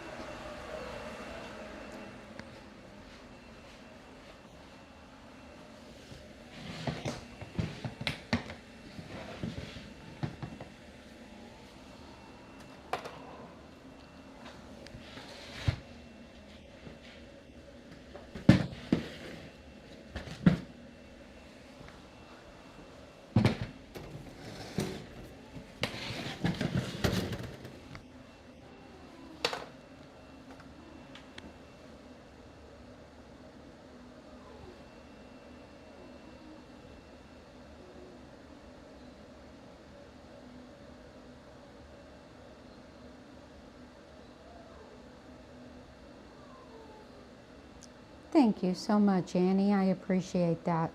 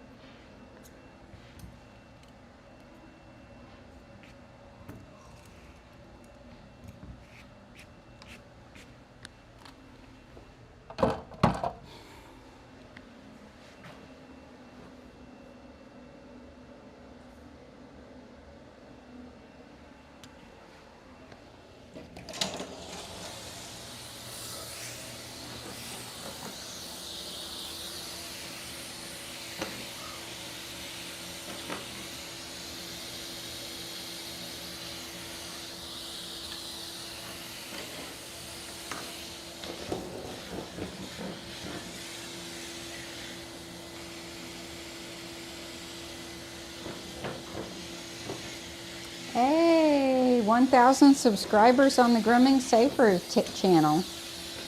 That's awesome. Now I can start monetizing that channel.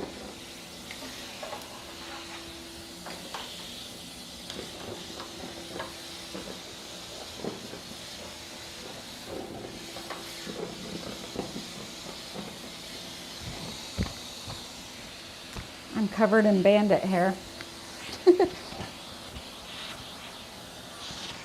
Ah.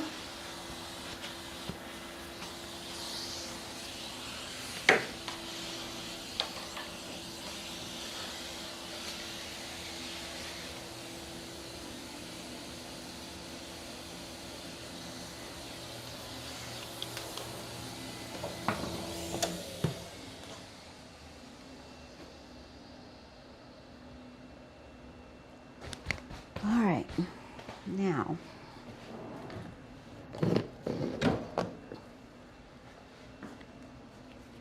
and that'll motivate me to create more how-to content.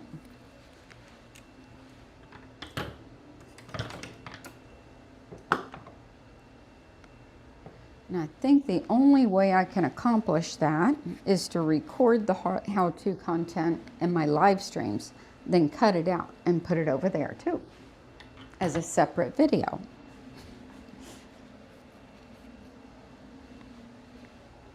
It can be done. You just have to think about it.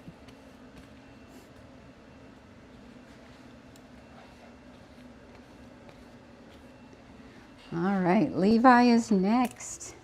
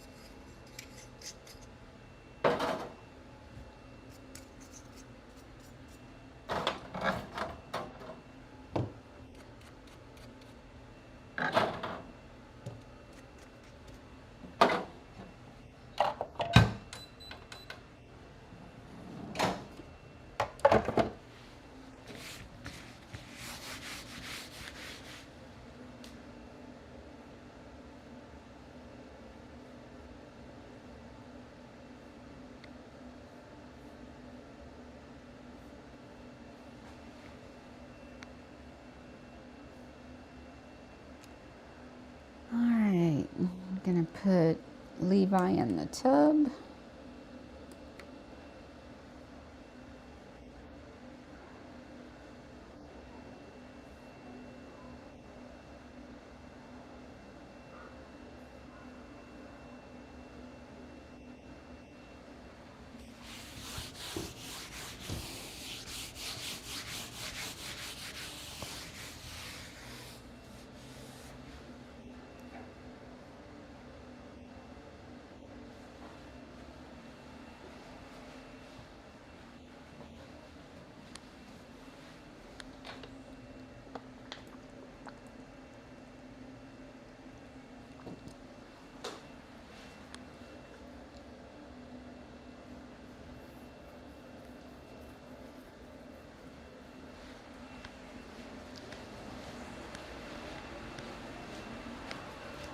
Levi. Levi. Back it up. No. No, I'm not talking to you. I want your brother. Behave, Bandit.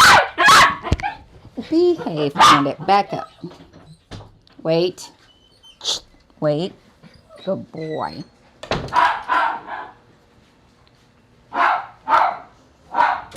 Here's Levi.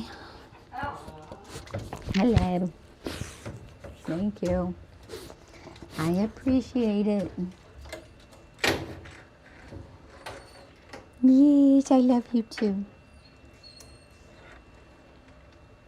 Come here.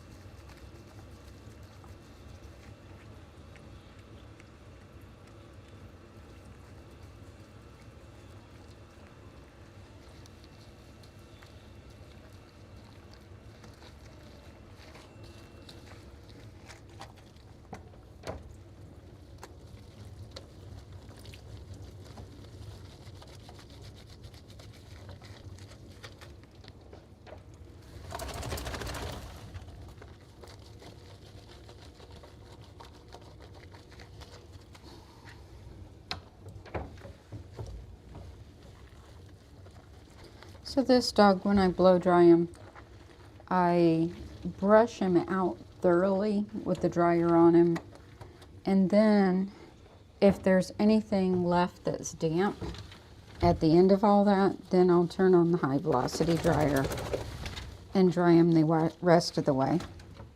But not until he's completely brushed.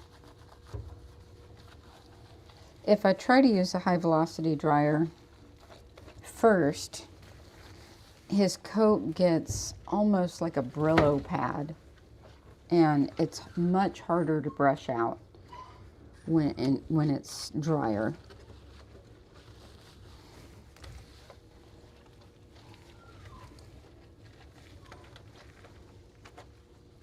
Unless it's been completely brushed and combed first while it's still wet.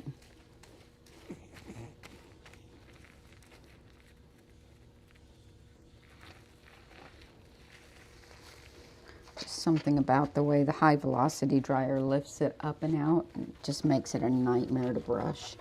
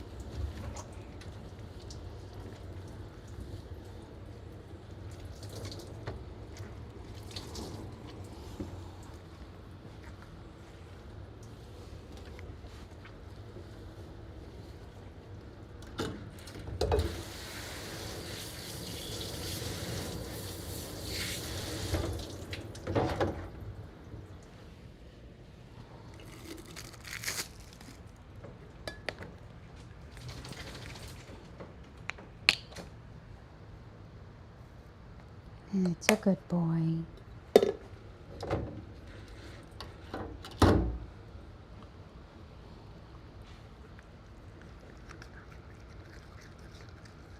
Yes, I know. It's a mean thing to do to a puppies. Yes, it's a mean thing to do to the puppies. Why is your beard all stained? Are you getting a new dog food or something? Is your mama feeding you pumpkin? Is that what's happening? Hmm? Is that what's going on?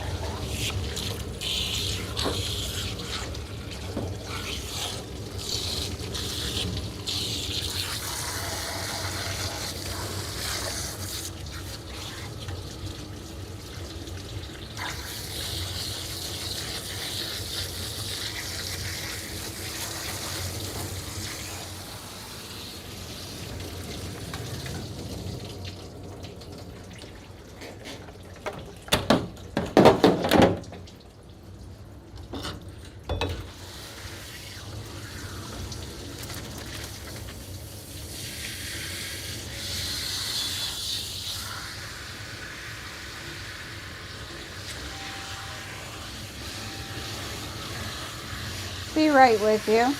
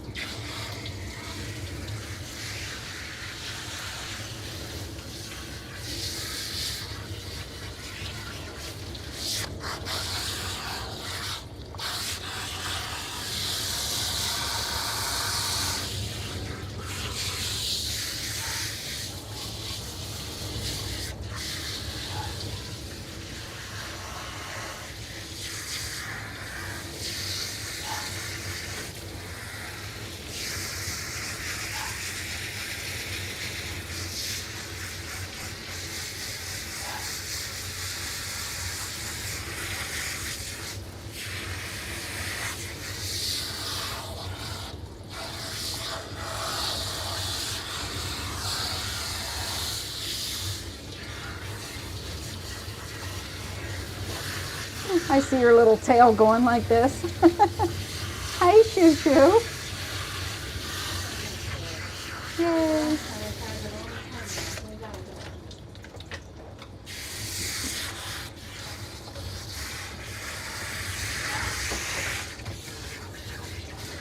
Last time I did her cheeks just a hair tighter.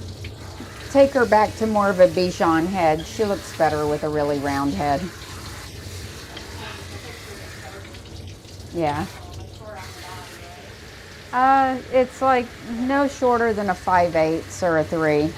And then the legs full and flared.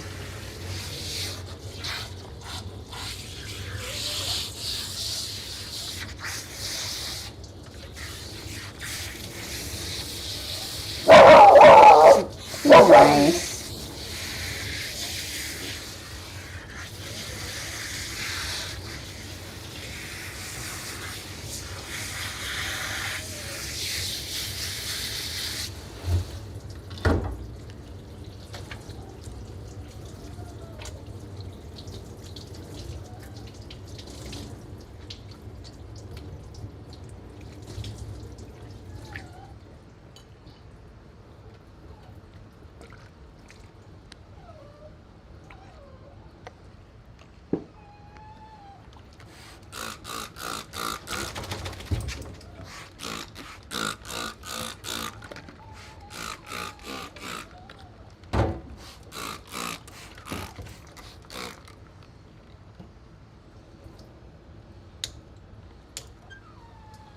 It's all right, Shoo Shoo.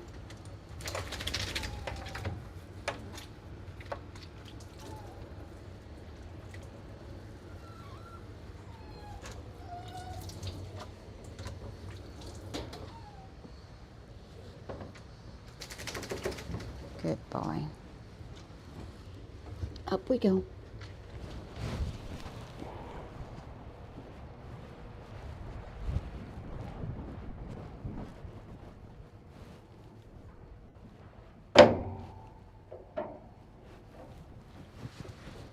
That's a good dog.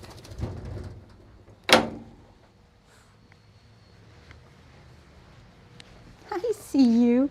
Oh my goodness, you just got the wiggliest tail I ever saw. Easy do. Hello, Shoo Shoo. How have you been? I know you've been booked with Kat the last couple times. You don't get to see me anymore? Oh my goodness. I know. I'm sorry. It's not my fault. I'm too booked.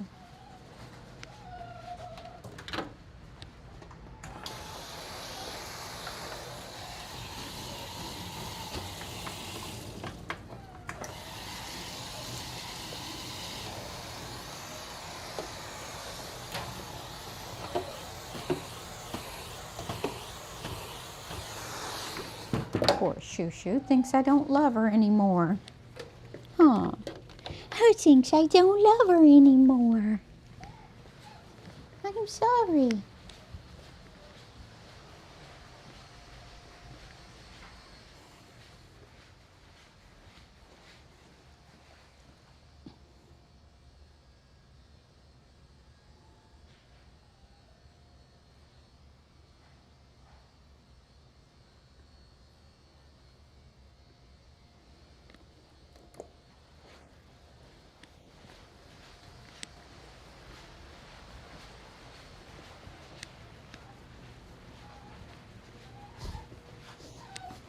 I'm sorry, baby.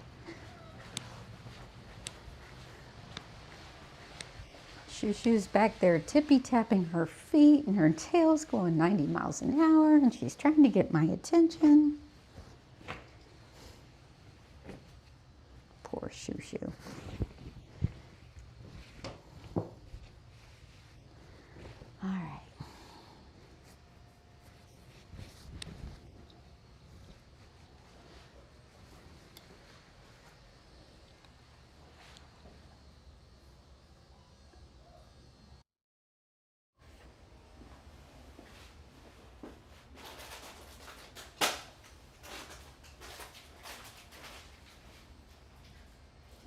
Excited to take him down some, huh?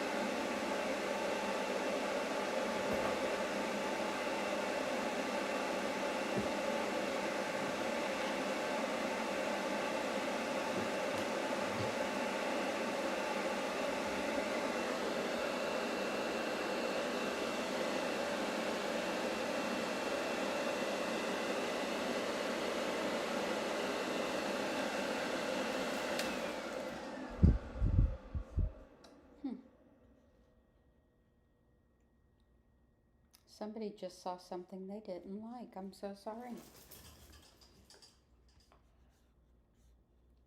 Tell me what it was.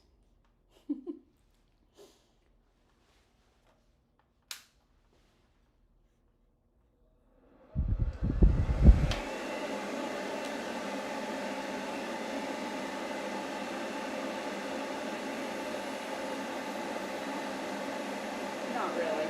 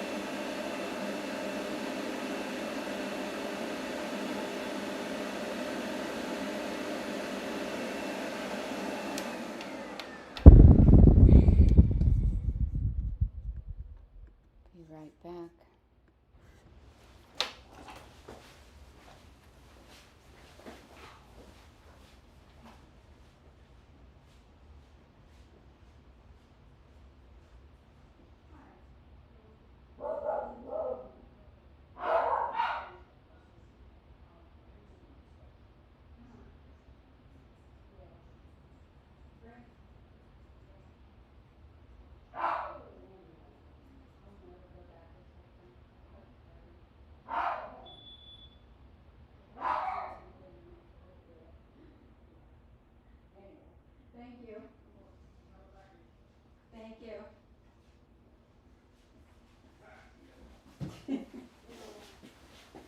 Be right there.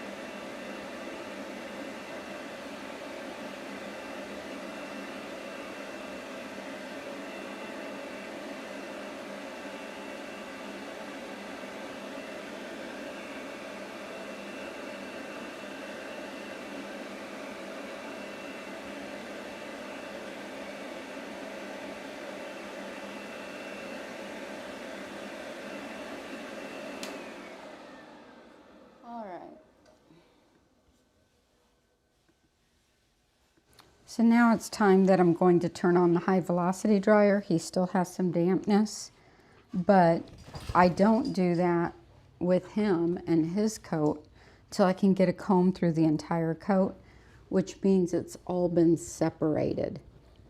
And you can see how much of the dog got dry in the meantime of me brushing and separating his coat. Like I said, if I were to try to use a high velocity dryer first, his coat would be like a Brillo pad, and to brush it out, the pin brush wouldn't work so good, and you would resort to a slicker, and when you resort to a slicker, then you rip out coat. When you rip out coat, you end up with a really cottony coat. So with all that brushing, that's how much hair I lost. Total, period, right? So he doesn't have a shedding coat. If you're using a brush on him that removes brushfuls of coat, you're breaking his hair. And when you're breaking his hair, you're causing it to be very cottony, very coarse, have an excess and imbalance of undercoat as opposed to guard hairs. And also when you have broken hair, the broken hair sticks up and out where the guard hair wants to pull it down. That causes this intertwining, and that intertwining is what makes you rake that brush through. And you'll feel like this brush is doing nothing, but as you can see, it really is. It gets his coat comb throughable, right? So this brush doesn't have a lot of drag in the coat, and that's what we're looking for. But especially if you're doing an in-between bath brush out and the coat's not wet, you have to wet the coat down with something. So an anti-static spray or a really good quality brush out spray, spray it on top, lift the coat up, and line brush it. And that gets you right down to the skin. If you're going over the top, you're not hitting skin. Line brush it to get right down to the skin. Keep feeding more hair into the brush, moving the line up, up, up, like so. Then when you're combing it, comb it out with the line combing as well. Once you get it all done, then you can pick your comb through. So as you can see, with it like it is right now, the comb won't go through like this. But if you pick, you can pick it from the skin out, and then it'll come through, right? And it's the same with your brushes. If you're using a slicker brush and going over the top, you're just raking out coat. If you feel like it's doing something, you're just dragging through the coat. So sometimes that feeling is not what you think it is. Just because it feels like it's pulling on the hair, you might think you're brushing the dog, but you may be just ripping out hair. And once you have an imbalance of coat, it's harder to keep. So I'm going to do the high velocity dryer now.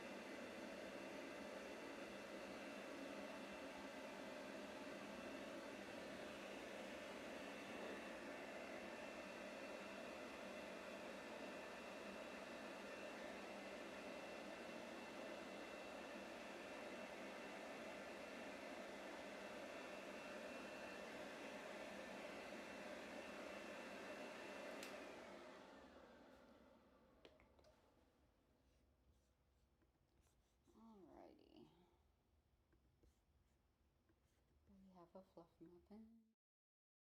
Microphone. I gotta change my microphones. Be right back.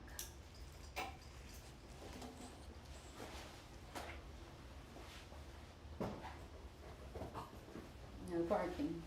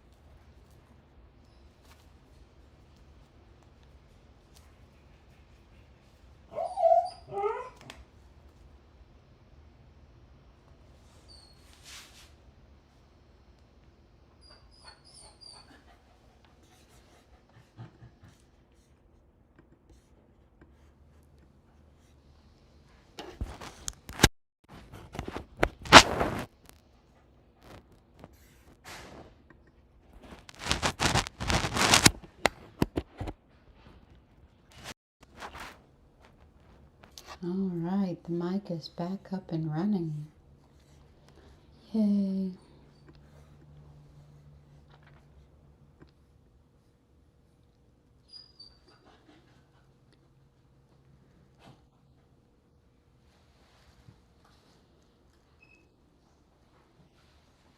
All right, come on, Baymax.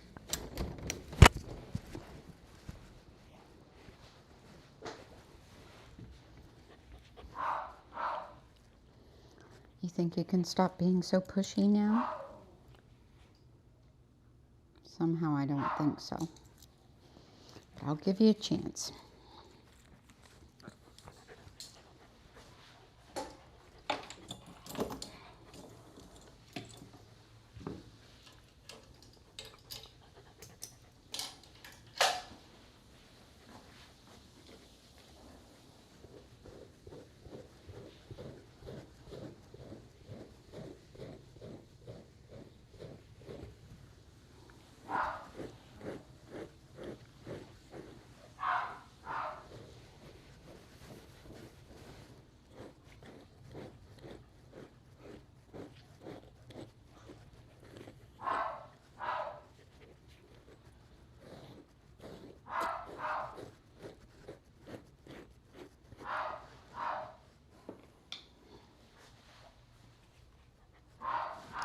Baymax is my nickname for him. Anybody know who Baymax is? Let's see if I can pull him up.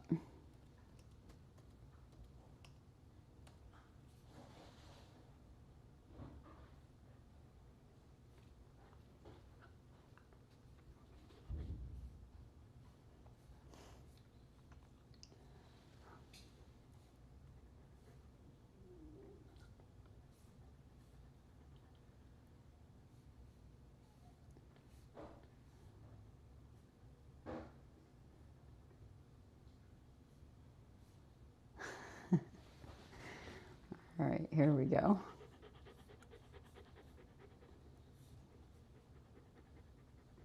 This is Baymax.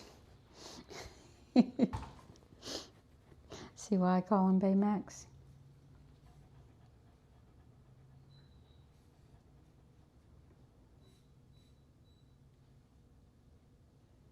That's who he reminds me of. There we go. There's a good Baymax.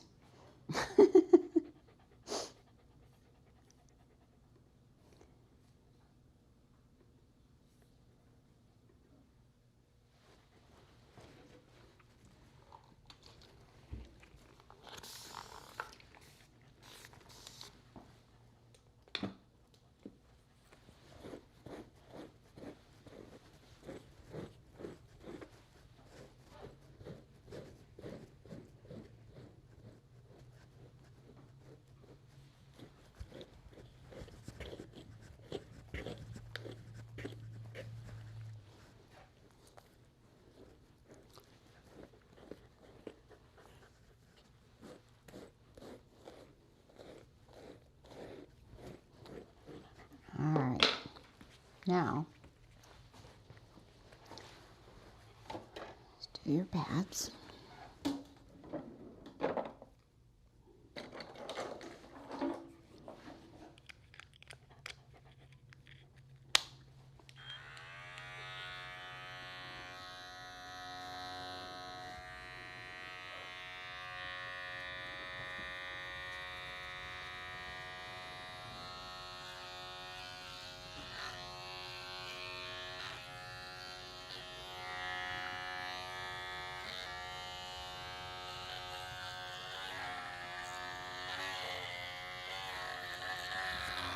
If I had one like him, that's what I would name him. Baymax. Call him Max for short. Or Bay. Hey, Bay.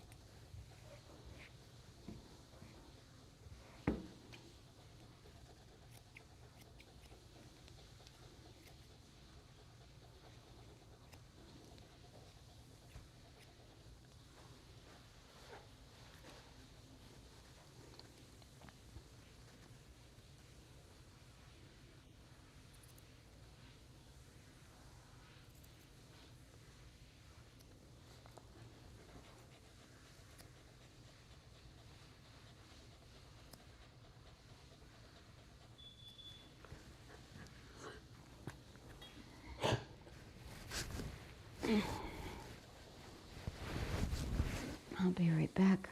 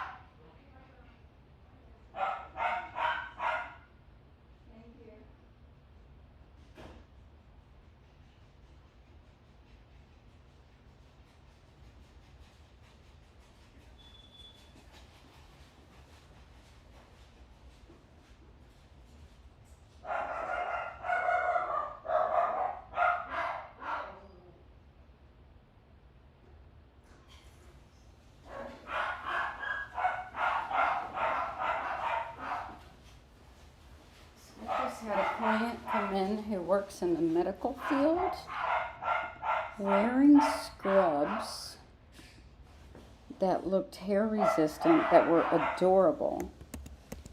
They're called Healing Hands scrubs. Ooh, they have them on Amazon. Ooh. I'll go back. Maybe they have them on Amazon. Sometimes Amazon lies. Oh, they do. They do. This is the one she was wearing, only it was in blue. It's so cute. I'll bring it up on my screen here. Yeah, this is the one she was wearing in blue. So cute. Check this out.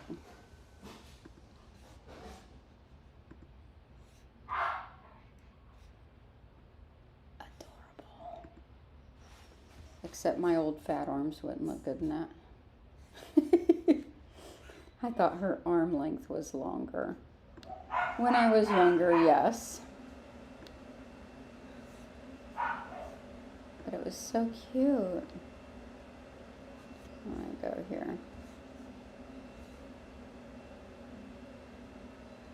I like those. Let's see. Got that color, that color.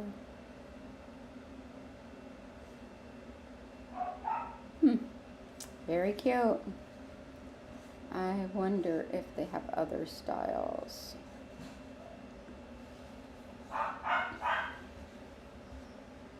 They have a little bit longer of an arm. This one has a longer arm.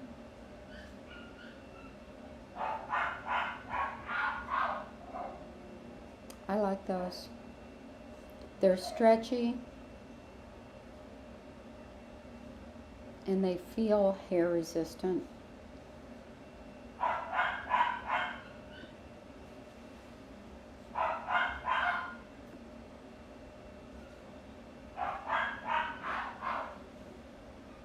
Very nice. I'm going to save that so I can go back to it later.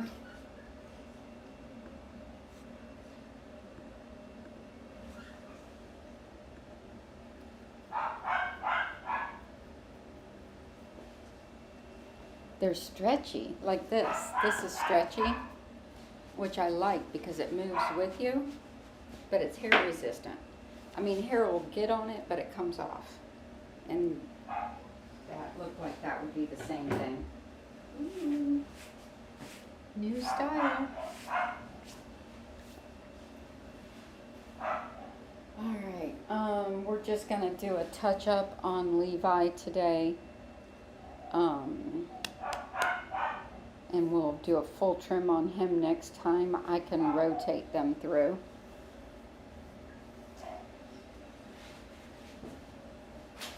Do a little at a time if I want to.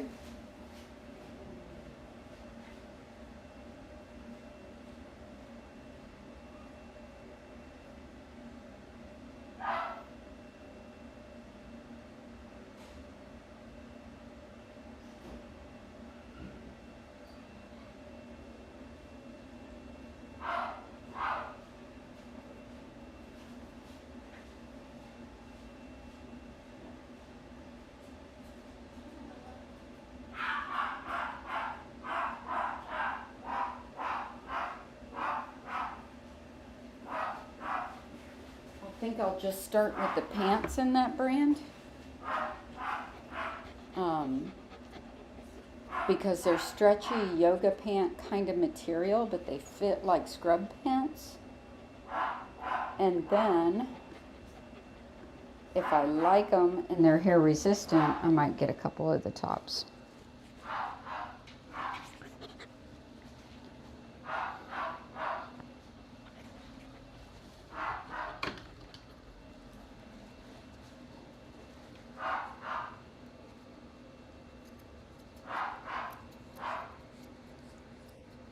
I'm like, show me your tags. What you wearing?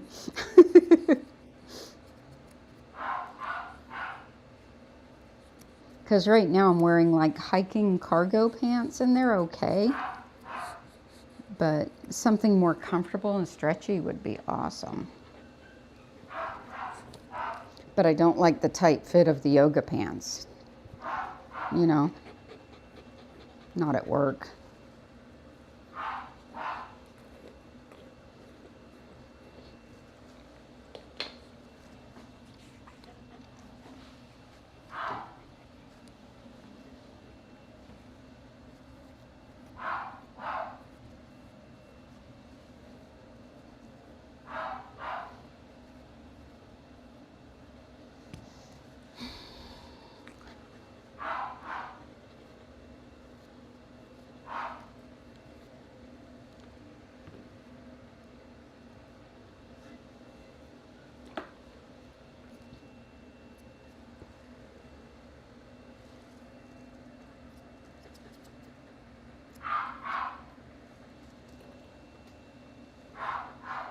Such a cute boy.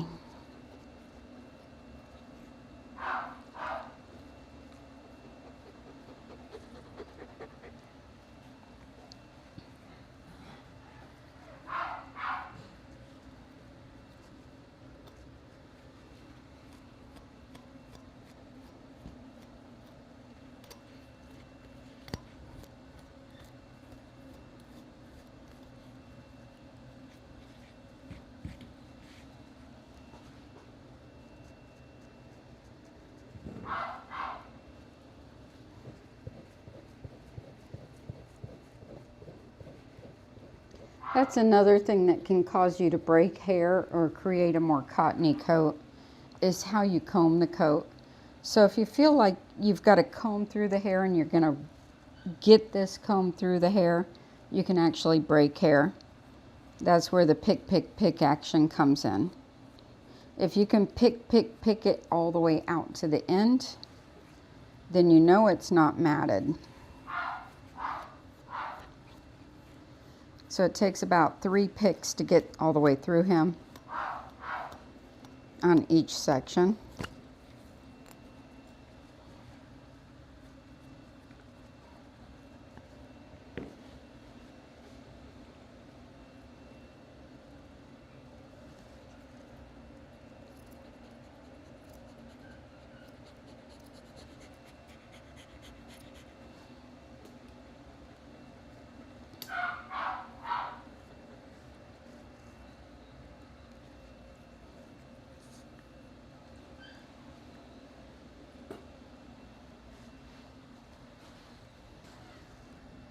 Stay.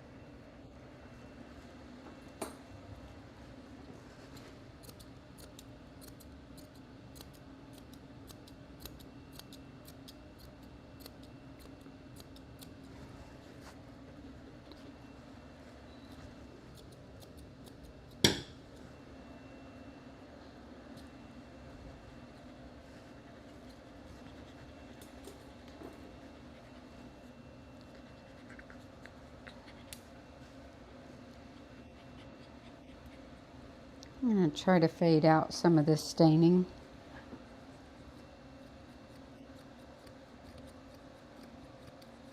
Without really shortening his beard.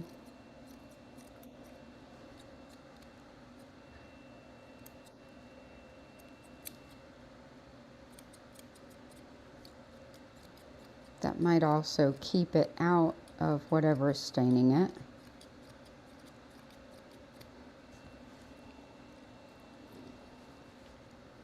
By tapering it back a bit.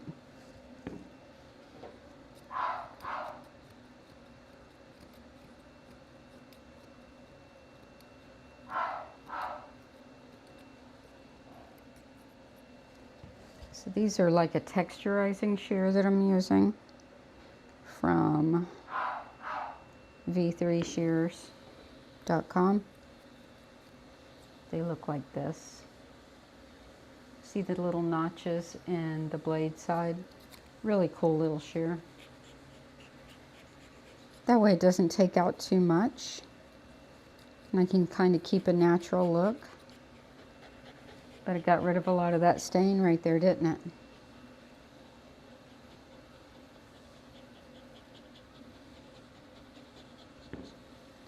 And you almost can't tell that I trimmed it out, which was the goal. Much better. And because it's tapered back, when he drops his face into the food, rather than having mustache come out to here, it's going backwards.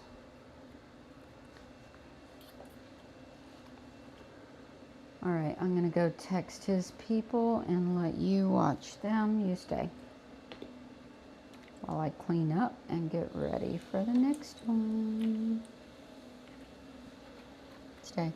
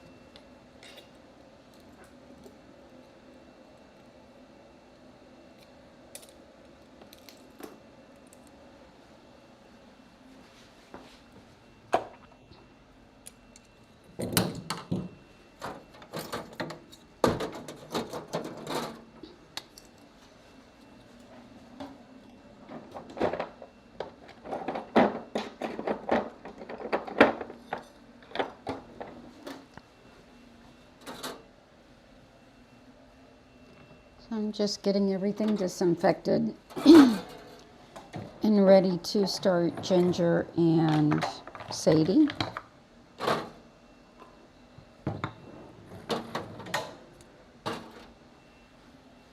Ginger and Sadie are Morkies, half Yorkie, half Maltese.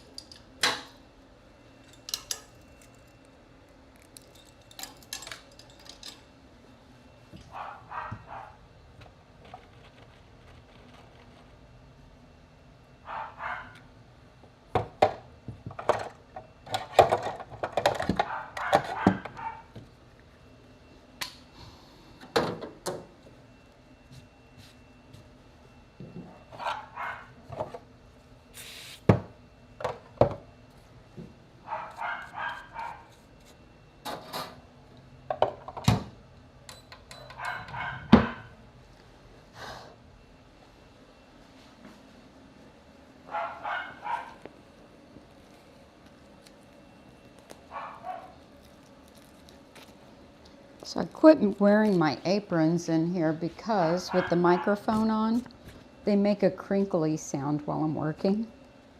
And it interrupts the sound a little bit that I'm, working on. So I used to keep my microphone all the way off to the side, almost to my shoulder, to keep the crinkly sound from the aprons from doing their thing. And then I realized I really needed my microphone in the middle, which was definitely catching the sound from the aprons. So I'm like, dang it, got all those cute aprons and I can't wear them.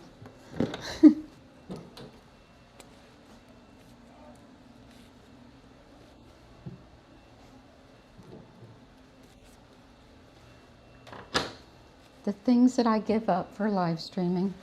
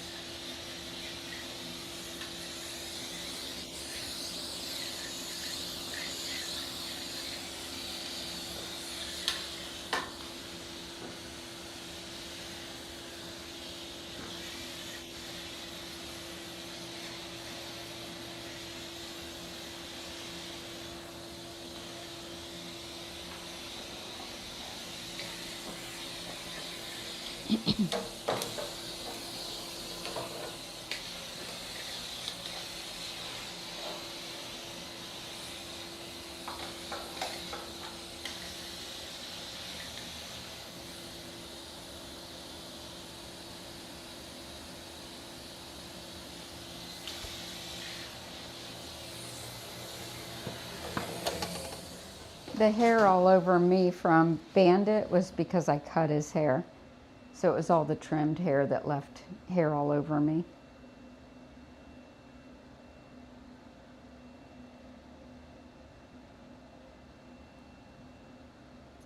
All right, let's, what shall we do? Ginger or Sadie? I think I'll do Sadie first. Sadie's the little one, Ginger's the big one.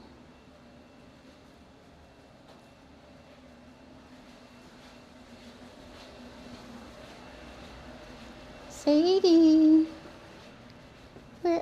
here, Sadie. Come here, honeys. Come here, honeys. Hi. She make you cute. Come here. Come here, Sadie. Come here, Sadie. Come here, Sadie. Come on. Good girl. There's my baby. Say hi.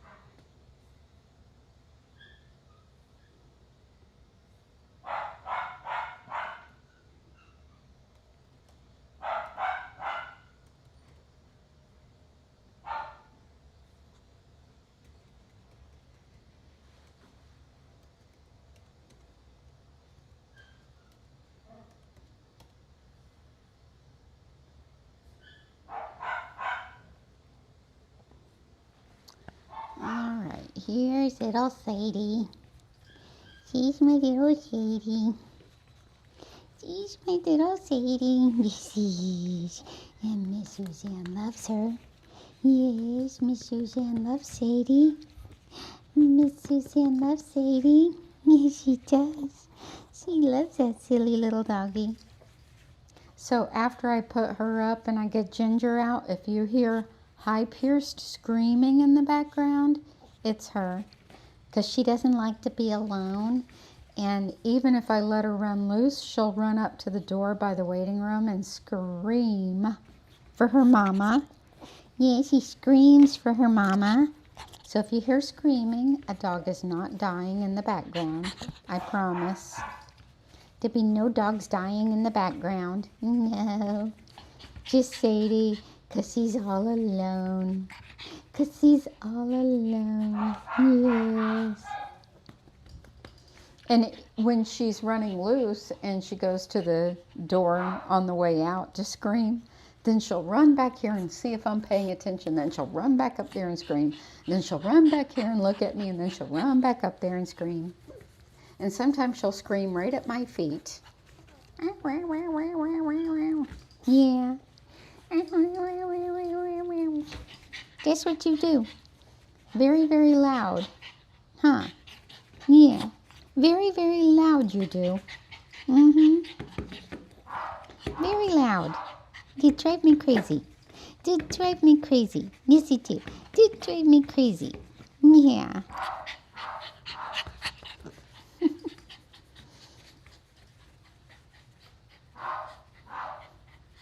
That's a good girl. All right, let's get pretty. Come on.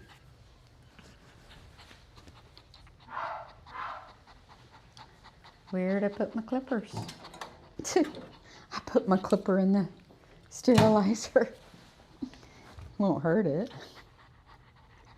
I don't even want that clipper. Do I? Maybe I do.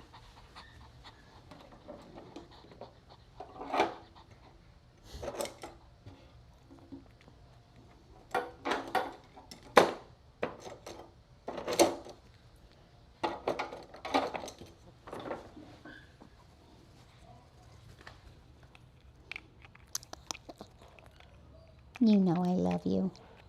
Yes, you do. All right, here we go.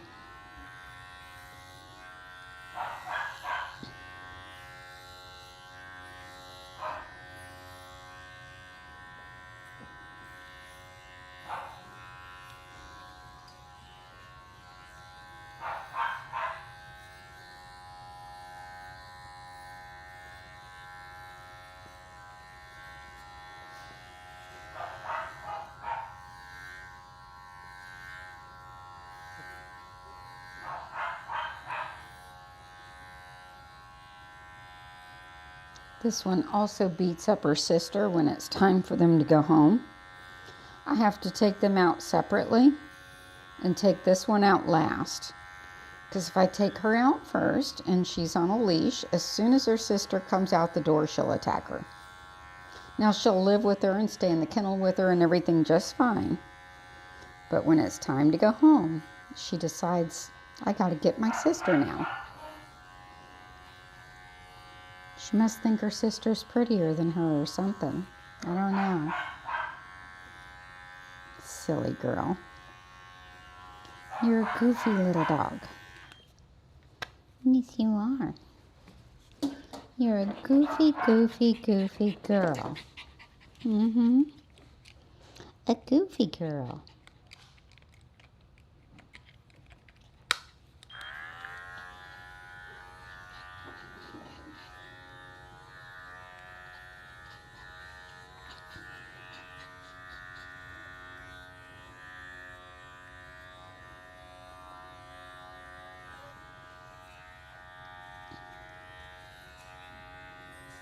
Stay. It's all right. I got you. I gotcha. You're fine.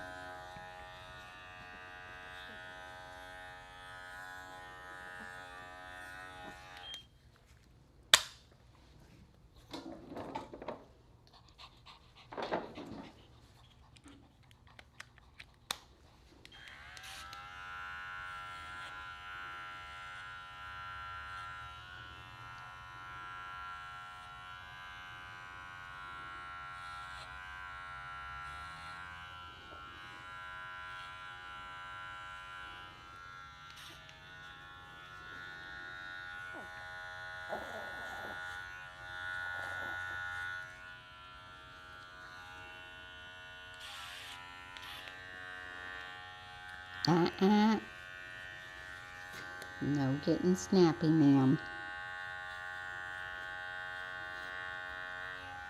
Not doing your toenails yet, just the pads of your feet.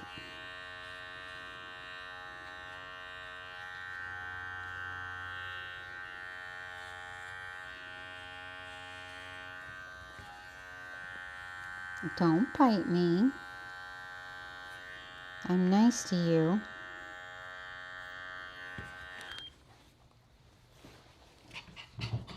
Yes, I'm nice to you. Yes, I am. I'm nice to that puppy. You don't have to bite me. No, you don't have to bite me. No, you don't.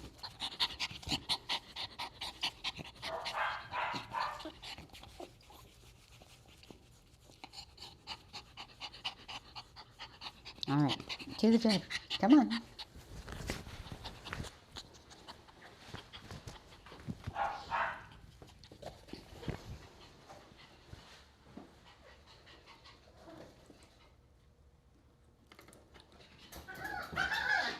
Oh, you just wait a minute. Just wait a minute. I know. Come on.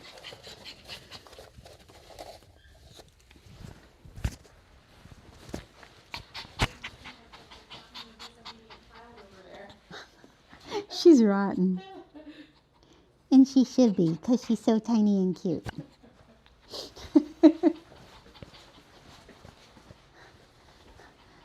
Doesn't that dog brush out and fluff up nice? Yeah, it's very satisfying. I know. It always feels like, oh no, it's going to be so hard, and then it just goes poof.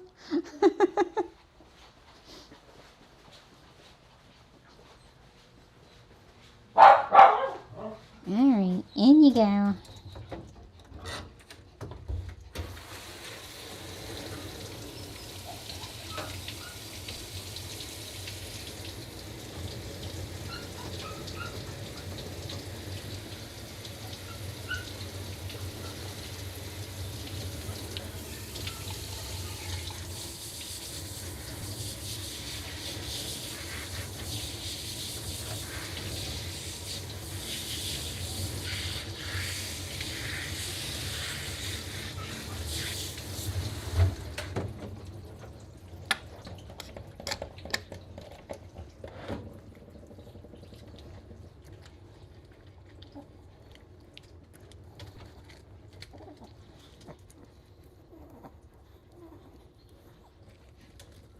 You're fine.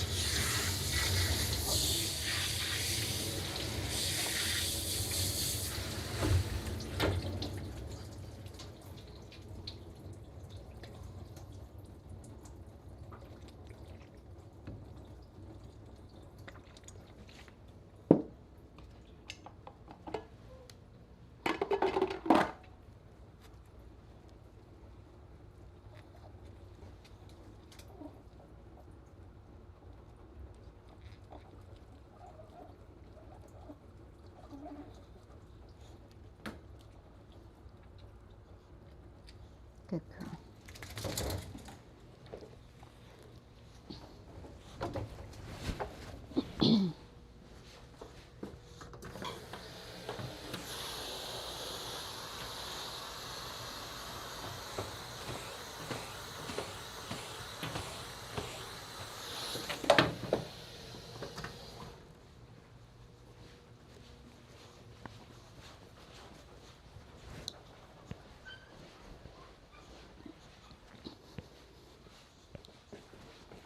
There you go.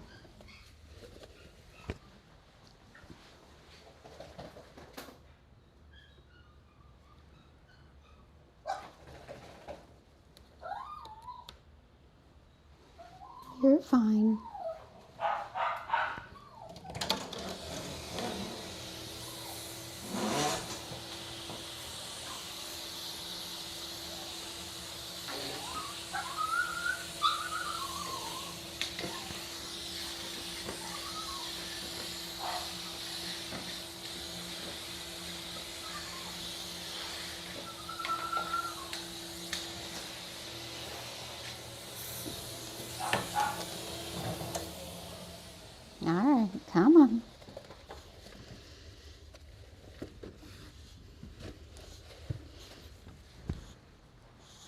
She sometimes gets grouchy about her toenails, but that's okay.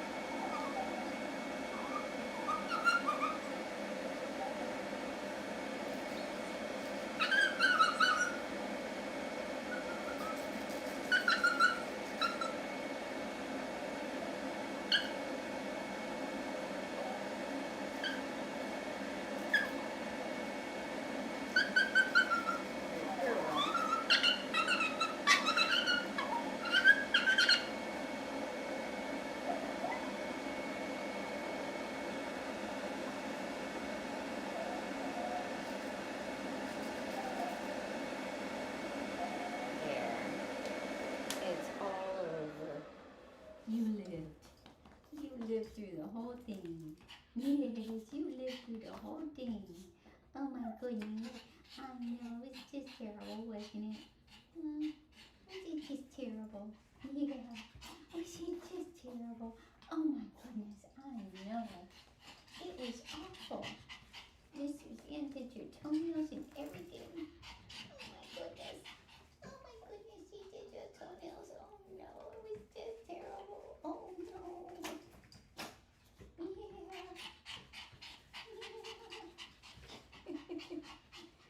Silly girl. What am I going to do with you? What am I going to do with you? You silly, silly, silly dog.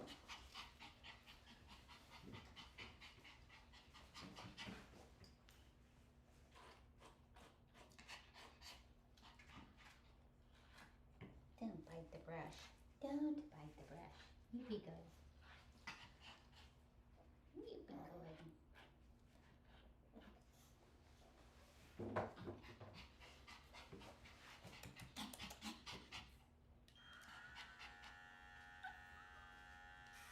Alright, let's see your tootsies again. Give me those tootsies. Give me those Tootsies. Put your teeth back in your mouth. No.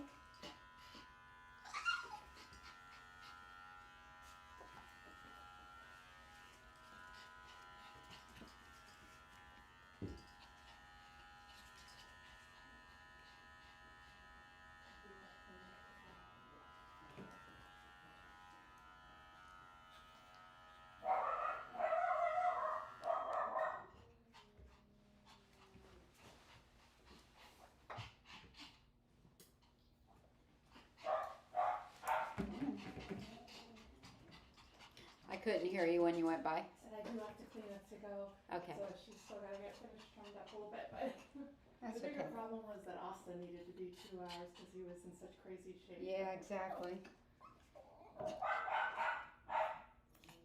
So we're going to put this one up, let her have a break, and I'm going to finish Shoo Shoo. It just took a few minutes. Come on. You need a break anyway. You need to do.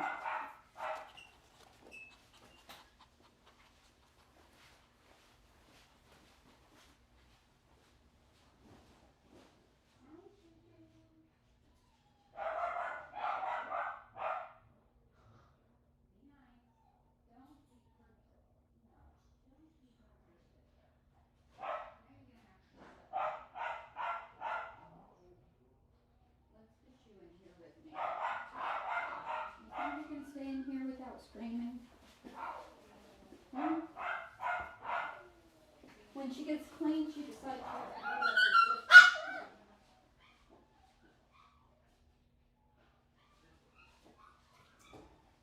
Don't you? Yes, you think you have to beat up your sister.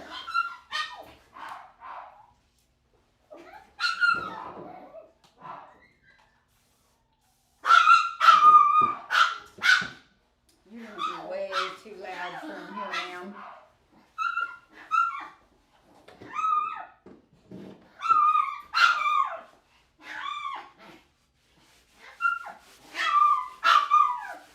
Alright, I'll find somewhere else to put you. Fine. I'll find somewhere else for you. Come here. Is that Levi and Janet's mom? I'm going to let you guys watch the dogs in the back while I check out Levi and Bandit.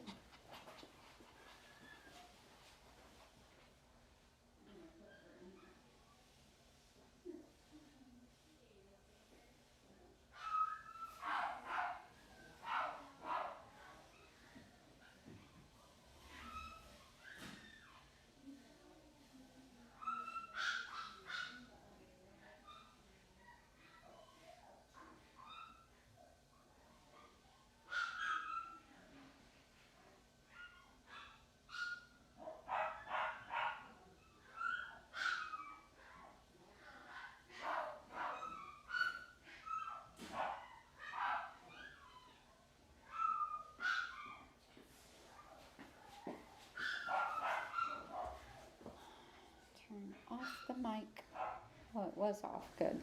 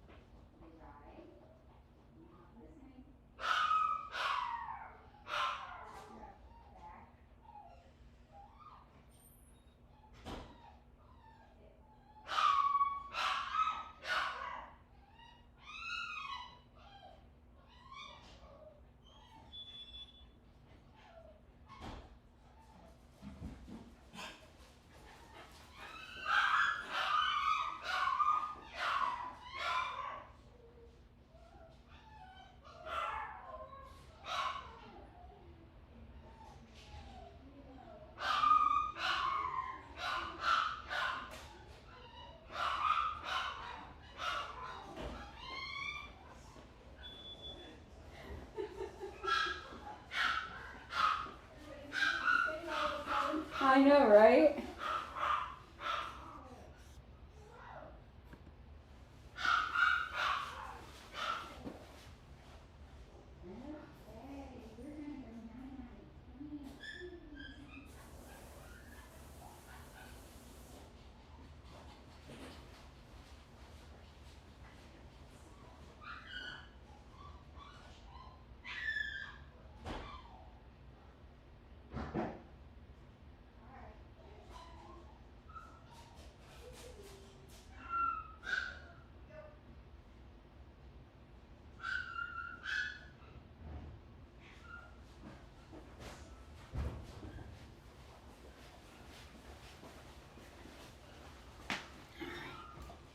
Here's Miss Shoo Shoo.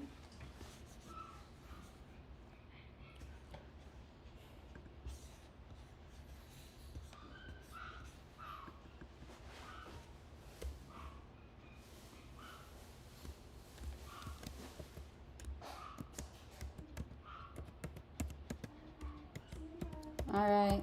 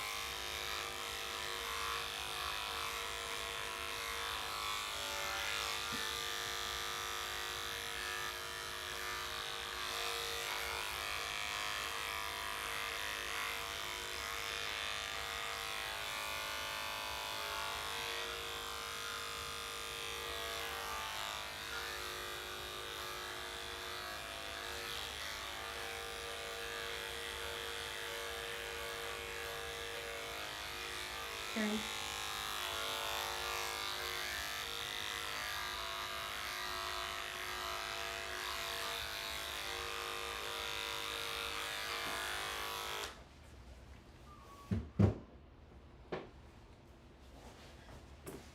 I know. See, are you happy now? You got your Miss Suzanne after all. Yes, you got Miss Suzanne after all. Yes, you did. You wanted Miss Suzanne to groom you, didn't you? Yes, you did. Yes, you did. Okay, stand up. Let's turn the mic back on.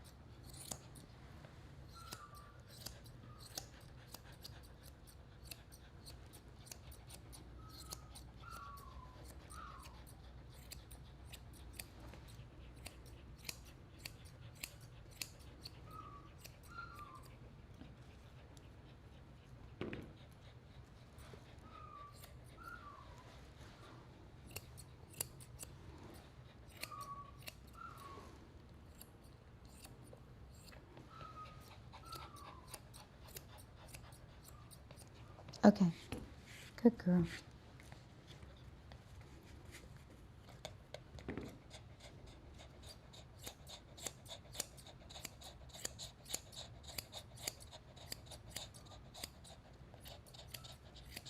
Good girl.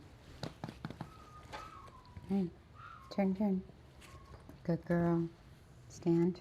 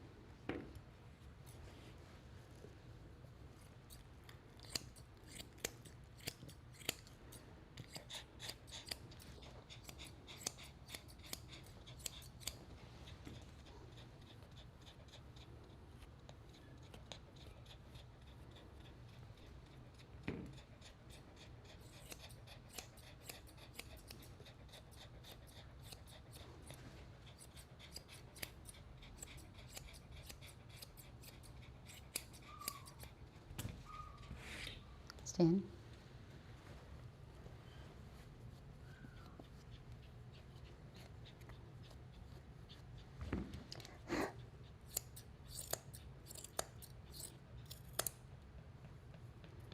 Oh, these scissors keep doing this. They keep folding over into themselves and getting locked whenever they go through really thick hair.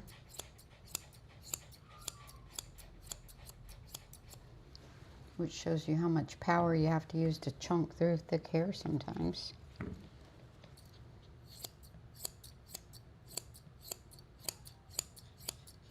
I don't think chunk's a word, but you know what I mean.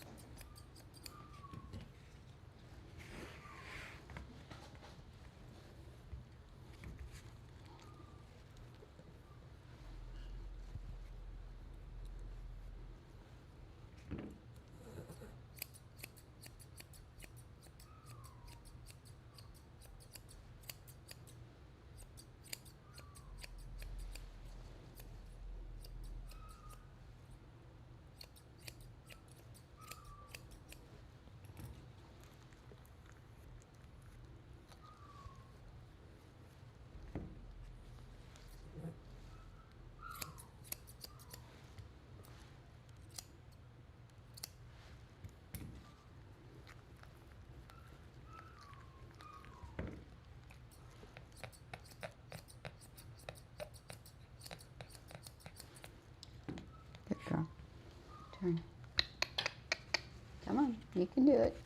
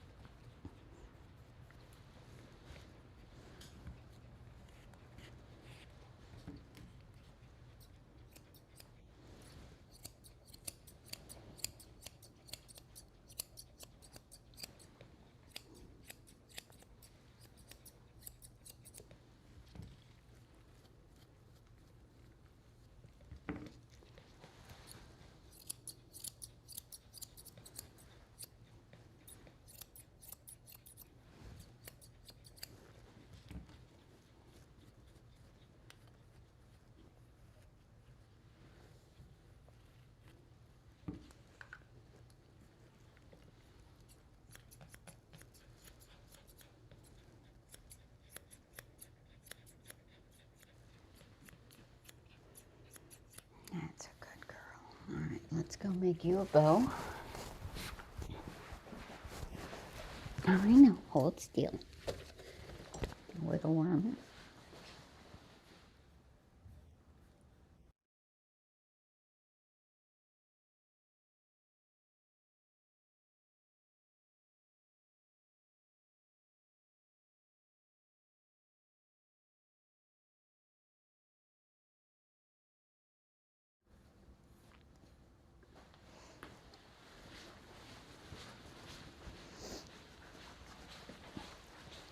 Make her one like we made for Olivia earlier. Only hers look cute with a bit more of a tail.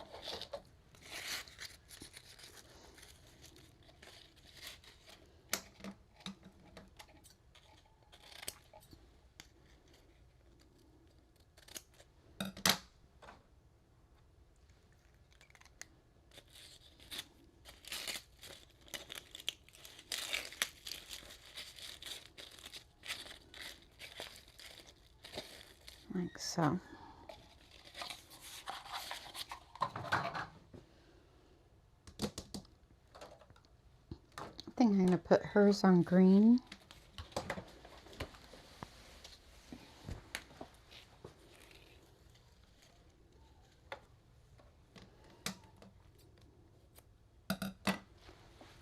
And let's see here.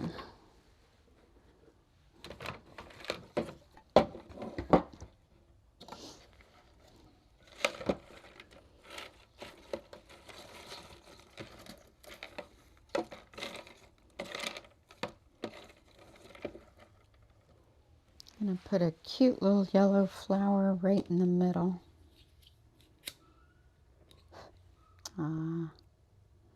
Seriously?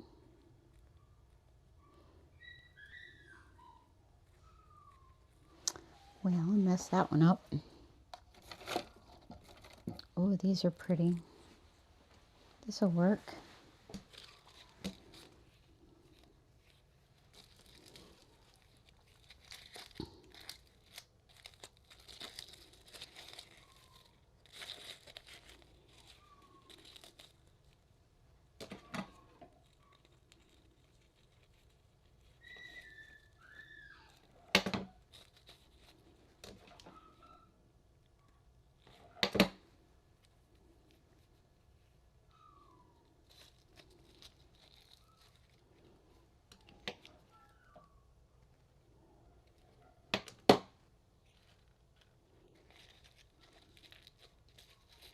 There we go. Text her people.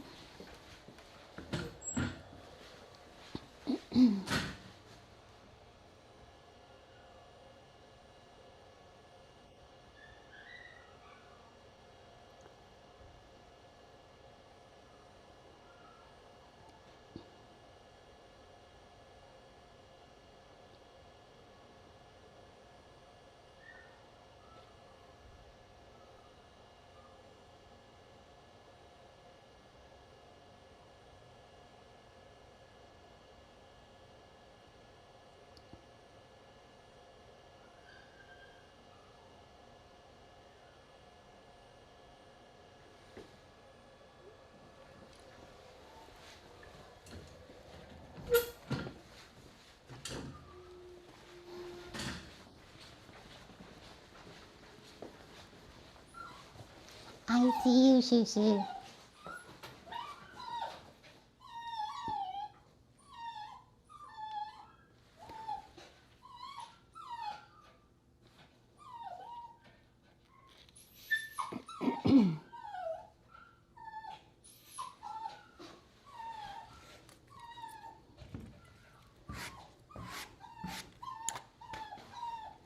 Yes, I know, Shushu. I know. You have so much to say. Come here. Come here. Ooh, that's a good girl. Let's see how your pretty bow looks. See it? So pretty. So spring. I like hers with long tails because I like them to sit right on the front of her like that. It's so cute. It suits her. Stand.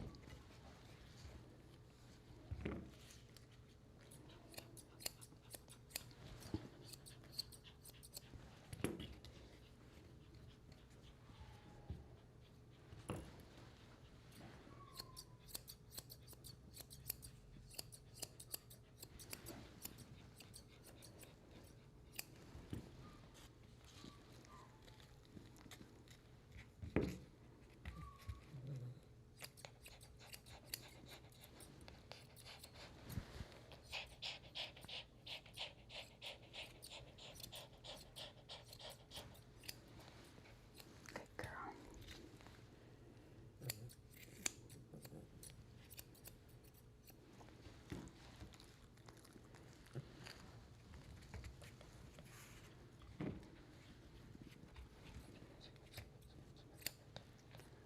Shoo Shoo is one of my favorites. I love Shoo Shoo. Yes, I do. I love Shoo Shoo. Yes, I love Shoo Shoo. She's a good poodle. Yes, she's a good poodle. Mm-hmm. You are. Good girl. All right, turn. There we go.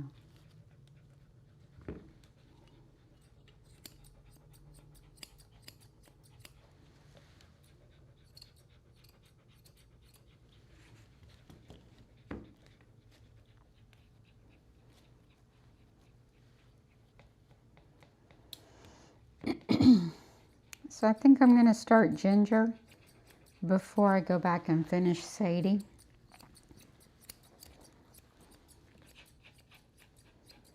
They live together, so I can do them in any order.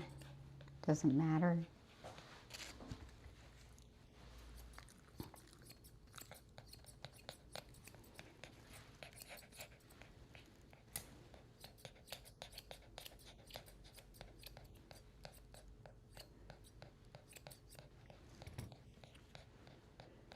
All right, Miss Shoo Shoo, we're going to put you up. Get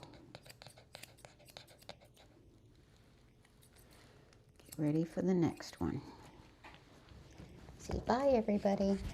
See you next time.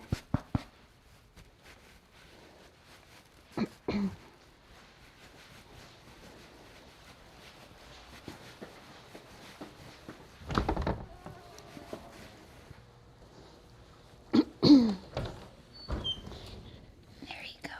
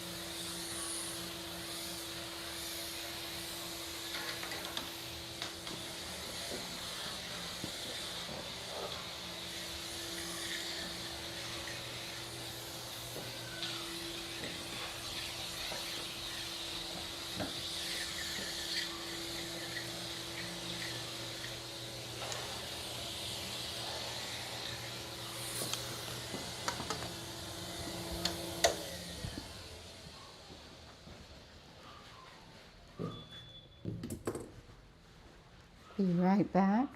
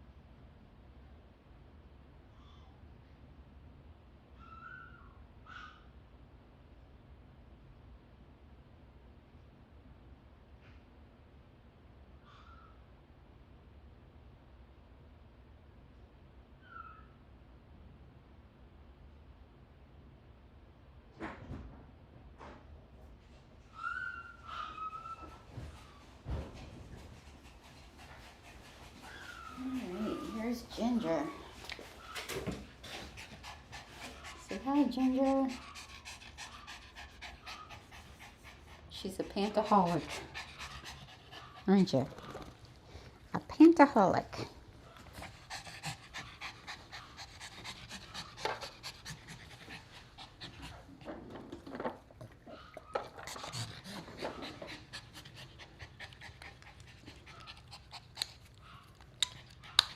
Come here.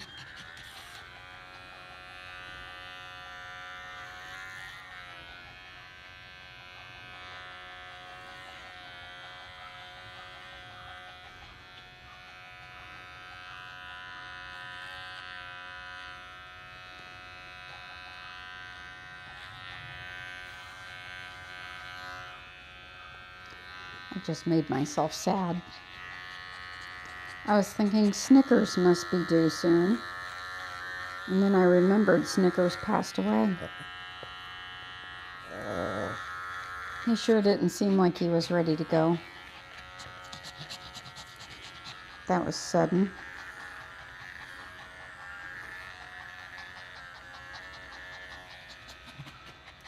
When you do a dog on a regular schedule for years and years and years and years, your mind automatically starts calculating who's due.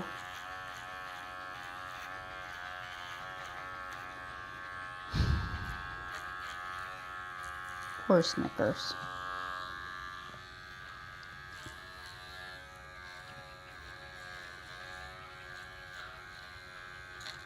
Come on, turn.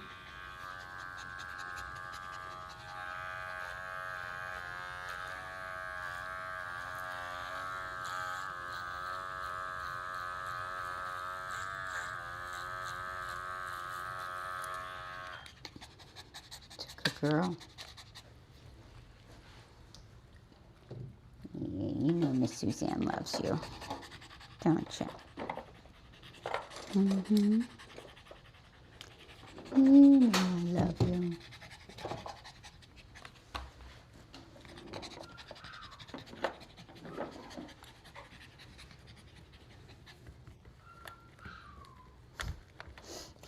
Are we dancing? Yeah.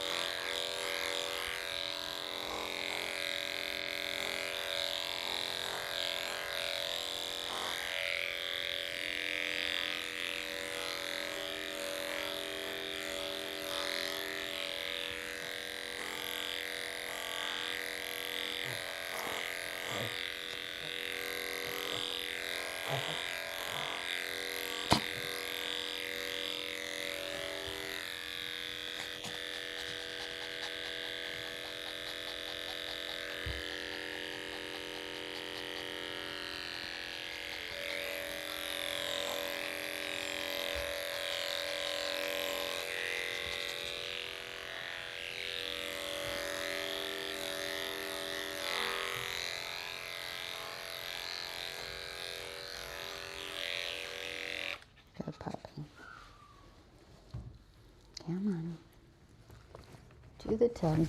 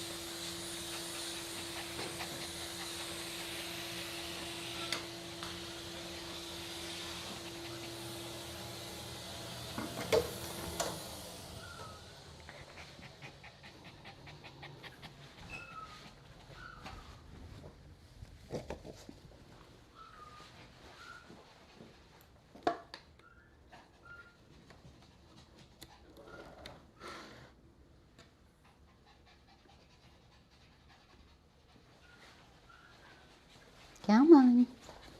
Let's go to the tub.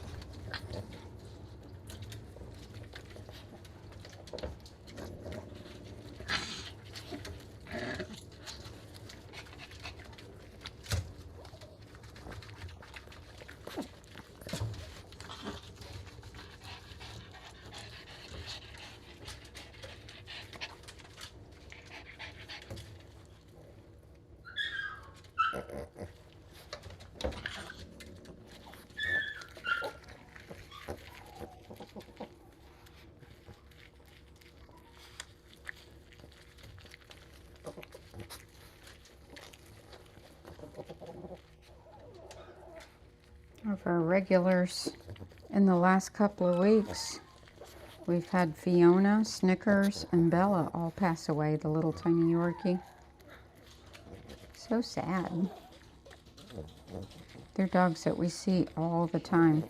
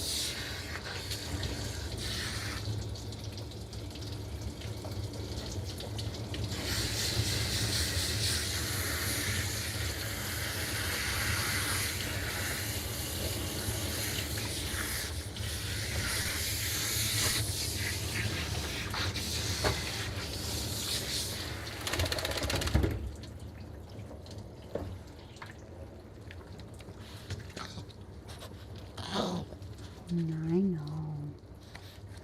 You're all right.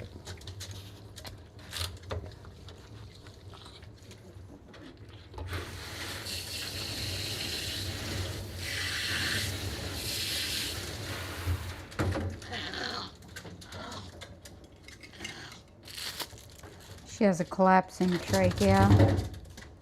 That's the breathing noise that you hear.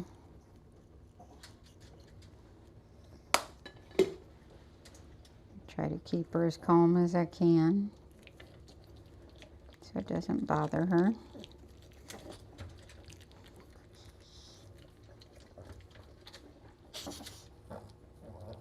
Good girl. You're so good, puppy. See? I'm not trying to hurt you. Just brushing your teethies. Yes, I just brushing your teethies. It doesn't hurt the puppy. See?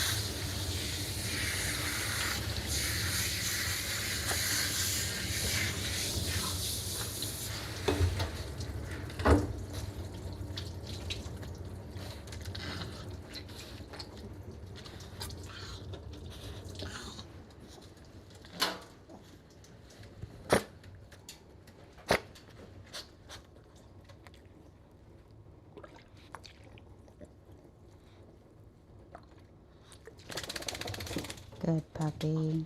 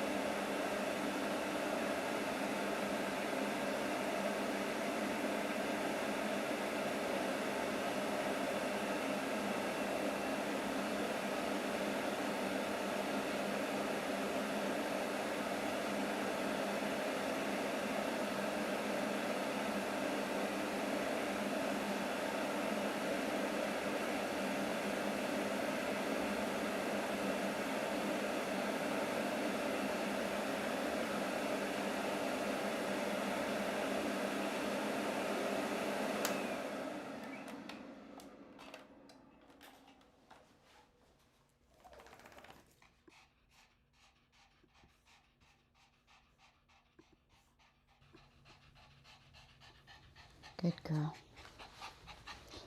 Yes, you're a good girl. Yes, you are. You're a very good puppy.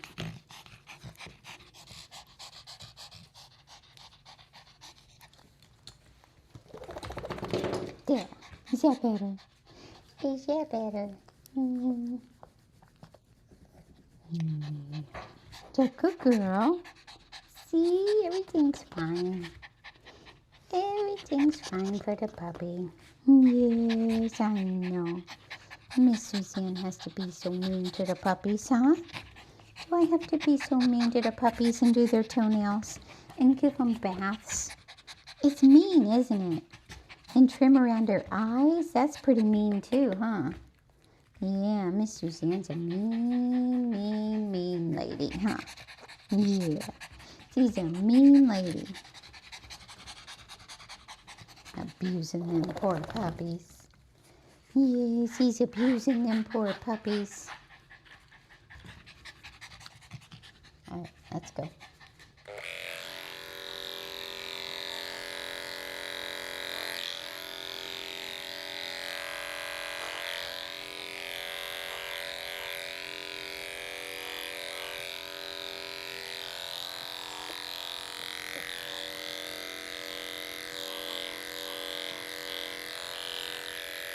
Okay.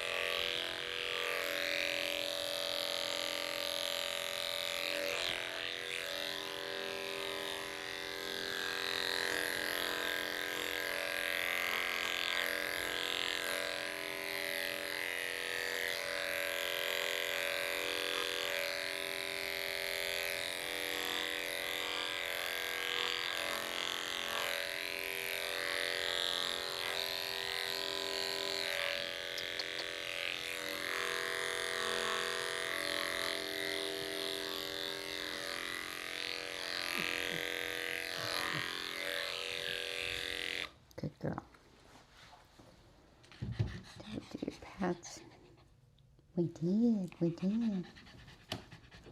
We did do your pads.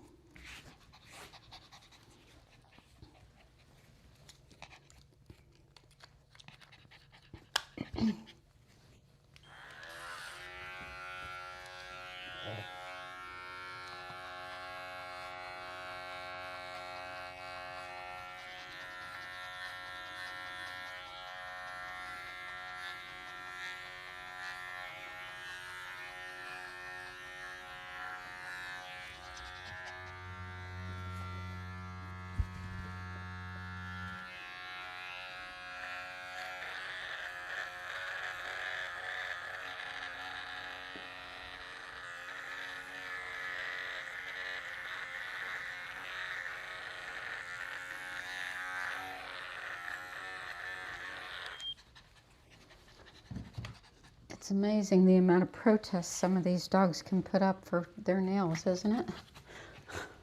Like, oh my gosh.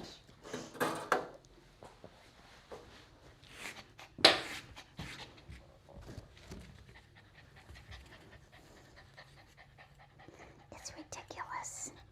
Yes, it is.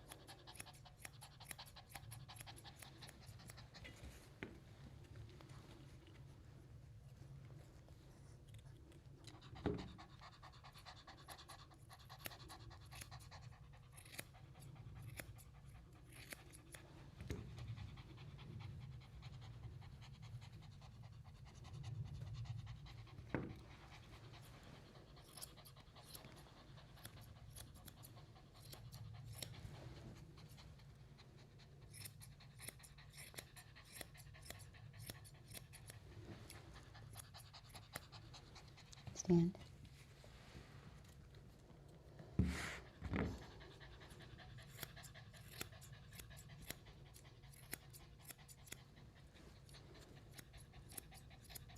And some of these dogs we're not going to train out of the toenail issue, at least not in the grooming salon.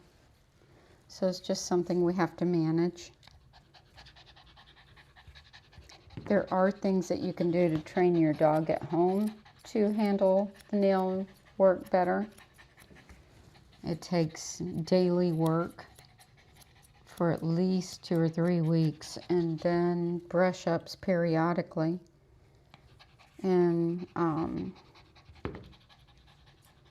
we have a video on it. I think it's called like teaching your dog to be groomed or something like that. I can't remember the name of it, but it's got tips in there to help you to desensitize your dog to this.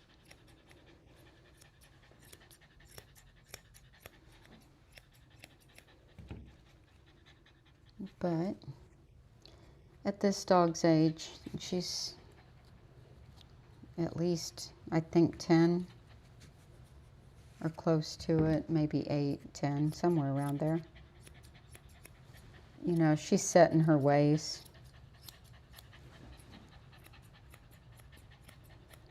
Doesn't mean she can't be worked out of it, just not in the grooming salon setting.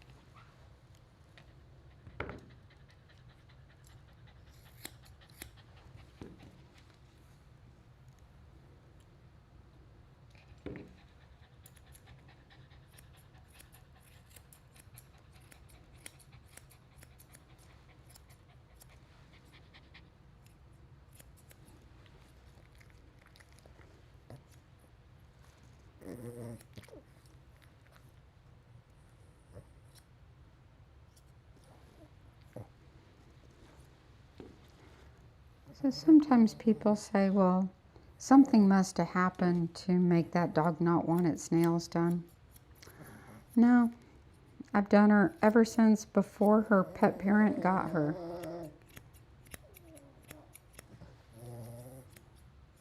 And she's always been that way. Always. Some are. I mean, it doesn't mean something has to have happened to a dog to make them that way. But they get in that cycle of fighting and they get themselves upset. And then they blame you for getting themselves upset. And it becomes a little power struggle. And as a groomer, most of the time we have to get those nails done, you know, whether they like it or not.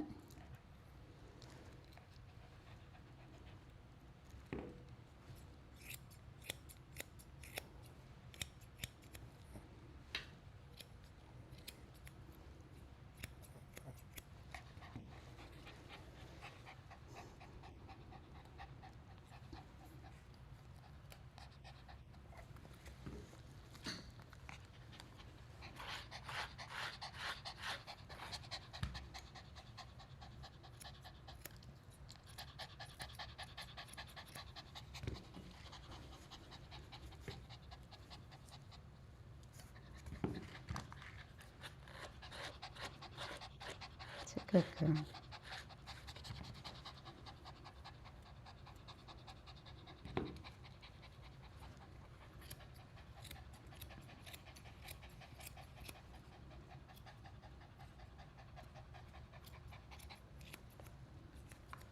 It's okay. That's my good girl. See, you're fine.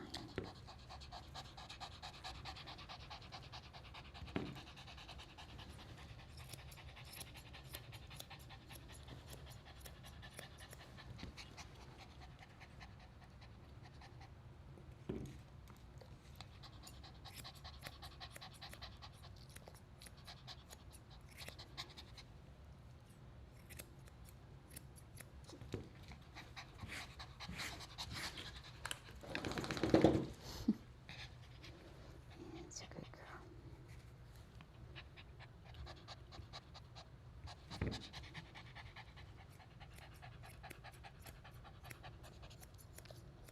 That's a good girl. Yes, it is.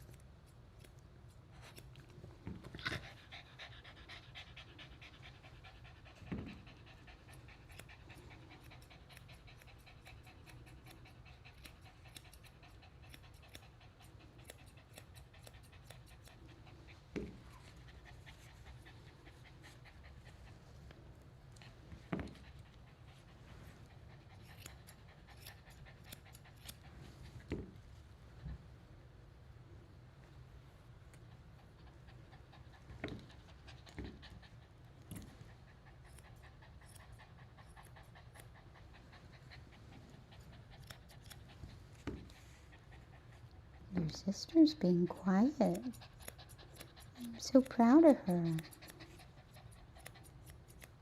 Yeah. She's not screaming or anything. Isn't that amazing? Huh? Isn't it amazing your sissy's being quiet? Like, oh my gosh. Oh my gosh, he's being quiet. Yes. She's being quiet. Yes, he is. She's being quiet. That's a good girl. Just very good girl. Yeah. She's a really good girl. Yes, she is. She's a really good girl. You know I love you. Yes, you do. You know I love you. You do. You know I love that silly puppy. Yeah. I love that silly little bratty puppy. I do. I love that bratty puppy. She's just so bratty. Yeah. She's just so bratty. Yes, she is. She's bratty. Yeah.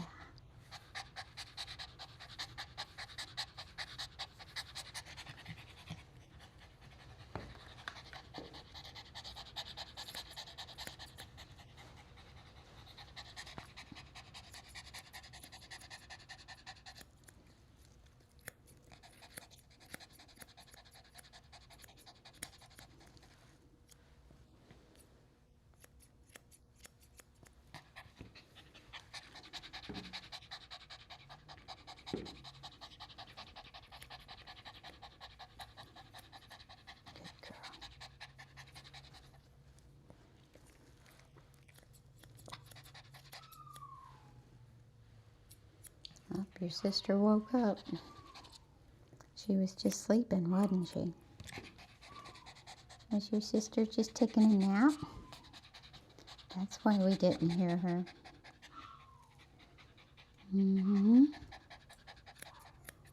That's why we didn't hear your sissy.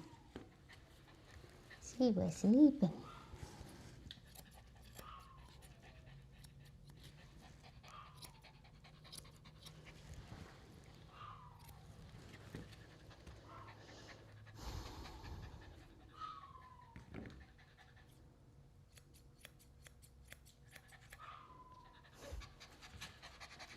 All right, Brad dog. You ready?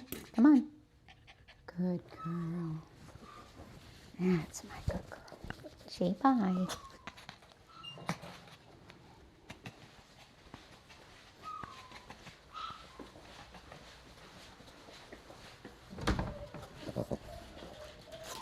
Are you awake? Is you? Oh, poor puppy. Poor puppy.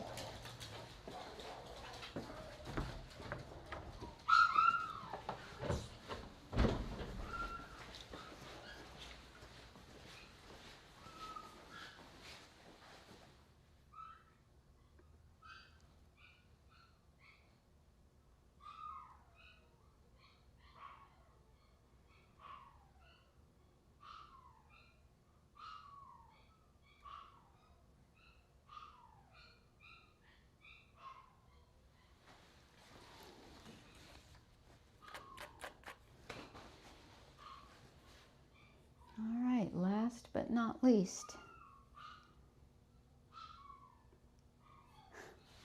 we got 67 likes and our regular 1 dislike today.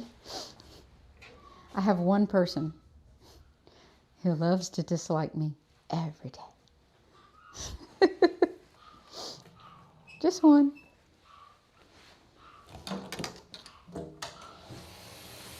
It's kind of funny, isn't it?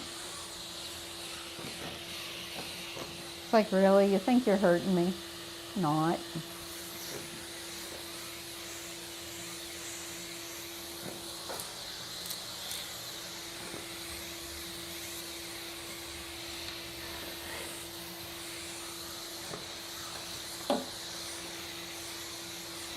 I think I know who it is too.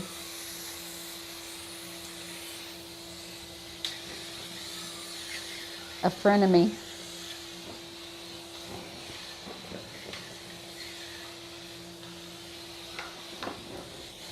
It's nice to have such good frenemies.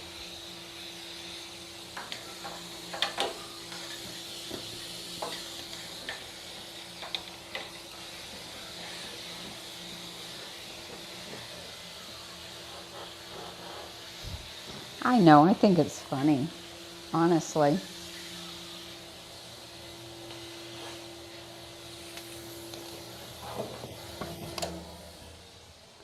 It's like, good to know you're still out there.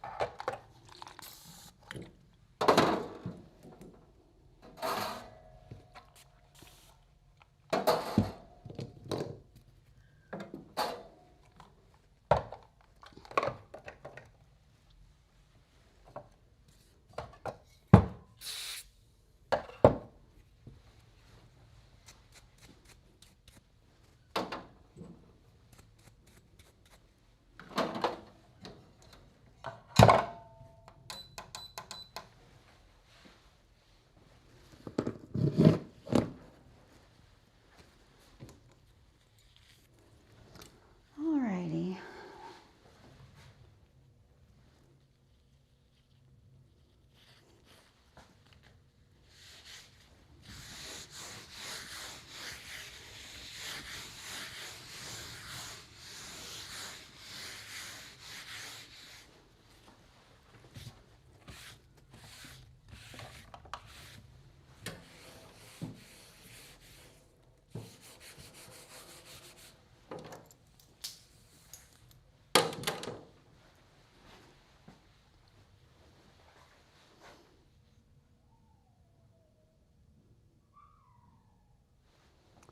Alrighty, let's get our last little pupper.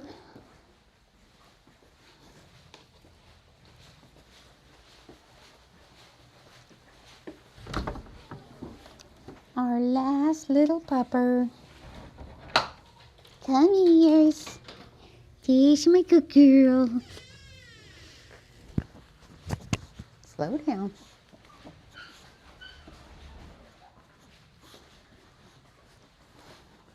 Alright, she's almost finished already.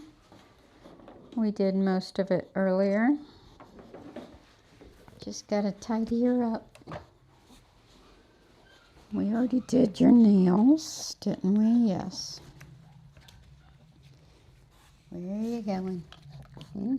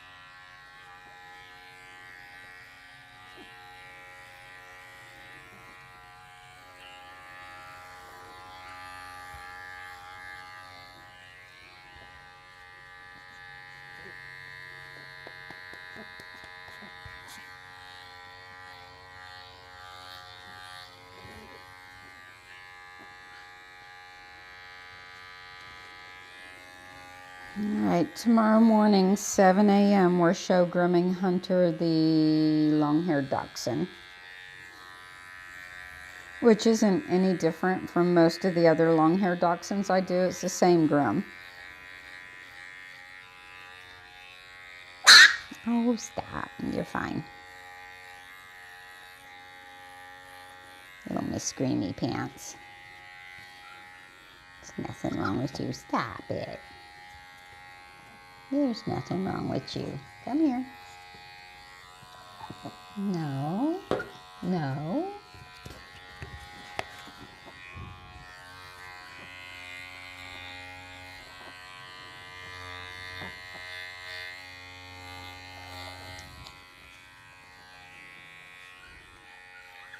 Stop it.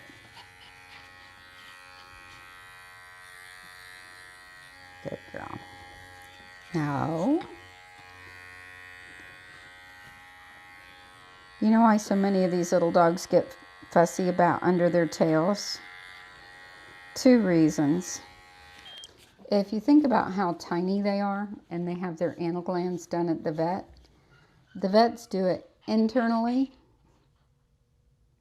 and their little behinds aren't that big. Or a lot of times it's also getting a fecal done. But anal glands,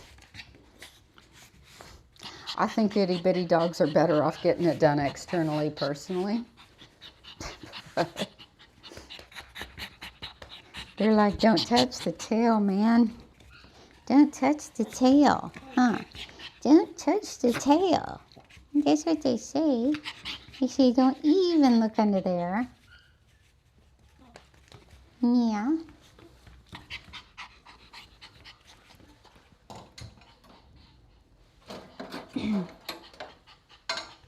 And the cue for that is always lifting the tail up.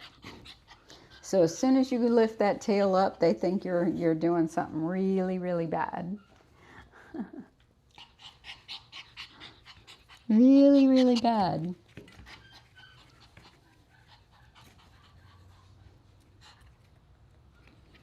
Stay.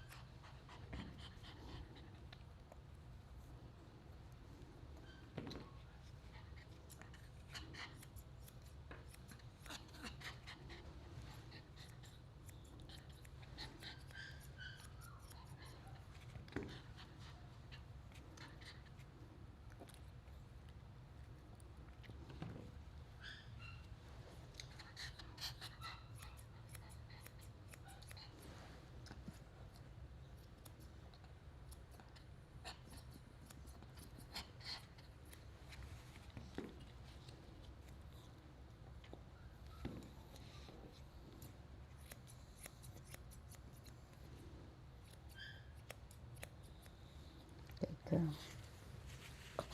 Yes, you know I love you.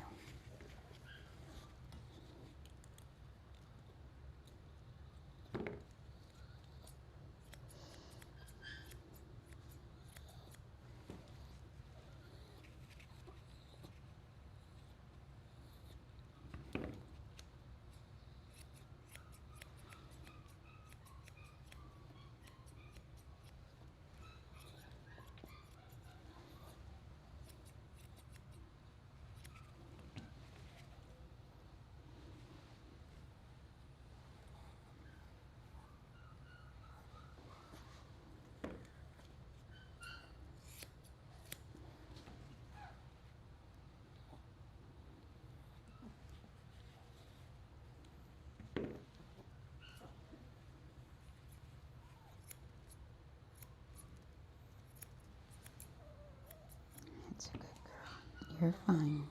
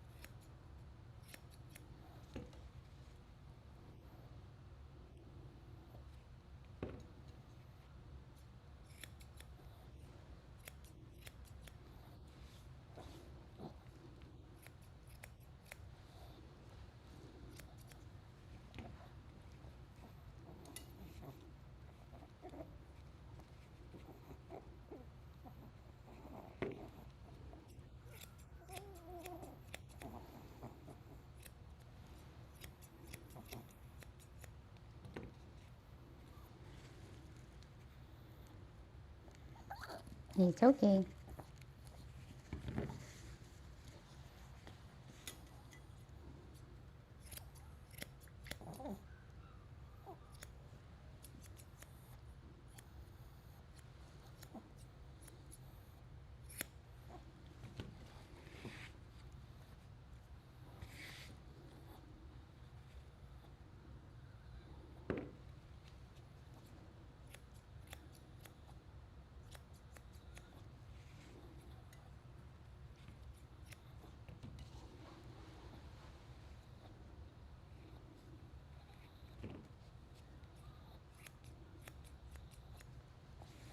That's a good girl.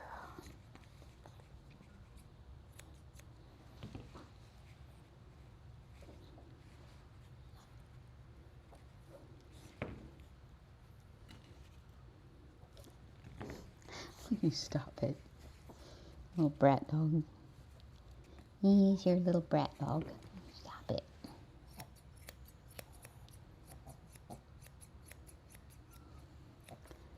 These little dogs can get away with so much because they're so cute. Because you're so cute. Aren't you? Yeah. Yeah. You're so cute.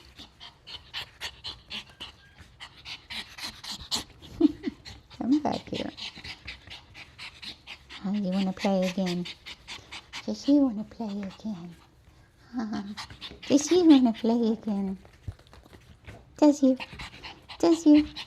Yeah, you want to play again?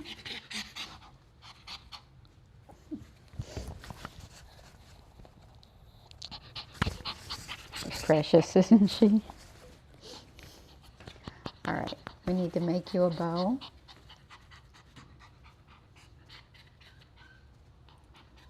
Make your sister a bow, and then you can go home. And we can log off. Yeah, because we can go home too after we get done cleaning the shop. Oh, stop it. Just stop it, will ya? Just, no, no, no. You stay there. Goodness gracious. Spoiled rotten. You spoiled rotten you are.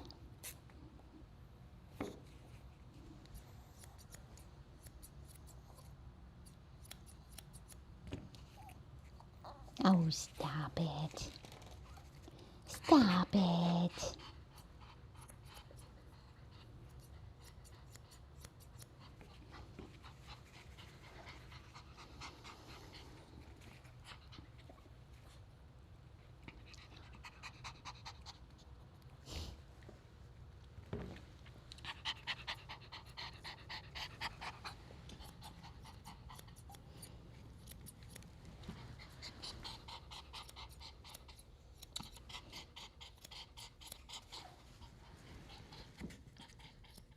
All right, good enough, I think.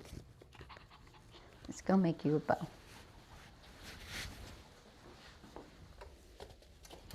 No screaming. No, no, no screaming.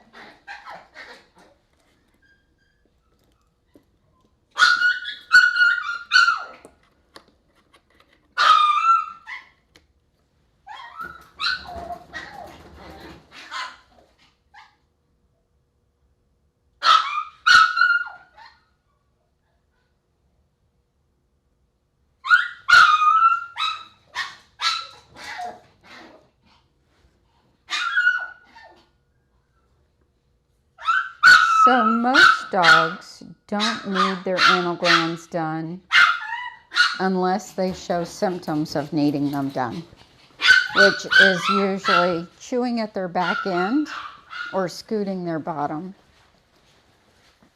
And it's not really by breed that it's more prominent. It's more whether the dog is, hold on, I'm trying to think here, allergic or not. So dogs with allergies tend to be far more likely to have anal gland problems than any other group of dogs. Toy breeds sometimes seem a little more prone to it, but again, it's almost always allergies. And the more often you do it, the more often they need it. So you don't want to just do it because you think it should be done. That's why you wait until they absolutely need it.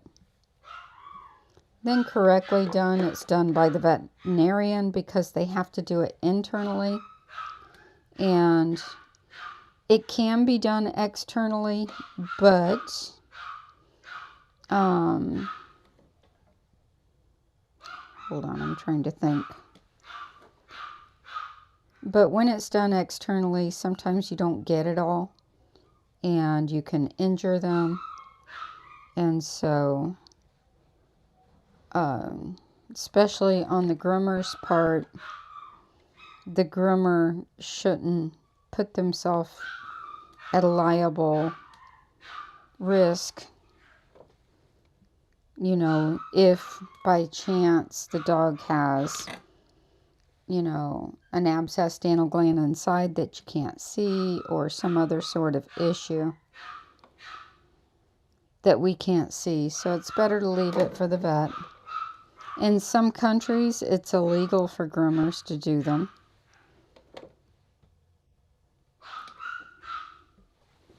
So I have on our website, and it's linked below in the description below, a page that I have on my website explaining why we don't do anal glands, and it has resources there that you can learn more.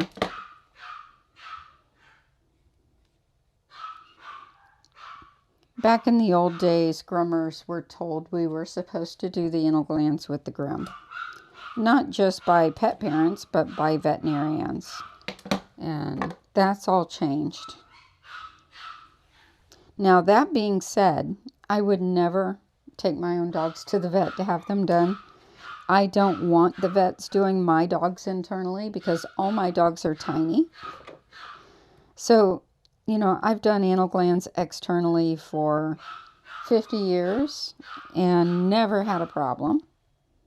So I do my own dogs when they need it periodically. One of my dogs has allergies, and so she's prone to getting a little full. BB needs hers about every 6 to 8 months, and Ammo really never needs his. So I do my dogs externally, but I'm not advocating for doing it externally, and I would not do a client's dogs externally because that puts me in a liable position. So there's a lot of things, like I can treat my own dogs with medicated products and, you know, not have a problem. I can give my own dogs Benadryl, so on and so forth. But I can't do that with client dogs, and I can't recommend clients do it. That's why I always say, talk to your veterinarian, talk to your veterinarian, talk to your veterinarian. That is why.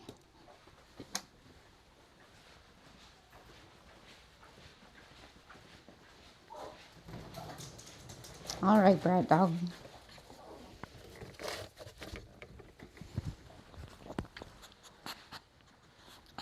Hold on. Put you there. Uno momento, my dear.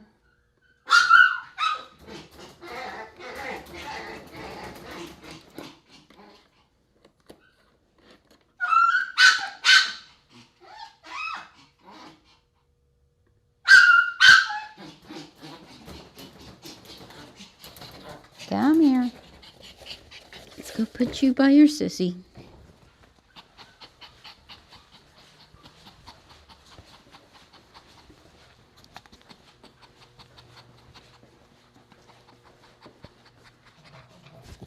This one's for you. Hold still.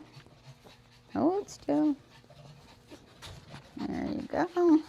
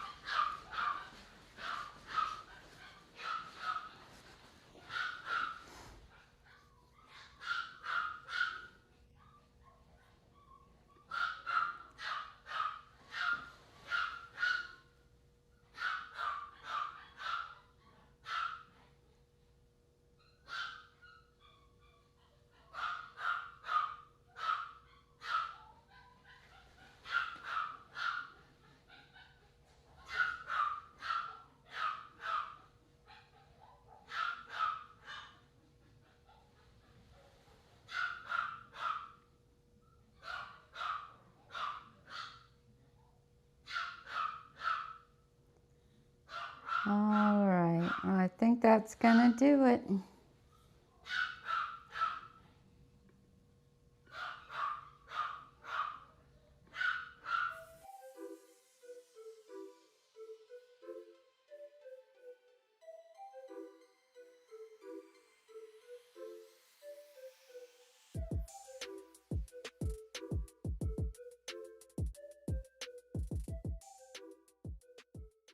Thank you for watching. Be sure to like this video and subscribe to my channel so that you don't miss my next upload.